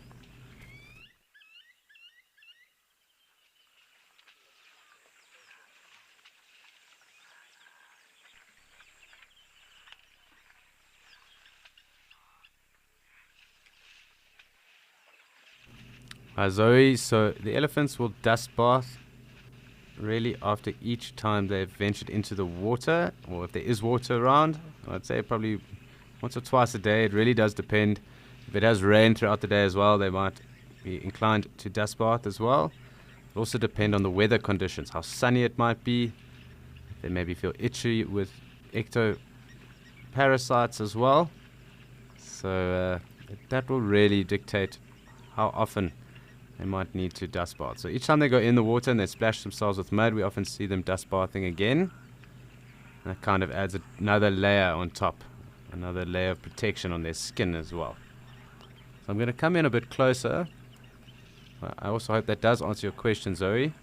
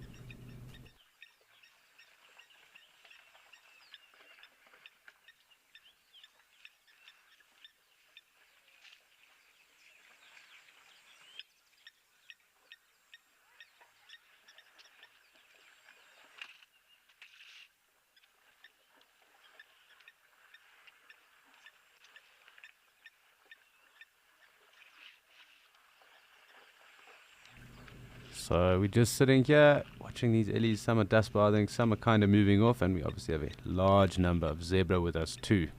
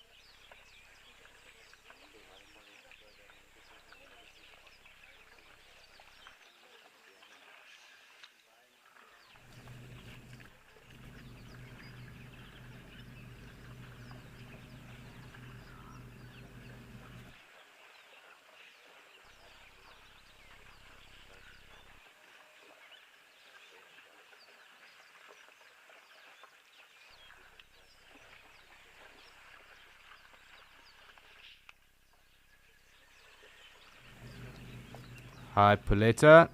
So it's not often that animals do get sick in the rainy season. So they don't get, or there aren't instances, say, of malaria or even tsetse fly really with them. They do obviously fall sick in times of drought, and that is generally because their conditions do drop. And there are obviously some sicknesses that animals do carry, such as TB in the Lowveld with the buffalo, and that obviously gets transferred to other animals, such as the lion and even other scavengers like hyena at times as well, although hyenas have really strong stomachs and stomach acid as well that is able to kind of consume those parasites as well. But hyenas are definitely carriers of it, and so are lions and the buffalo. And in areas such as here, it is noted that there are spores obviously of anthrax that come out when it's really dry, and those animals that do sometimes roll around in the dust to kind of clear themselves of parasites or exoparasites on their skins and in their coats, they can sometimes fall ill with that as well. But that is in the dry season, so they can sometimes fall ill to anthrax, and those are through spores, anthrax spores. So that is more a pathogen, I think, then. So it's not like animals then get malaria or anything else. And what's quite interesting as well is that elephants actually, and I was reading this study the other day, they actually have the ability to regenerate their cells. And they have the ability to actually regenerate, I think it's about 50 times more than most.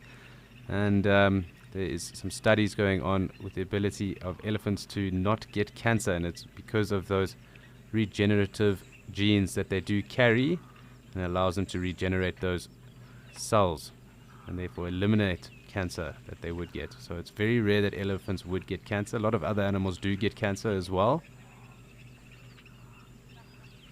So there are studies being done on the genomes and the genetics of elephants as to how they have developed those genes that have been able to then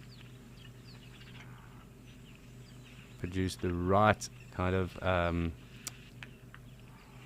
I've lost my chain of thought, but the ability then to kind of regenerate cells and not to get cancer. So something that researchers and scientists are looking at, and they're definitely looking far closer now at elephants' genes and their ability to stave off cancer and actually regenerate cells within themselves. So it's definitely something that is now becoming quite prevalent, and I'm sure something that modern medicine will start to look at as well, in particular with background in areas of cancer. So very interesting animal, and it's only recently been found out, and I do need to just find out and check what genome it is that they possess that does allow them the ability to then regenerate cells, and they have such a low instance of cancer then. That is something I read I think a day or so ago, but very fascinating research.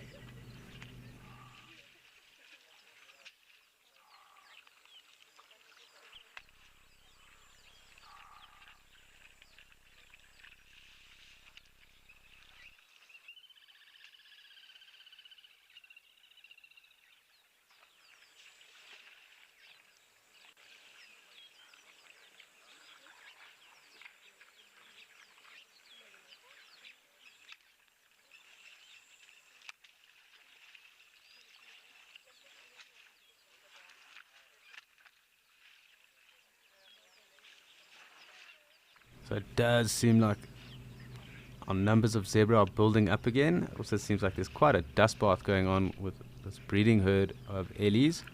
Looks like 2 bulls have remained and the others are dust bathing just there, I think, and they will start to push off into that green tree line just now. But our zebra numbers are building up, and so are the springbok. But 3 bulls seem to have remained, and I think we might have them around for quite some time.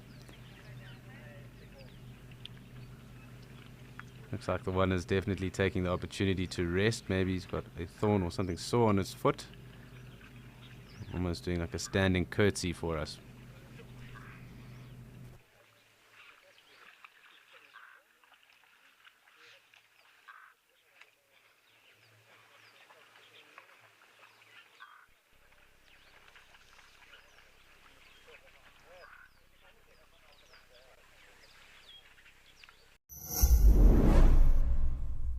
Halloween is now nearing. Creepy things keep appearing. They call me Pumpkin Ben, and this is my skeleton friend. Who might they be? Come along and you will see. We'll be talking about creepies and crawlies galore, and by the end of it you'll be wishing no more. So come one and all, if you don't feel too scared, to our fireside chat on Halloween. Beware.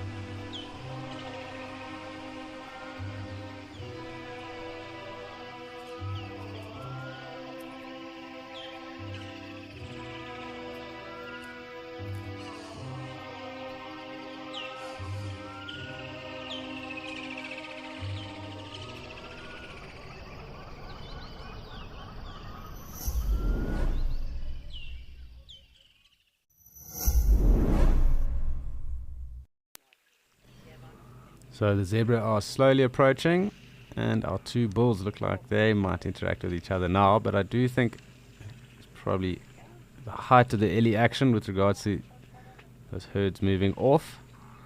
I do think these guys might hang around and enjoy some of the fresher water and then trail off after those elephants just now. But nice to see the zebra coming through, and it looks like a further trickle coming there as well.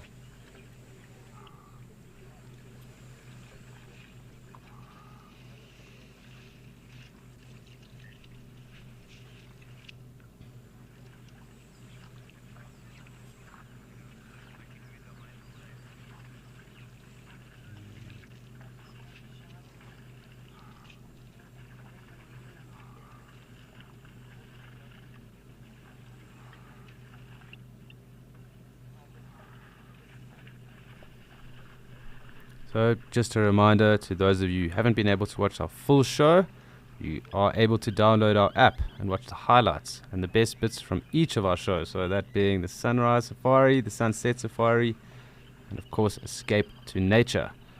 So please do look at downloading our app if you have missed anything and you would like to see any of the highlights or best bits. Quite cool watching all of our animals and antelope coming through. Lots of zebra, lovely bull ellies, and of course quite a few springbok around.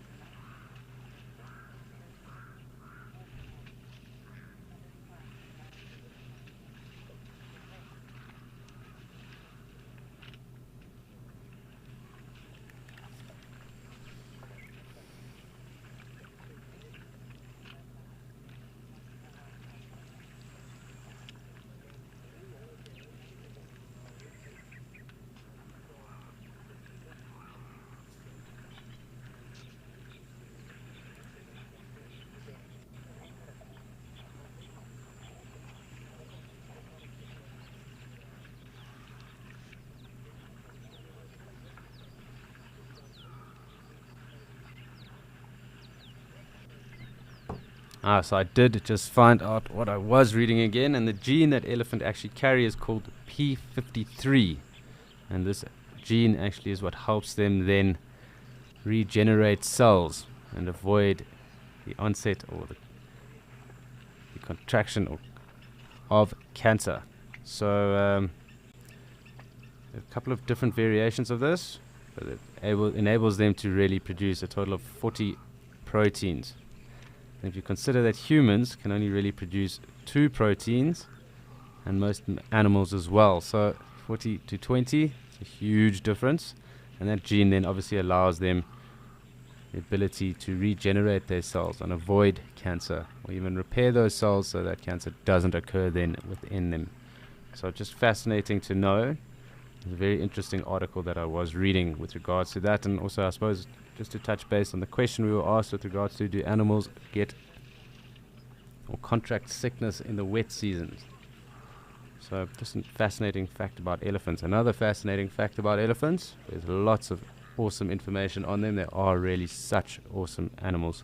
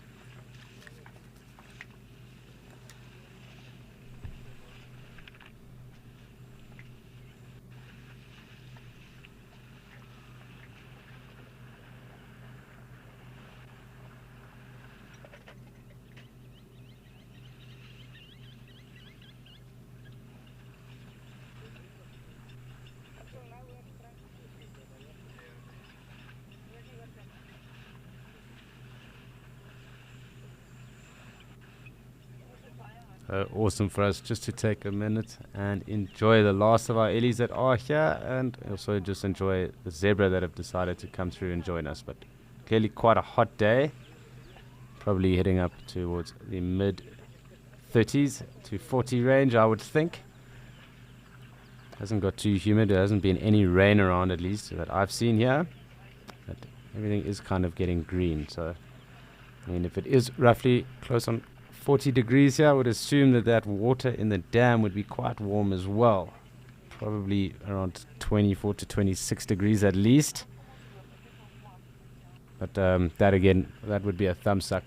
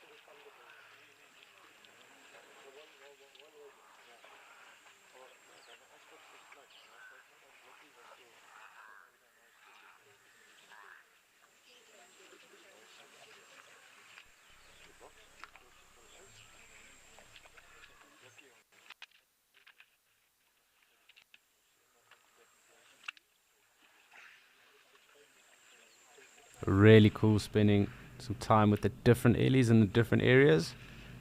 Also just noting different landscapes that they are all residing in. A lot more barren. And either here or then Mashatu or the Lowveld in Djuma. And also cool just to appreciate the different waterholes while there is action around. Just fun to be able to just sit back and enjoy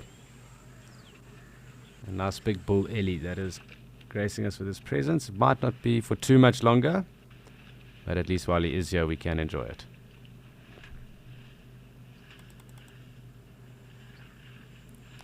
And as I say that, I think probably going to dust bath now or head off entirely.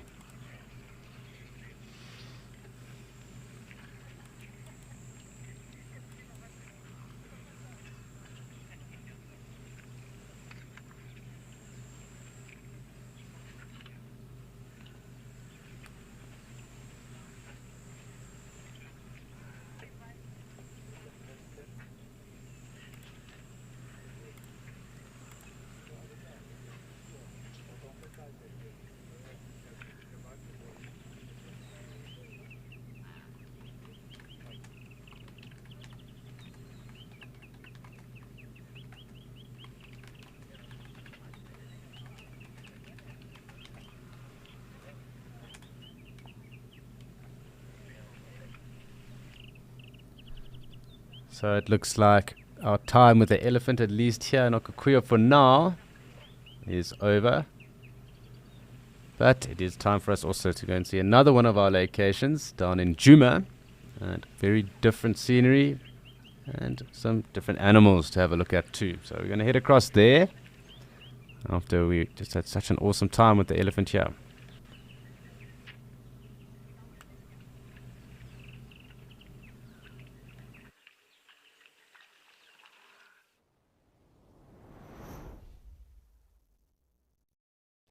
So back in Djuma, and the wind has quietened down a little bit, and we do have a lovely bull giraffe. A nice good browse over here. You can just see those top of the ossicones as well, those bald spots.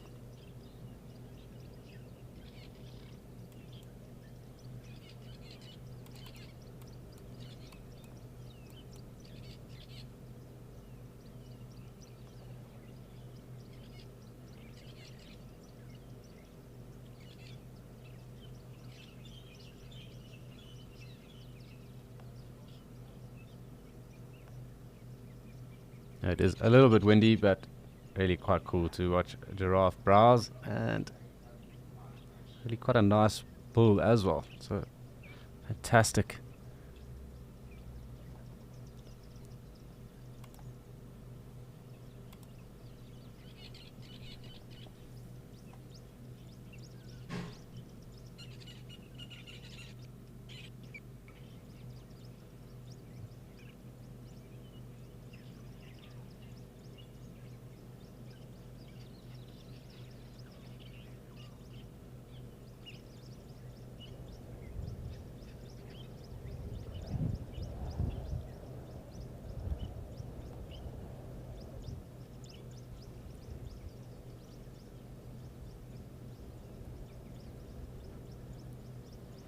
We'll just be able to make the little oxpeckers out on the giraffe, popping in and out. So just going to make sure we do stick on it for a bit. I think it might slowly start to head off into some of the thickets or down the drainage line, but while it is around, at least really cool to be able to spend some time.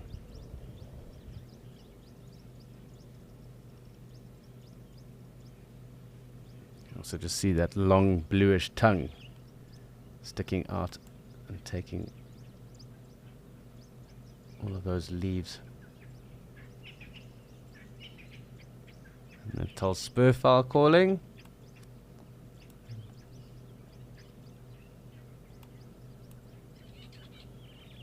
You can really just see how tall that giraffe is.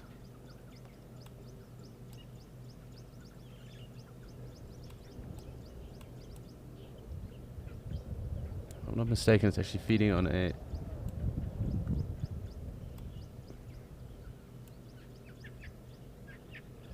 seems to me to be a marula. I'm a bit far away, but looks like the giraffe is feeding on a marula tree right now.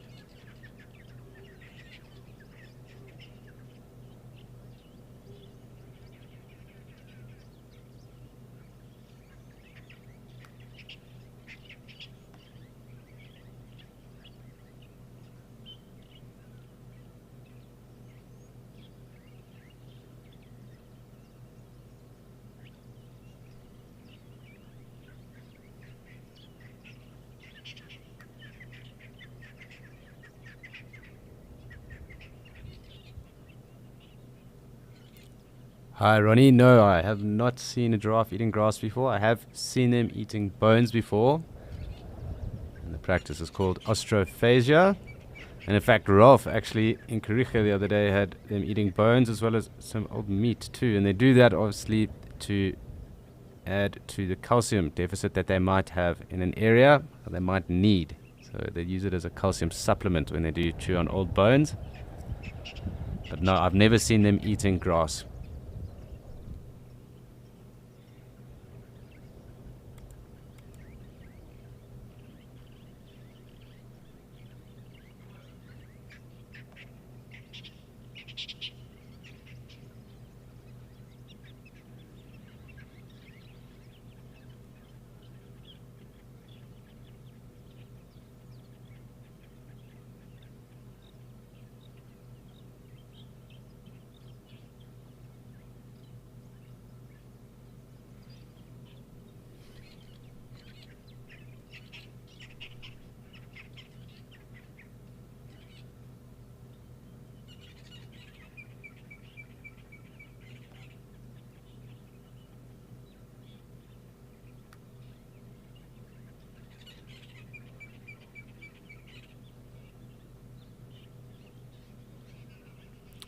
Hi Justin, it does depend on where in Africa we are, and with these southern giraffes, so the southern giraffe that we get here, so here is a southern giraffe as well as the Angolan ones that we get up in Etosha, in Okakuyo. Just noted that they do get a lot darker, but there are different patterns and figurations on the other giraffe as well, with the Kordofan or West African giraffe being quite a light giraffe in color, the tallest being the Maasai giraffe, and obviously the Maasai Serengeti. We also get the thorny crafts and reticulated as well in those areas. So these giraffe definitely, as they get older, you do note that their coats do get darker, and in particular the bulls.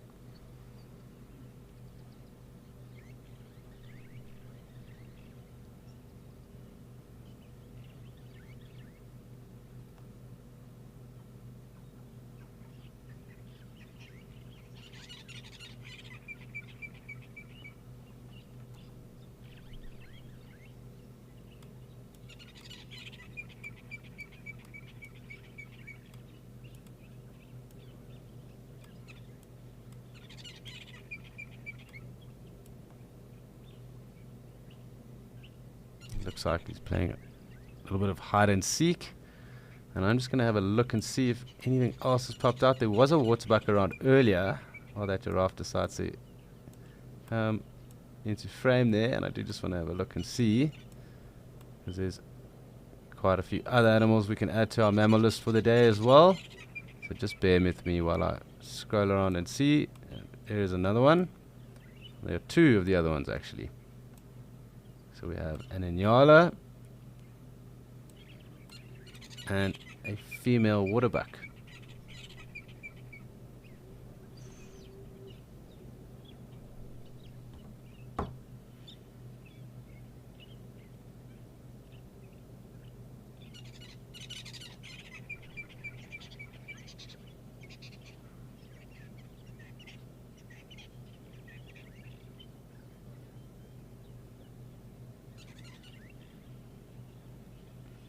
taking us to around 13 mammals today so far. Really another bumper day. Anything over 12 is generally a very good day. We normally hit around 12 animals in a day at the different waterholes. So I am just going to take us a little bit closer, and we will just note that these are both females. So female Inyala and female waterbuck. Waterbuck ruminating, chewing the cud, and the female Inyala grazing.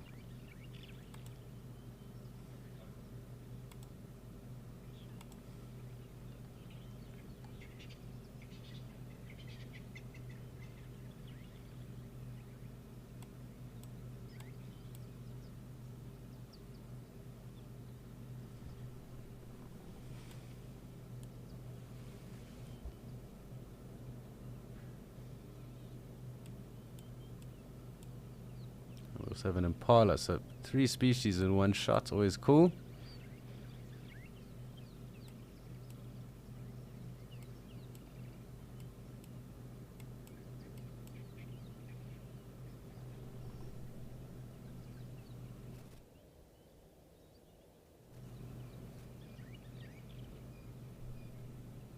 And a young bull Inyala coming through, just starting to change in his coat, getting a lot darker, starting to get a lot hairier, starting to develop that beard and that mane.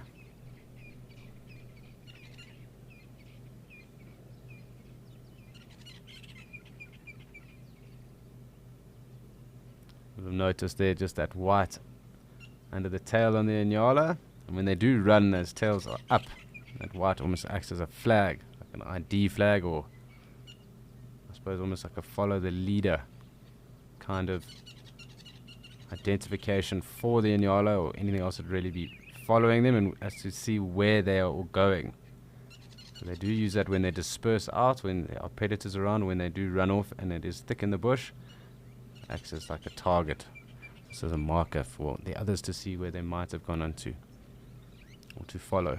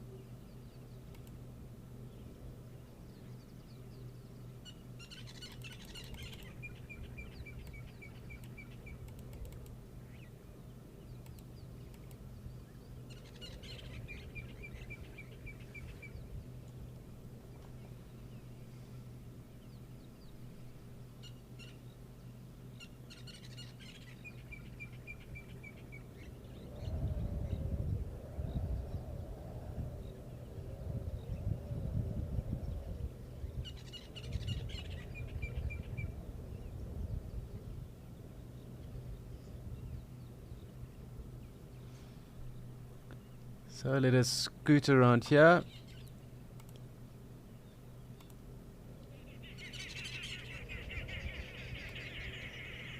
You can hear the Aramark babblers. They really are such a cool bird to hear and listen to. So what I am going to do is just scroll back and just see if we can pick up the giraffe again. Otherwise we'll come back and look at these guys. Nice to spend some time with some different species.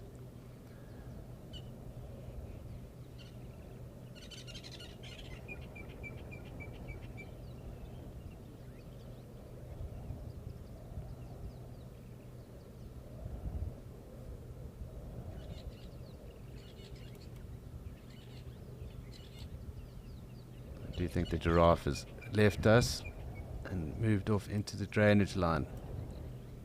Seems to make the most sense, at least.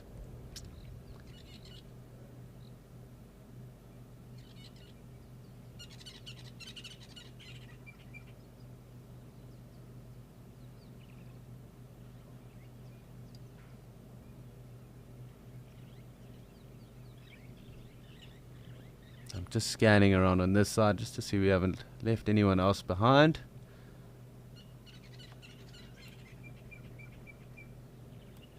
does look like.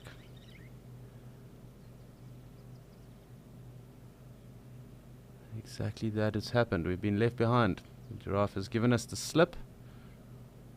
We do have the Inyala and the waterbuck, so let's go and spend some time with them because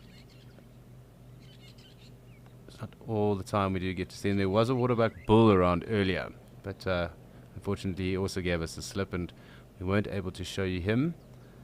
We are able to show you these two cows, and we don't always get to see them. We generally see the bulls more so. So cool to have them around, and again nice to just show you some different wildlife.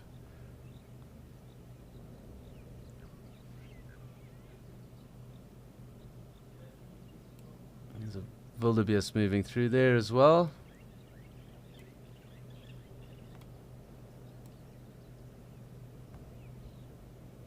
A few of them. Let's just see how many do pop out.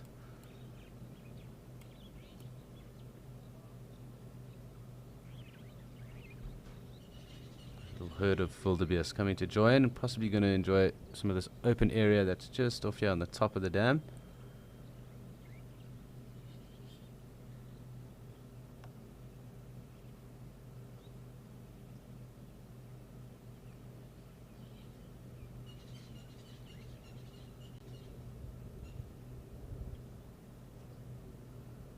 Quite cool. I haven't actually seen wildebeest here at this dam cam yet, so quite awesome.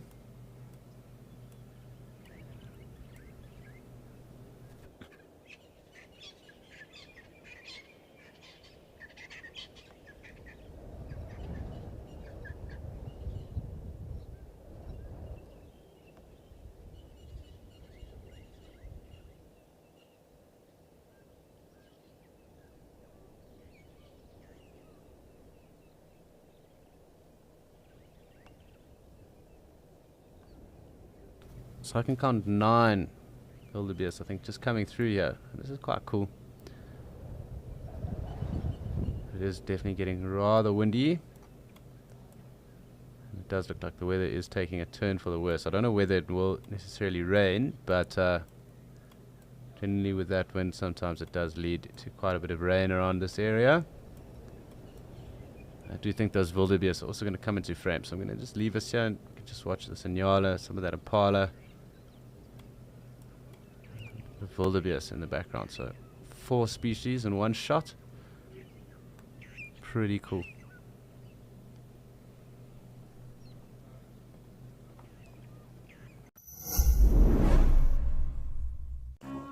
It's that time of the year filled with tricking and treats. Join Wild Earth and hang on to your seats. There'll be creepers and crawlies to thrill and delight. We're looking at what keeps you up at night. So come take a peek at what we've got in store. Turn out the lights and lock up your door.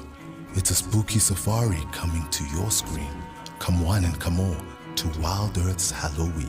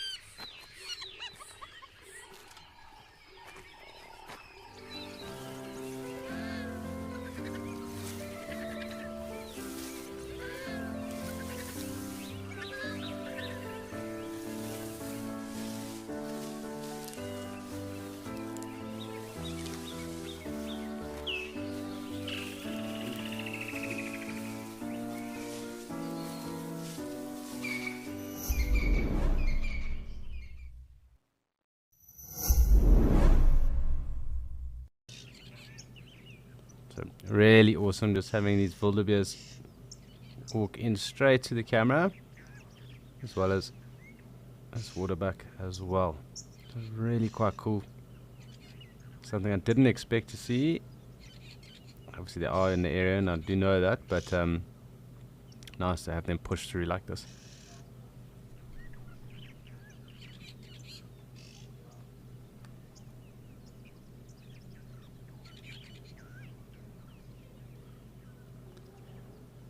So we are going to just enjoy these wildebeest walking into us, at least here, and you guys are going to go off to Donovan and Morgan in Amakhala, who found something awesome to show you.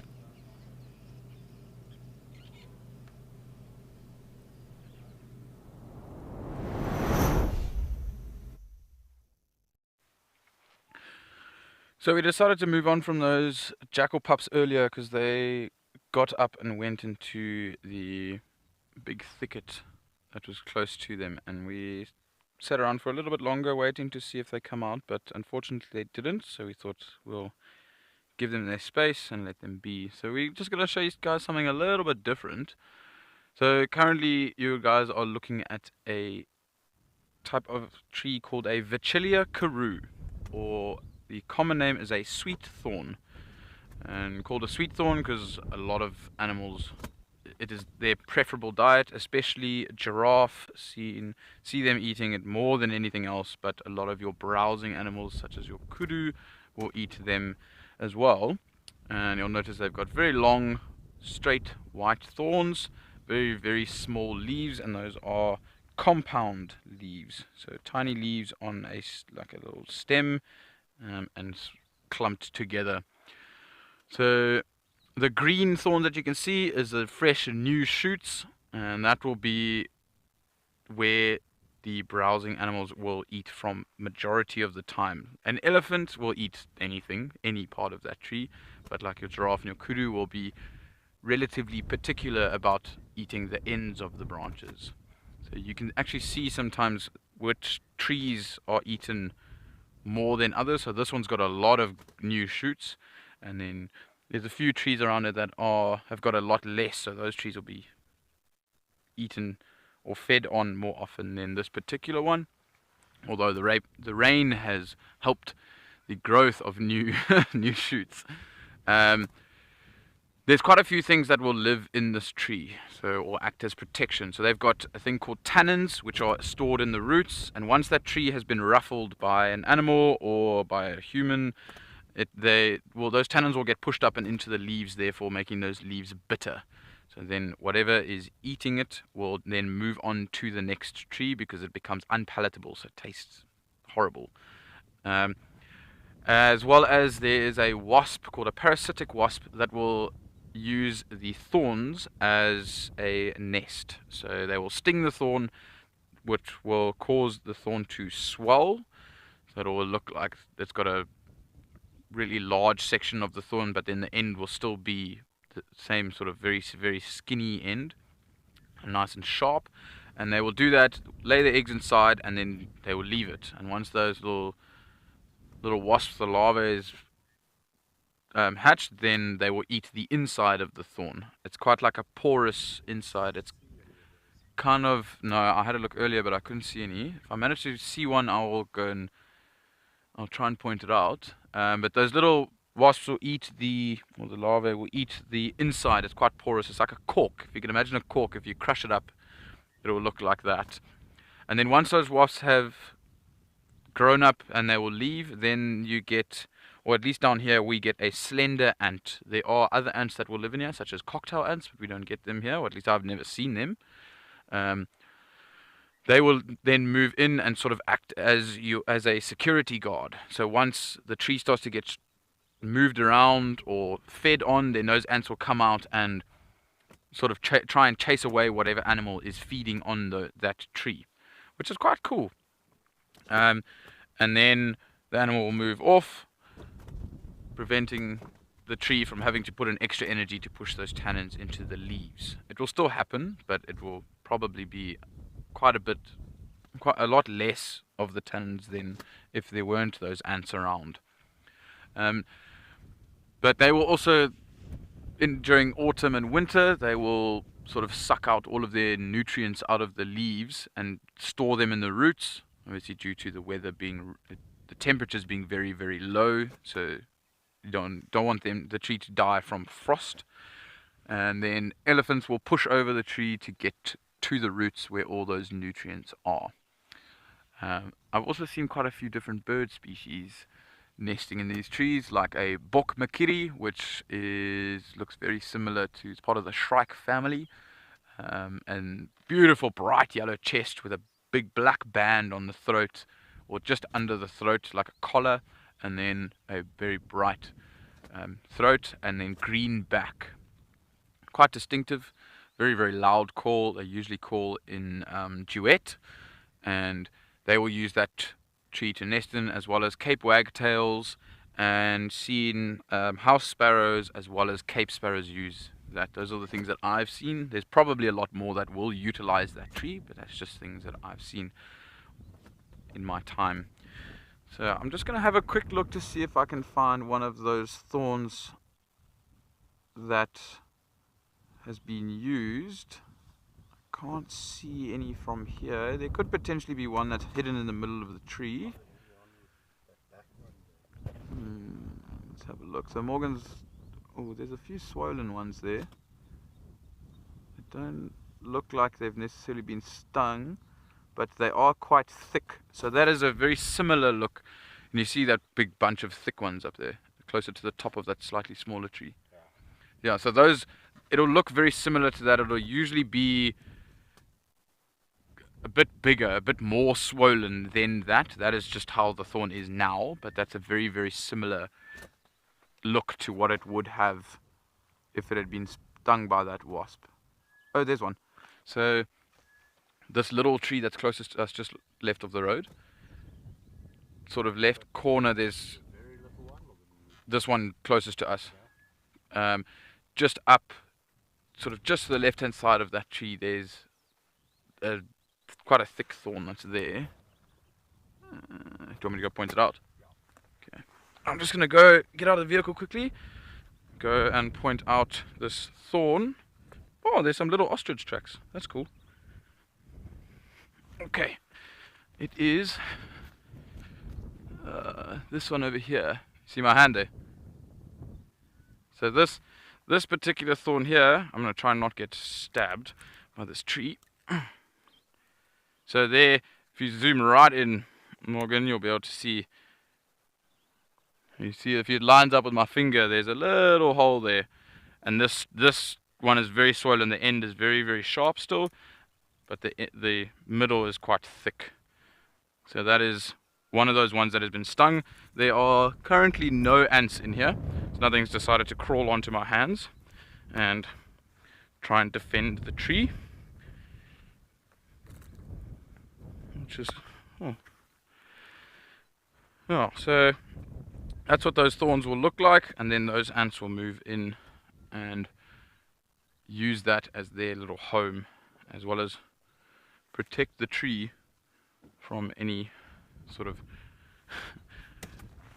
animals that are wanting to feed off of it.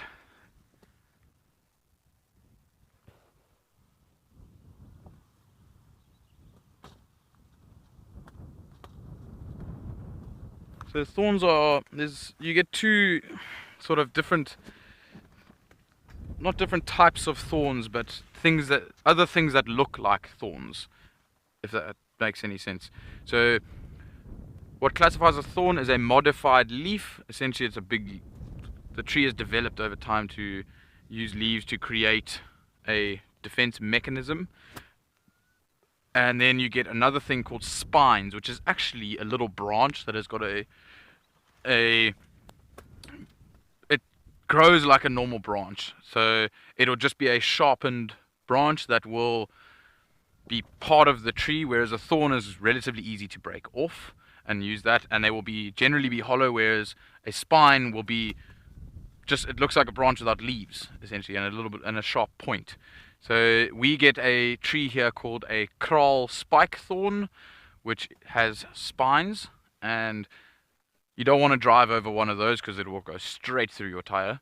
But these Vachilias are quite soft, so if you put in a little bit of effort you can actually bend them and they will break, so they are less of a risk to drive over. Obviously we do our best to not drive over trees. We'd rather just move it out of the way to create another little ecosystem that can live underneath it on the side of the road, or just pull it off into the bush. And if there is anything left on there, then whatever was in the tree, so if there was a bird's nest in that tree, then it hopefully still survives, but not necessarily always.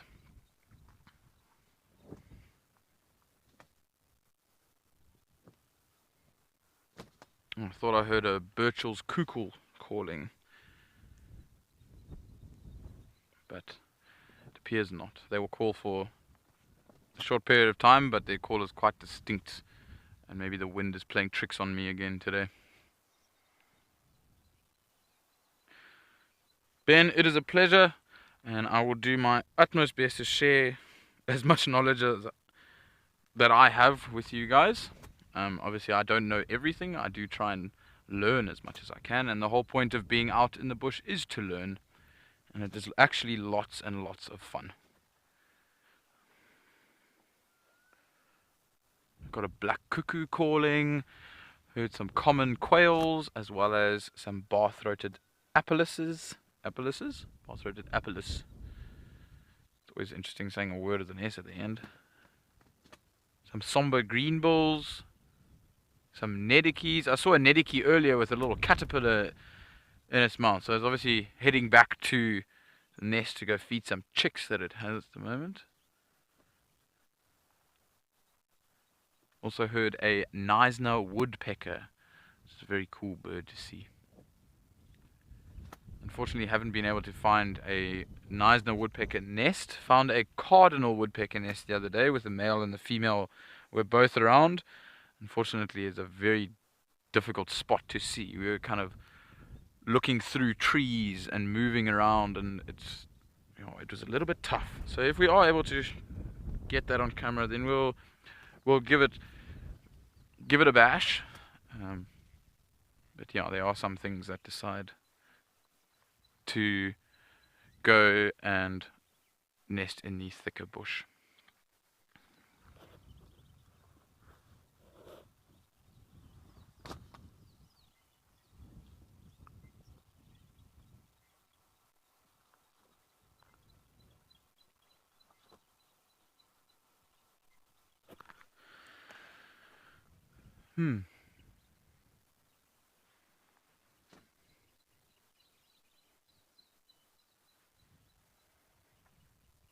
There's those bar-throated apellis calling again. Got a few butterflies flying around. They look like brown-veined whites. So, very simple coloration. They've got, majority of their coloration is white, and then they've got a few brown stripes, or as the name suggests, veins. And then as well as a pied crow.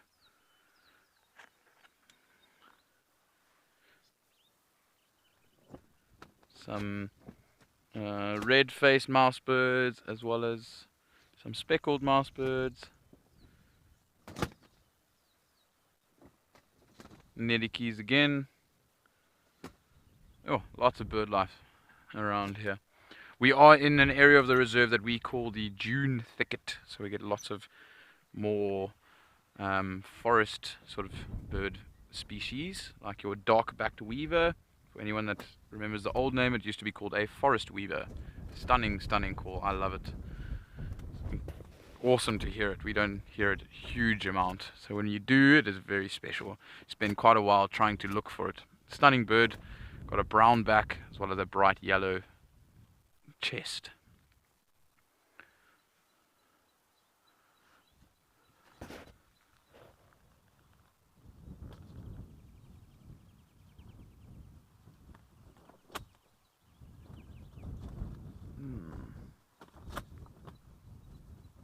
Trying to figure out what those other tree species are that are in the background of that Vachilia Karoo or sweetthorn. I can't seem to see them well enough, and I don't want to misidentify it.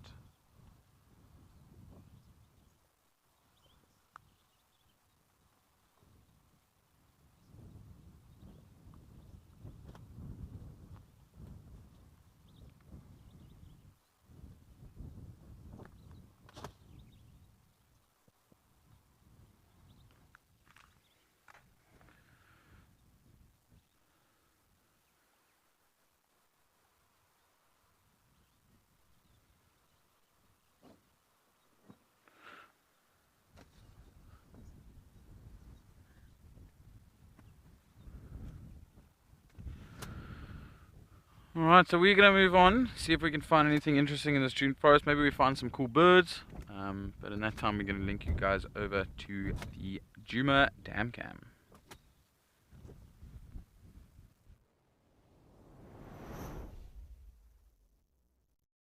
Thanks, Donovan. And while you head off for some birding, we have some birds of our own, and they are the Egyptian goose and its goslings. I'm not too sure where the other goose is right now, but these geese have done really, really well to keep these goslings alive, and so many of them. So really, really very pleasant. And what a nice way, what a good way to actually look at them and see how big they've got. Almost doubled in size in the last 10 days or so. So really, really cool. So we'll just follow them about.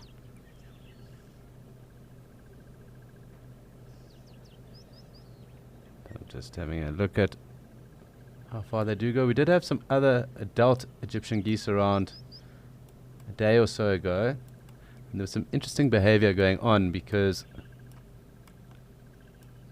what had happened was, we do think that one of those adult Egyptian geese was actually chasing one of these goslings around and really being quite unpleasant towards it.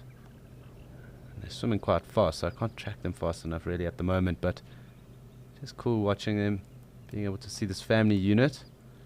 Obviously there's got to be one in the family that is difficult and wants to straggle along like that.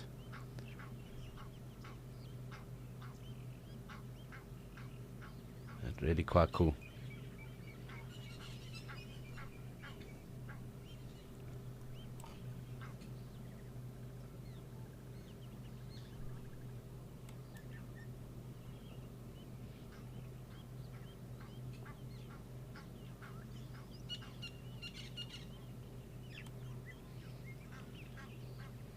I think we're going to lose them here as they get to the side of the bank. But I do want to just check up again also on our wildebeest. They were right there.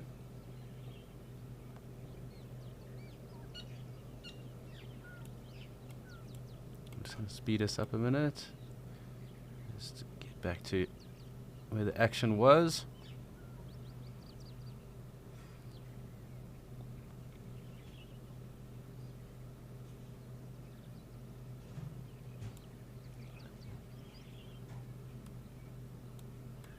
So awesome to see the wildebeest here. We get them obviously in all the locations, but it's the first time I've got them on camera here at least. And obviously it's a wonderful order by cow as well, so really quite cool. But also, as all of you know, Halloween is approaching, and to celebrate Halloween we will be enjoying 2 days of spooky safaris, and those happen on Sunday the 30th and Monday the 31st of October. And also on Sunday the 30th we'll be having a fireside chat with Ben and Cedric to chat about what gives them the heebie-jeebies, and they will also be talking about all things creepy crawly. So just a reminder, on the 30th and the 31st in the sunset safaris we will be having spooky safaris because of Halloween. So hear your questions. Hopefully, I'm sure there will be quite a few different creepy crawlies about. We have had quite a good amount of rain, and due to that, a lot of the creepy crawlies have started to come out as well. So very, very cool, and something to look forward to indeed. Great to spend some time with some wildebeest here. It's not all the time that they do come through for us, so really cool to have the different animals today.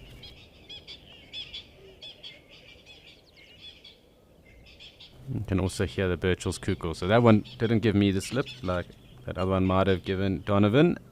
Definitely a Birchall's cuckoo calling in the background there.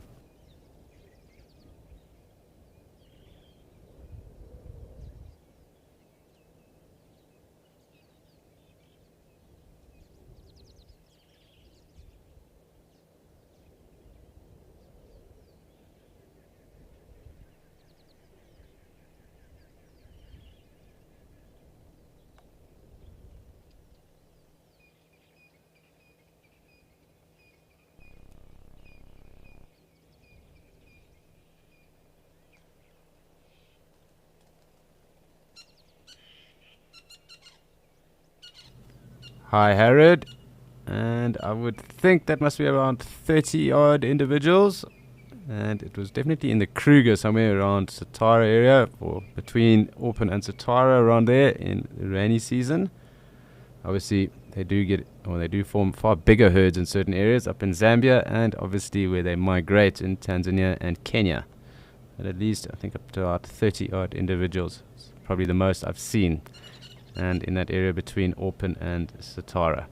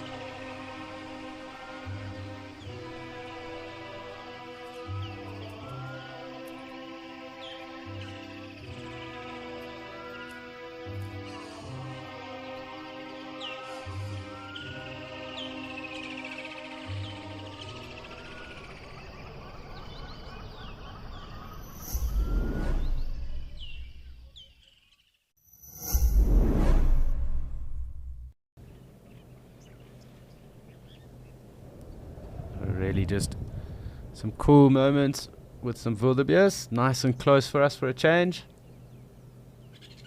I'm really enjoying the shorter bits of the grass because they do prefer the shorter grass than they do longer. So the zebra preferring the longer grass and then the shorter, and that is why I often do find them together. The zebra eating the longer grass and then the wildebeest taking the shorter. So this is perfect for them right now, and also quite fresh and new green shoot as well. So they will thoroughly enjoy it.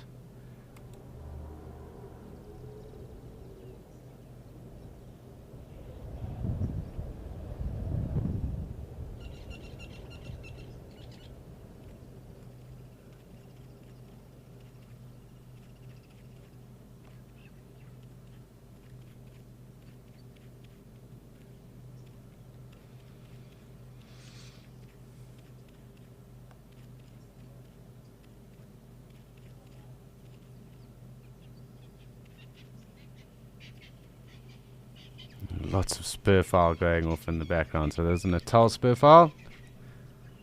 Generally found quite close to water in the drainage lines. That's the areas that they do favor. When you're in more open areas and away from those drainage lines, it's generally the crested francolin that you hear more so, and that are more prevalent than in those areas, just as an ID technique. Obviously there's also Swainsons around this area as well, and they have a far different call, and you can actually tell that call quite easily when you do hear them. They're normally singular as well, not in a little small flocks or a little smaller numbers, put it that way.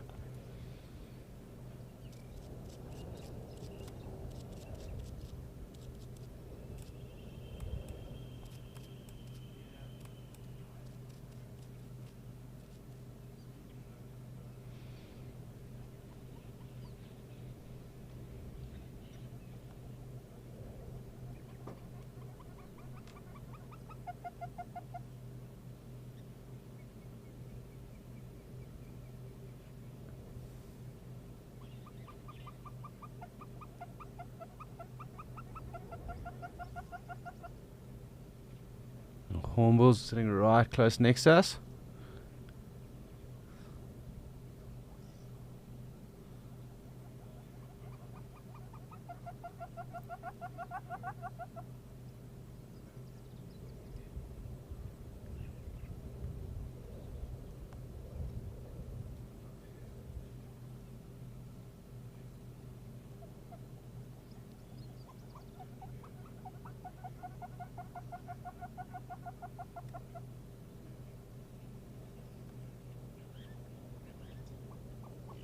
Really peaceful scenes for Wednesday afternoon.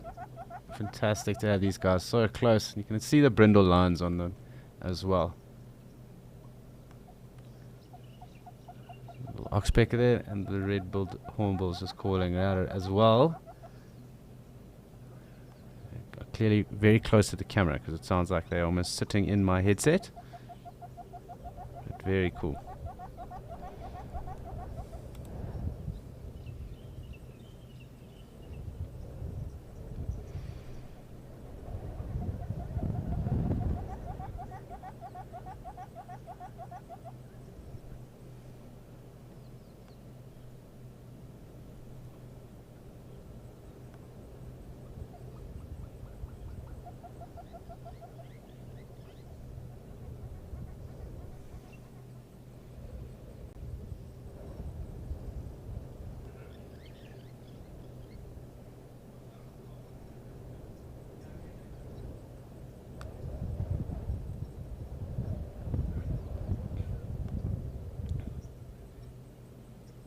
So it really has been another fantastic escape to nature. We've had really awesome sightings today, and across the board, good elephant numbers, all three locations. Lots going on in Mashatu again, some predator action there as well. Happy to see the hyenas, lots of giraffe, good numbers of oryx and zebra as well, and also the first time we've seen wildebeest, at least with me, on the dam cam. Great birds as well. Nice to hear some of the migratory ones as well. Nice to catch up with our Egyptian geese family here and in Mashatu too. And of course, we were joined with the baboon there as well. Always great to spend time with them as well. So really has been a fantastic time. An awesome way to kickstart Wednesday afternoon and get over hump day. But it is that time of the day where we do have to bid you farewell. And not only thank you for watching, thank the wildlife for providing all these wonderful sightings and insights into their world. It has been really fantastic getting to see what they get up to and how they go about their day to day. So on behalf of myself and everyone else at ETN, thank you so much for joining us, and we wish you a great day further. But also don't forget, there is Penguin Beach after this and the Sunset Safari following that. So please stay tuned, and I will see you again next Monday.